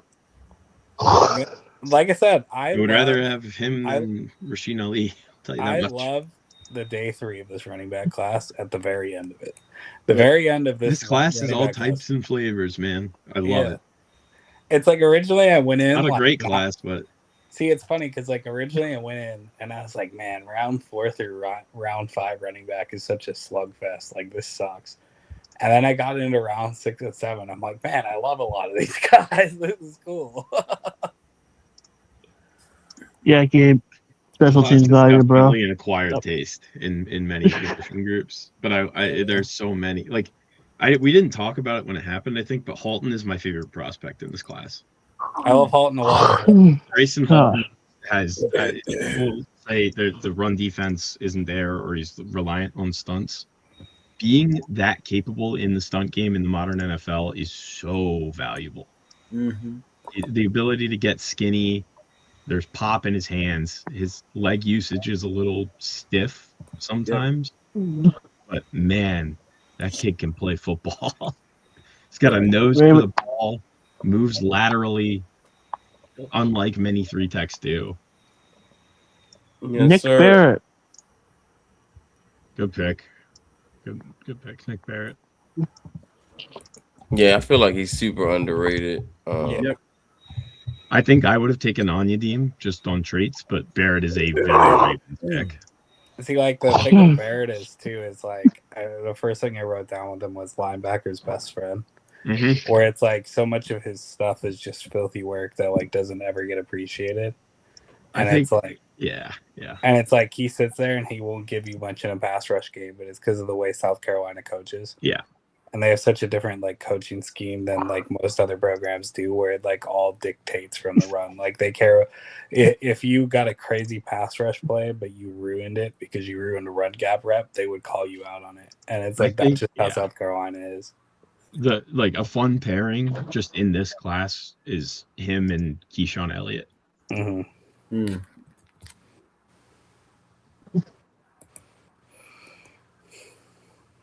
Here he comes. I'm only 9 picks away. That is not who I expect you to take, man. I will say that, but I like Nick Barrett a lot. So You said what? Say it again. That's not who I expected you to play. Mhm. Actually, the next pick is who I expected. I love Amar Reed. Yeah, I was gonna go Amaj, but I had already took Jeremiah Wright. Oh yeah. See, I missed that one, but yeah. That makes sense. And both are really fucking big stuff. Yeah, I love both of them. So if I had missed out on Jeremiah Wright, I would have taken Amaj. Mm-hmm. And he's like one of those players too, where it's like I was joking on a pod the other day about him. It's like he's almost too violent for the sport, which is such a good thing for an offensive guard. But like, my God, like sometimes he gets an unnecessary roughness penalty, or not unnecessary roughness, unnecessary contact penalty that he really doesn't need. Yeah.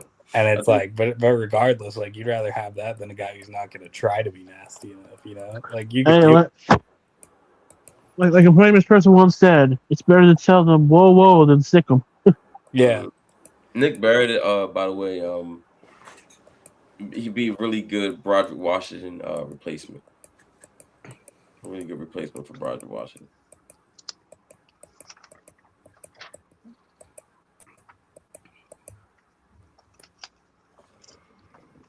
You get Madubuike back, you add Nick Barrett to that D line along with Travis Jones and Aeneas Peoples. I think that's a really front defensive line, along with obviously Trey Hendrickson. Two guys I really like at needs still available. Outside of that, though, there's still interesting guys at other positions as well. That's what I love about Can't this believe class. they don't have Luar Bernard on here. Like I've been telling people, it's like this is the first class I ever remember where like I said, I'm 400 deep. But the reason I'm 400 deep and I haven't been able to in such other classes is it feels like once you get past like 350, it becomes boring. It's not even close. You gotta watch like 10 people at every position. Oh, dude, I'm way beyond. I'm way past, yeah. At the ones like tight end and DL are two of my favorite ones this year. Mm-hmm.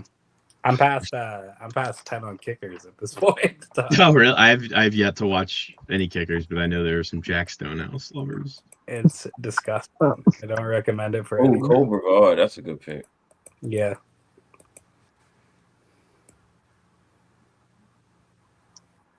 Man, Texas got a lot of like unheralded defensive gems this year. Cole Wiesenow still out there as well. I'll throw his name out there because I think he's before me. He's a freaking stud. Yeah, I was looking at him too. I was like, yeah. We got a run on interior defensive lineman here. Oh, Archie Maryland, good pick. Yeah.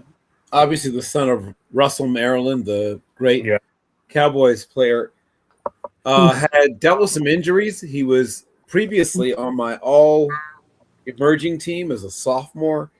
Dealt with some injuries, but he's bounced back. Had a really good day of testing at the combine. Like a lot of the tight ends in this class, a work in progress as a blocker, but understands how to find areas in the zone. A very good athlete. He has good hands and a lot to like about it, at least in my opinion.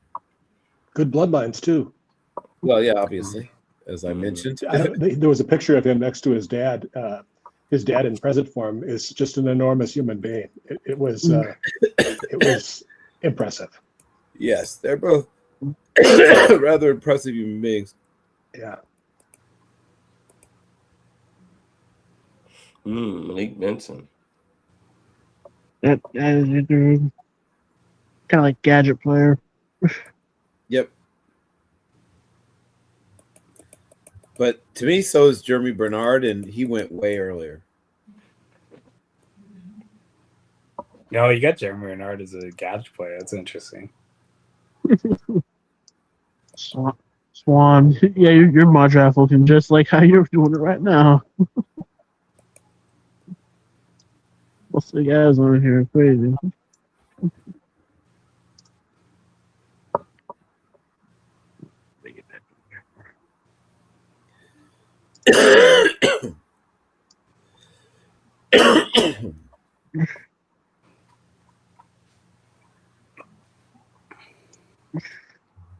Let me see where the Cowboys end up.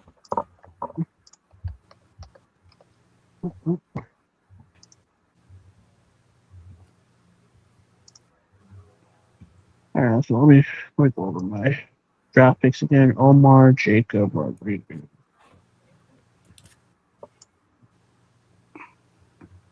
Oh man, this is so fun. It's so fun to be the guy who's only taken 4 picks at this point, but also have 4 picks. Like it's now I can really just kind of screw around and do what I really like. We reached the final round. It's the final round. And this is what you got to do, man. That's what makes us, fired up for the draft. Seeing all these names that we know could potentially be on our teams. You know, some of us will be right. Some of us will be. Some of us will be like, oh, I picked that yesterday. Or some of us going to be like, oh wow, I did not expect him to be there. Correct. And Chase Robert goes along with Quintavious Hutchins. Like I'm still surprised by the whole. Chase Roberts is a good pick for the Raiders. People still come up to me about the Ravens, but I had already got Denzel Boston, so yeah. People still talk to me about how did y'all get Darnell Washington and Peyton Wilson? I'm like, people just overlook stuff or underlook stuff.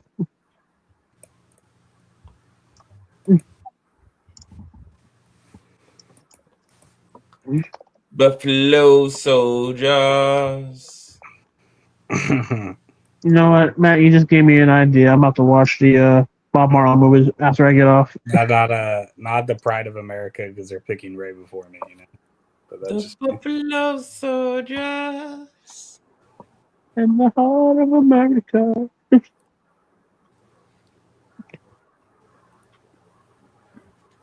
Stolen from America. Have any else seen the Michael movie yet, or no? I have not, but I've heard good things.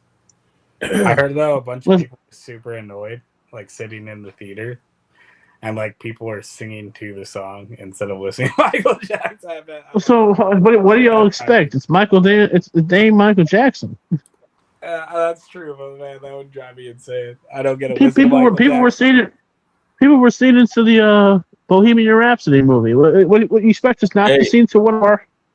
Shout out to everybody on the East Coast. It is officially Draft Miss Eve over there. Yep. Oh my God, I gotta make my 7-round ball. Yeah, 1 o'clock in the morning. It will be released before that, I promise. Kobe Bang. It'll get there. We're about to hit the 4-hour mark, man. Hey, just to show you guys I'm not bullshitting. This is a guy I would take in this round. This fucking stud. Cole Wisniewski. Yes, Cole. You know, it's crazy. I was probably just gonna take him since he was falling down draft boards.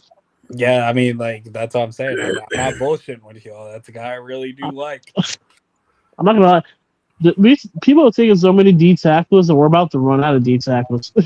Oh, they just aren't listed, brother. We ain't close to running we're not out. running out. There's plenty They're left. just not listed on here. That's just how y'all know ball knowledge, bro. that's just y'all knowing people. That just tells you how much they know. They know people up to a point. I don't even want to take this player because like there's no way in hell they would. But if it's this bad of a board, they might. Did Keenan go? You take Tim. Yeah, Keenan. He wasn't on my board, but Tim Keenan was. Who did take Tim Keenan? That's what I would. I must have not seen that. not my guy. He went to San Francisco. Yeah. That seems like a San Francisco pick. In the fourth round. He went in the fourth round. Yeah, that's Lee. Lee picked him. Avonte Moss and Tim Keenan. Interesting. I have Tim Keenan as my DT19. Yeah, that's That right. boy's I'm in that range. I'm not gonna lie to you. I'm not gonna. I like Tim Keenan though. I also have. I mean, I'm very biased when it comes to D tackle because I spend all my fucking time on that position. Halton is my 4. Vandenberg is You a McClellan guy? I have McClellan 9. Yeah, that's respectable enough. I'll give it to you. Yep. I have Proctor 8. I had Lee Hunter 6, but the more I've watched him, the less I've liked him. Really? Yeah. Well, he doesn't have any like pop or explosion at all. Move right. Yeah. He's glacial but powerful. Yeah. Where would you rank him then for the larger DTs? I'm kind of curious. So Banks is my DT1 when healthy, pretty easily in this class. I have McDonald 2 as like the first pure nose. Miller is 3 for me, and then it's Halton, Woods, and then it was Hunter 6. George Guns, like it. It was Hunter 6, and then Jackson, Proctor, McClellan, Corleone. But I have Robinson higher now than I did before. I have Vandenberg higher. I have Rayshon Benny higher. We don't even need him, but like I feel like It feels like he's slipping. Let him not be there. Vikings fans fondly remember Pat Williams as a bad body guy who was super effective, and I'm kind of looking for that guy for our squad. I'm not sure if Hunter's the guy or not. Man, this bums me out because like I want to take some really under-heralded guys, but I feel like both my guys are gonna be there where I need them, and it's like fuck. It's like, man, I want to talk to you guys about AJ Pena, but it ain't the day. Today ain't the day for AJ Pena. Man, some of my guys got taken early, man. Dang. Hey, listen, on mock drafts it would be a reach, but if you know how good they are, it's not a reach. Yeah. Ravens guys in here, you can tell me if I'm losing my mind, but I would pretty comfortably take Halton at 45. Grayson Halton?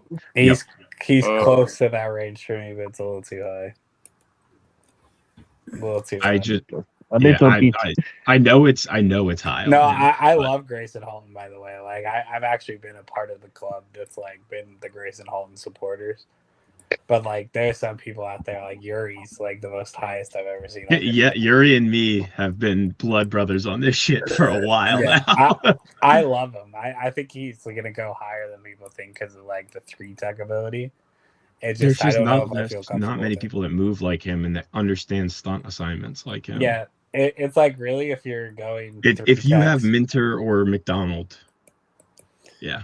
if you're looking at like 3-techs, it's like you have him, Peter Woods, like in just terms of natural fit. Like other guys can develop into one.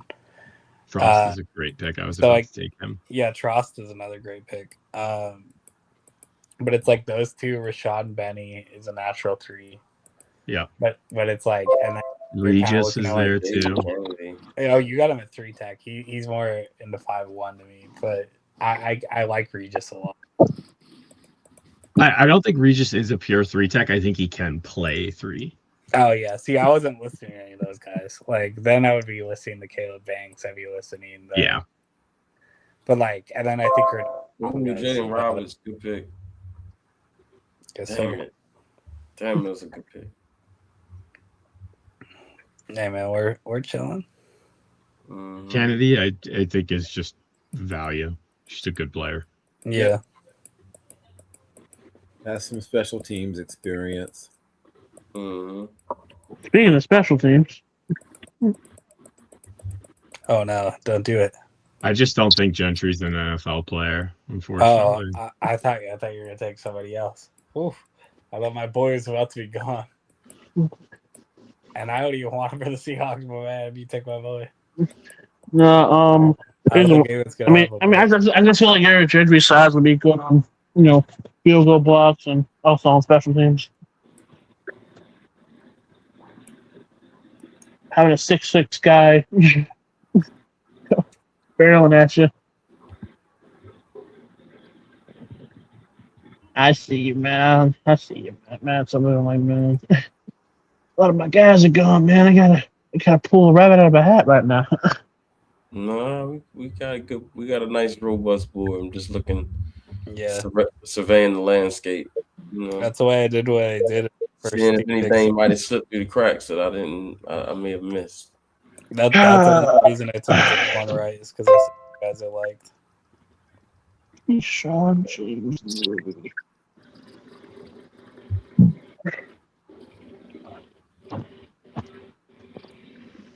Oh wow, we hit the 4-hour mark. Let's go. Vibes. Vibes and vibes. Time goes by when you're having a good time with the bros. Matt might rip it for me, honest to God.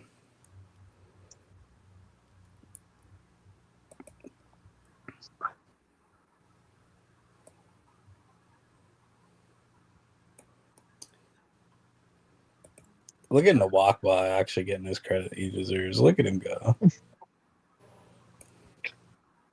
I'm not gonna lie, the fact that y'all know more people in here and that they don't got in here is crazy.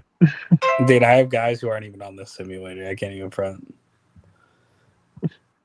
And I am so glad that you did that, Matt. Hey, listen, PFF will be glad to have you because nobody underrated would slip through the cracks. And by the way, Brailsford's a good pick. Yep. Oh my God! Yeah, thank you, Matt. Back to back. I was saving him for the Ravens. Yeah, you weren't saving shit.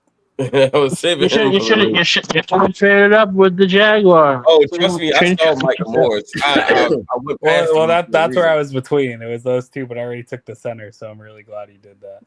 Question about, were you thinking about trading up with yourself? Man, I was thinking that it was low key. I was like, all right, Michael Morris, he under the radar. We good. Oh, Come on, we knew it we knew nobody was gonna take my boy away from me. Nobody. I'm not gonna lie. I wanted Arn Anderson. I was like, Barry and Brown's definitely a guy that I could see being here and being like that sneaky, underrated, not Puka the cool guy, but like that value. Let me tell you, if Barry Brown is available in any draft room across all 32 teams, Jordan is in that draft room yelling. It's Bond Sturdivant, quarterback, I think. They're screaming, "Take Barry in!" There is not a bigger Barry Brown fan on the planet than me. There is it's not. Yes, there is actually. It's me.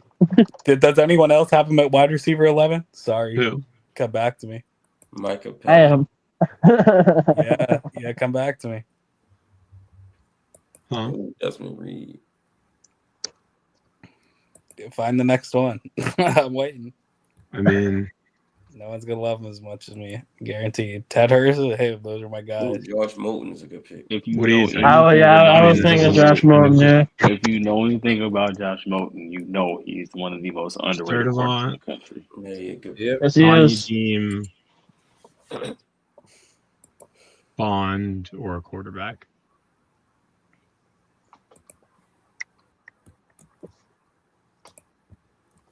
I can't wait for it. Man, this is making me want the draft to hurry up already, man. It's like Christmas. Can Christmas get here already? These picks I are fly don't like any of these quarterbacks. Wait, Chicago, you're trying to take a quarterback? Yeah, I mean, I yeah, like, you're right. kind I of just like don't Derek watch Robertson. I quarterbacks don't know really. if he's been on You there. got Tyson Patrick. You got Jack Tyson Strand, Patrick. baby. I want I don't think Hayes I King want is. processing and out of pocket ability. Jax. And middle of field targeting is my biggest throw for quarterbacks. Middle of the field. I'm not gonna lie. Diego Pavia. No, Jack Well, Strand. once again, Derek Robertson is somebody I would consider. Then if Yeah. that's things you like.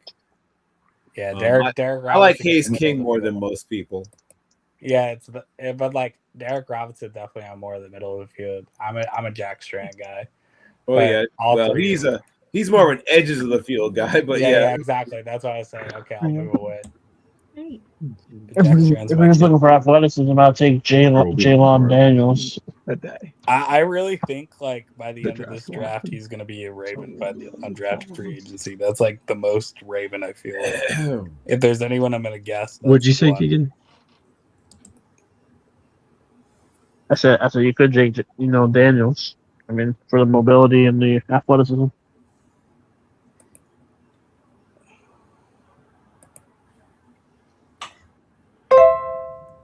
Man, I'm just looking at this draft board. I love this shit. Yes, we do love these sheets. Yes, we do. Well, I'm just glad I ended up with 8 picks, man.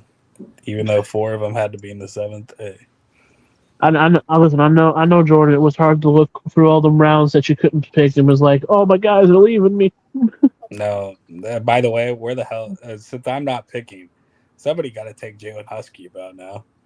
Oh yeah, good that call. that motherfucker should not be here. I think I would rather take Onyedim. That's the last one Or, that stood out to me. like, If I wouldn't take a Wizenowski. Do you have a linebacker you like? Do you like Golder? I love Jaden Duggar. I love Barton. Jaden Duggar. Brother of Kyle Duggar. Out of the Raging Cajuns, baby. The kid moved from safety over to linebacker. Formerly from Georgetown before that, but yeah, he's a freaking missile at that. Also, Okay, another so one of those guys. I just said it with Amari Reed Adams. Too violent to play this game, perhaps. Barton, boy, Sturdivant, or Bond for me. Who has That the one, best Matt, RAS choice. of these three? That's typically how And it look, goes for me. Look, it's me. It's me, TJ Guy out of Michigan. The TJ guy. Yeah, my final pick of the round is Xavier Thomas. 996 for Sturdivant. Zavon Thomas. Xavier Thomas, Zavon Thomas, however you say it. This is my last pick, so I'll tell you who it is. It's Sturdivant under Thomas, or not Thomas.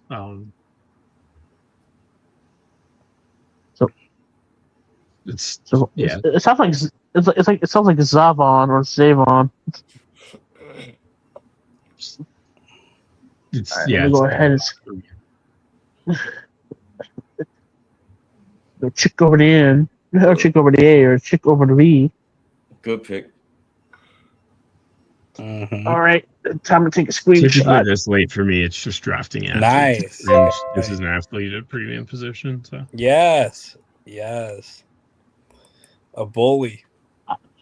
Mr. New I'm not- fullback yeah. replacing CJ Ham.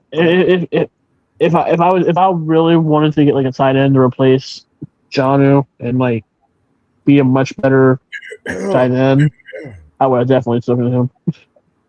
So good pick. This guy will be for the Vikings purposes. We have very poor running back blockers. Mason doesn't block very well at all, and so CJ Ham retires after 10 years with us. So we really need to get somebody that's good because we actually still use the fullback. So there's the guy. Yeah. who's the Broncos GM? What do you want for the last 2 picks of the draft? I'm surprised that Jack Kelly and Robert Spears Jennings are still sitting there. Did y'all? Interesting. And also Kendrick Law. I thought Kendrick Law would get a lot of more love. Yeah. Broncos, I sent you a trade. He deserves more love. It's just such a Give me your theory that's on okay. Kendrick Let him Falk. fall. I'm Let curious to hear. let him go 'cause undrafted. He's not getting enough love. Some people say. Let Jack Kelly and Kendrick Law go undrafted. The Titans will take him. We'll sign them and we'll find a place for him. Hey man, Kendrick Law will go there at some point. Somebody's taking that shot. It's like him and Jalen Husky are the two left. It's like, yeah, somebody would take that risk. Yes, they would.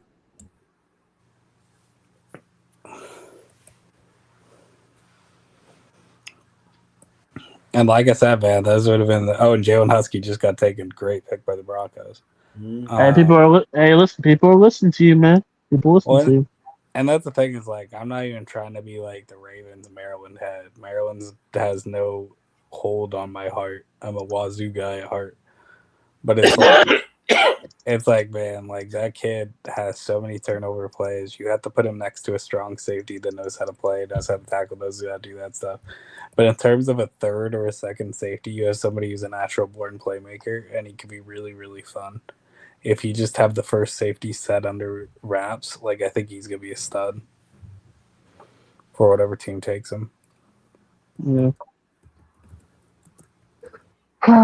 Gosh. Oh gosh.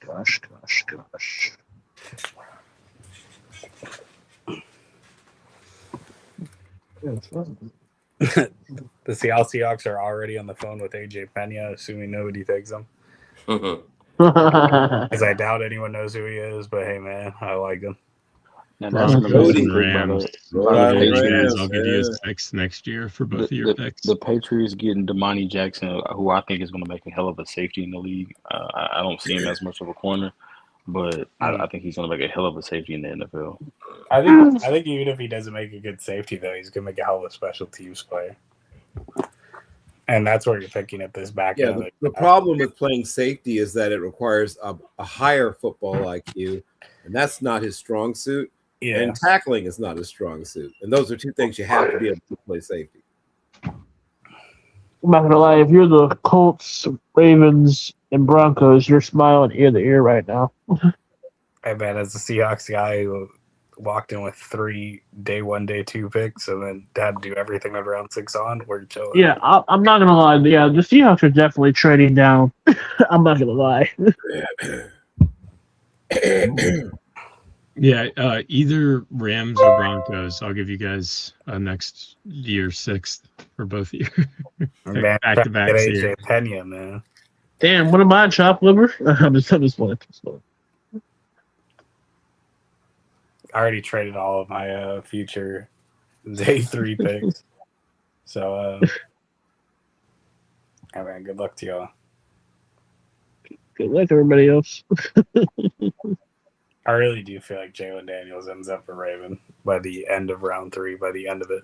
Like when it's all I ain't gonna lie, Jalen Daniels seems like a Raven, or he seems like a what's the team? He's such a higher upside Tyler Huntley. It's not even believable. It's like Or I see Jalen Daniels being like a Colt. I don't know why. It's just they're getting rid of AR, and then then they're like, okay, let's go get someone who's like him, but it's not like a big of a risk. Raging Cajun. No, yeah, get that Cajun seasoning, Matt. Mm-hmm. Get some of that Cajun seasoning over there, man. I know. I was thinking about him. That's Skep's boy. That's my boy. I love him a lot too. It's my boy. He's got that ability too with him, where it's like he came from playing secondary originally. Yeah. Let him cook. A Duggar brother is going back into the AFC North. That's crazy. Man, I love Jaden Duggar. I love his film. He's too physical. He's another one of those guys like gonna be way too physical. You have to tell him to dial it back. Actually, you know what? Rams take Jalen Duggar. I mean, not Jalen Duggar. Jalen Daniels. That makes sense too. Getting that mobile take that quarterback. Chip Stratum and Noah Wigginton still out there. Talk to me nice with those 2 back-to-back. No. Jack Kelly. Take Daniels. He makes sense. All right, Broncos. I need if you guys want it, you got to submit the pick. Look Or at the WSU trade. finally having a player on the board. Shout out to them, man. Shout out to my Cougs. All their other players play for other schools now. Stripling, Owen Heineke still plays for another school, you know?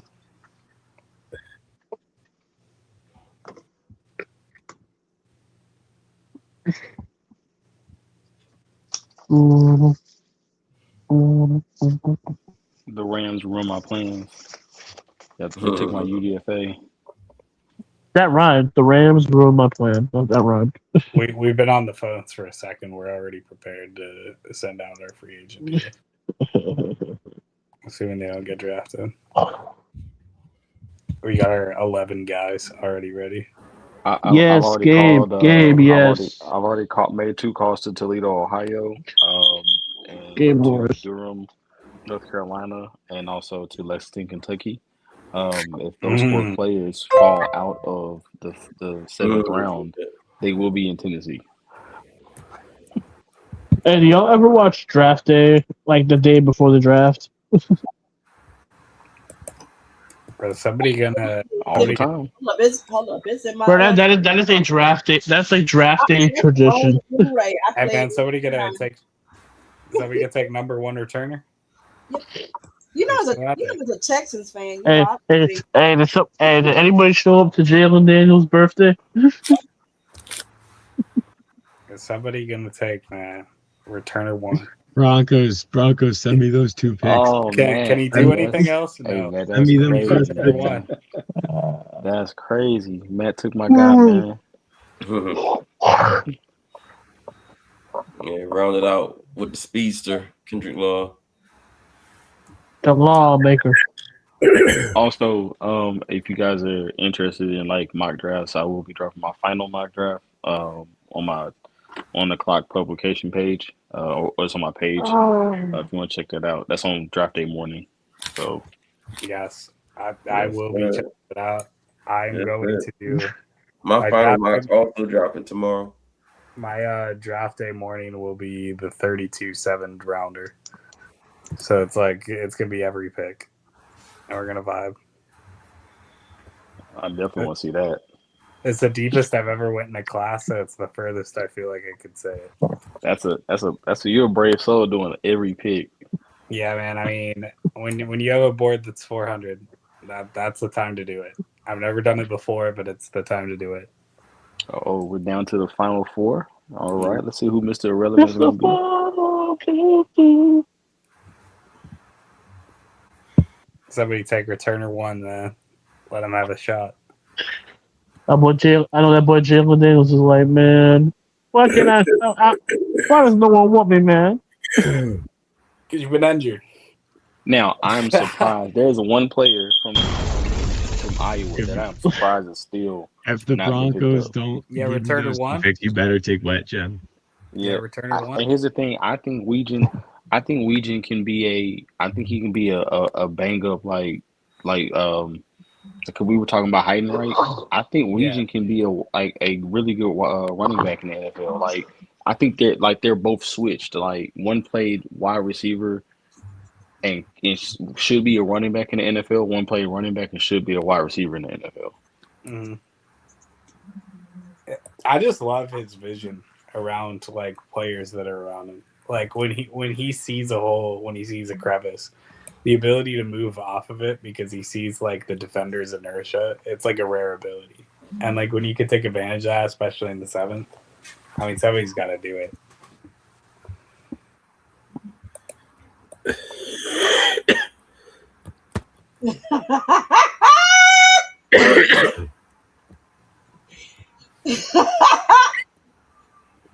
Miles Kisselman. Oh, the tight end. Yeah. Mm-hmm.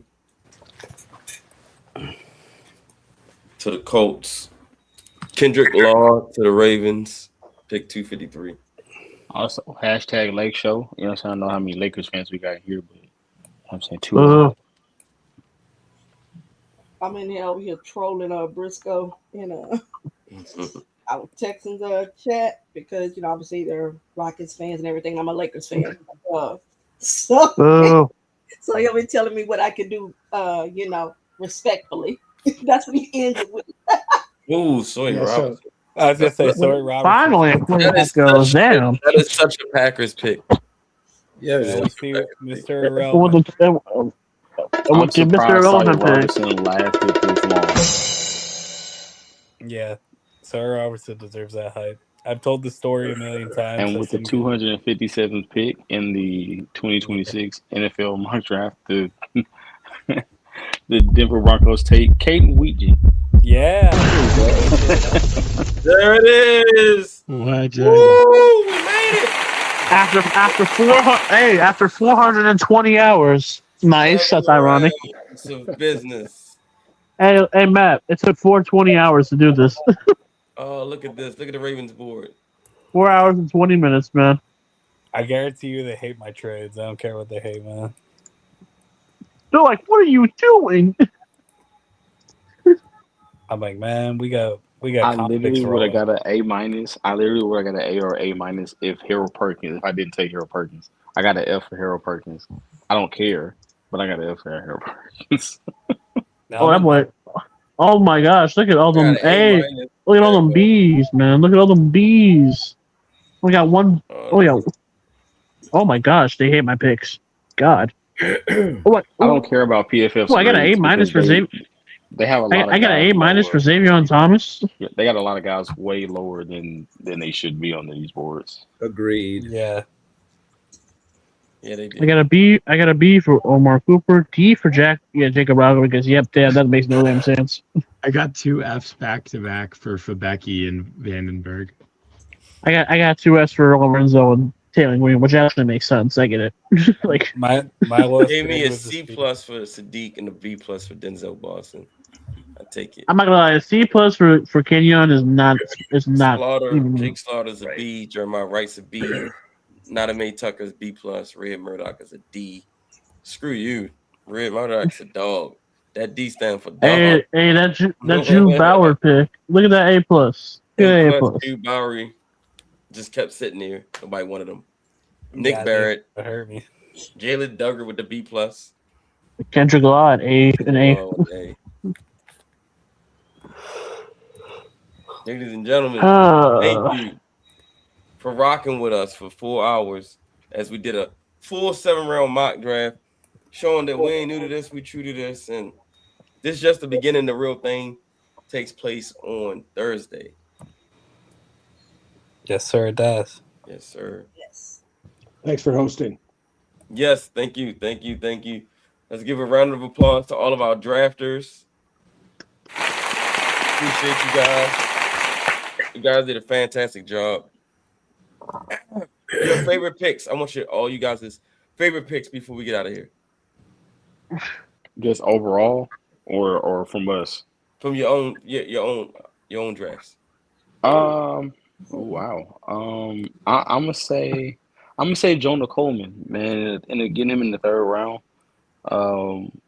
It took a lot for me to pass up, the chance of getting Jeremiah Love, but I kind of figured, making the trades I made and getting some of the capital I got in the later days, and then being able to land my running back 2 in the 3rd round was worth it. So. For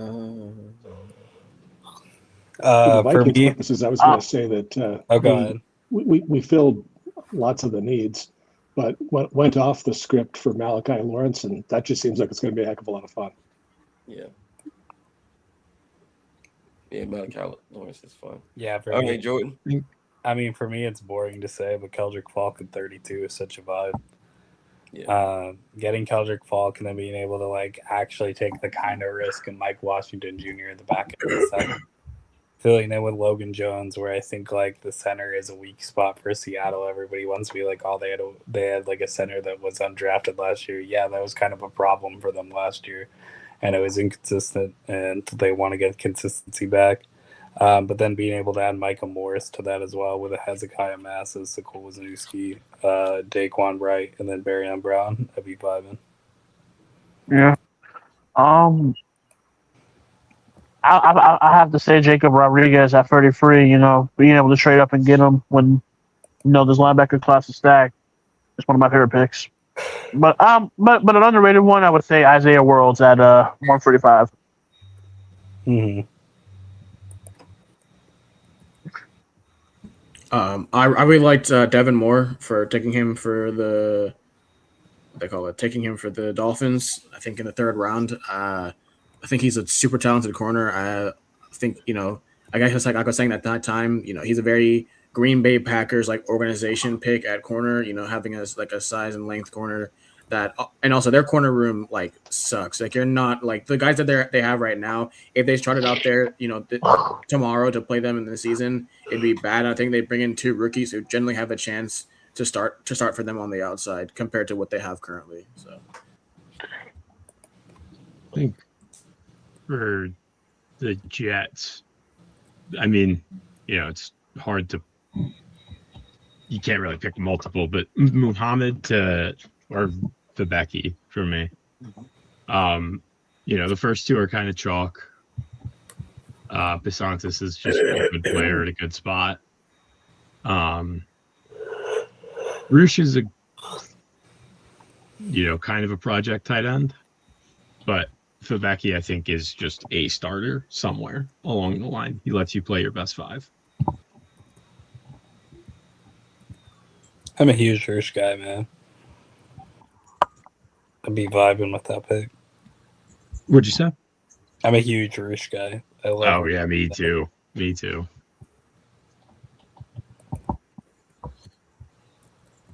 What about you, Matt? Yeah, my favorite pick for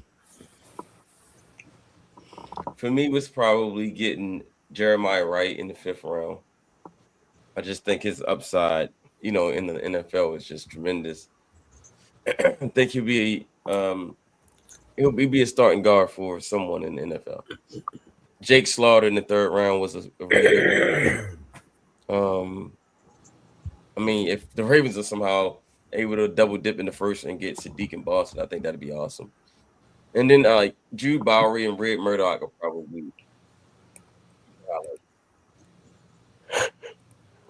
Also, like Nick Barrett as well. Like it's a really good draft. Yeah, so man, Bengals had a good draft. Yeah, I like this draft.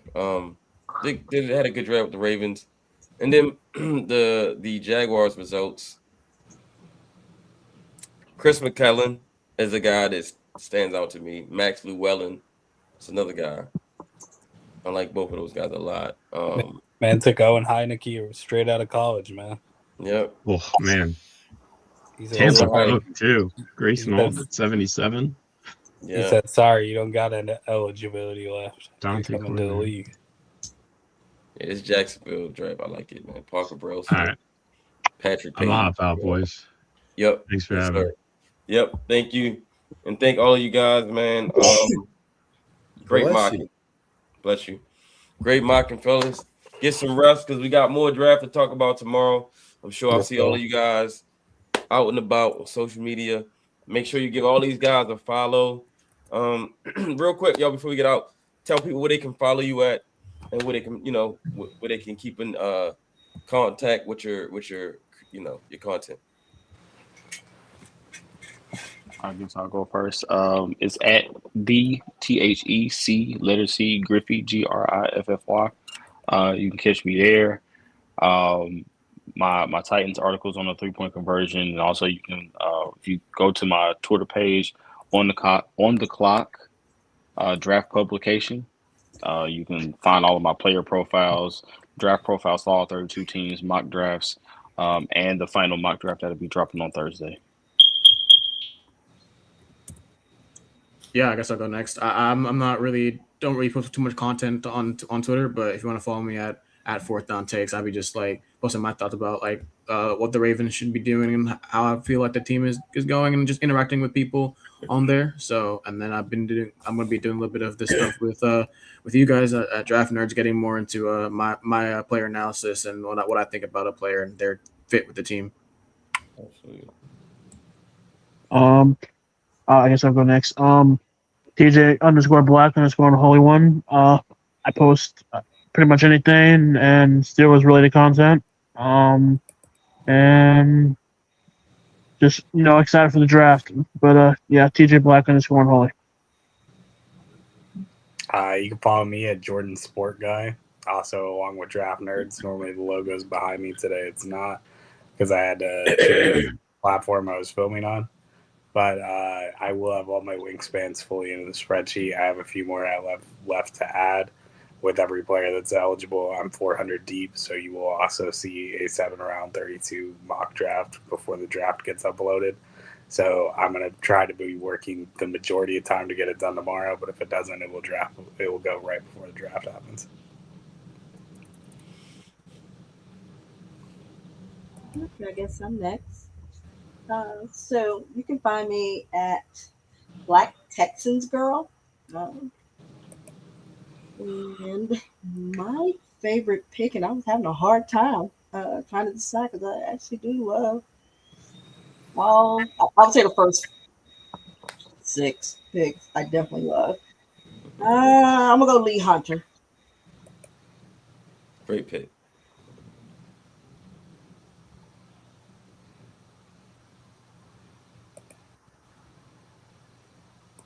Bill? So you can find me. I'm dropping position rankings right up until the day of the draft. In fact, the last ones will drop the morning of the draft on Team MBS Media, so you can find that there. Also, got a bunch of video player breakdowns that'll be on Zenny62 Media on YouTube, and I will be broadcasting the 7 rounds of the mock, which luckily, not the mock, of the real draft, of the draft, which luckily doesn't happen all in one day, on the YouTube channel of Team MBS Media. You can find me on Twitter, which I guess is now X, at 11. That's ELEVENBRAVO 11 Bravo 138. So you can always find me there. I'm talking ball anytime people want to talk ball. I'm there to do it. Yeah, absolutely. Once again, thank you guys. This is fantastic. Go back and watch it on YouTube. It's everywhere. So y'all know me, Draft Nerds. Keep it locked, man. We're gonna be broadcasting the real draft here on Draft Nerds. So you'll have me, Jordan, Jay. We'll swing by. We have some different guests come through and give their thoughts on what's happening in real time during the draft. So we appreciate y'all and thank you for rocking with us. Y'all have a good night.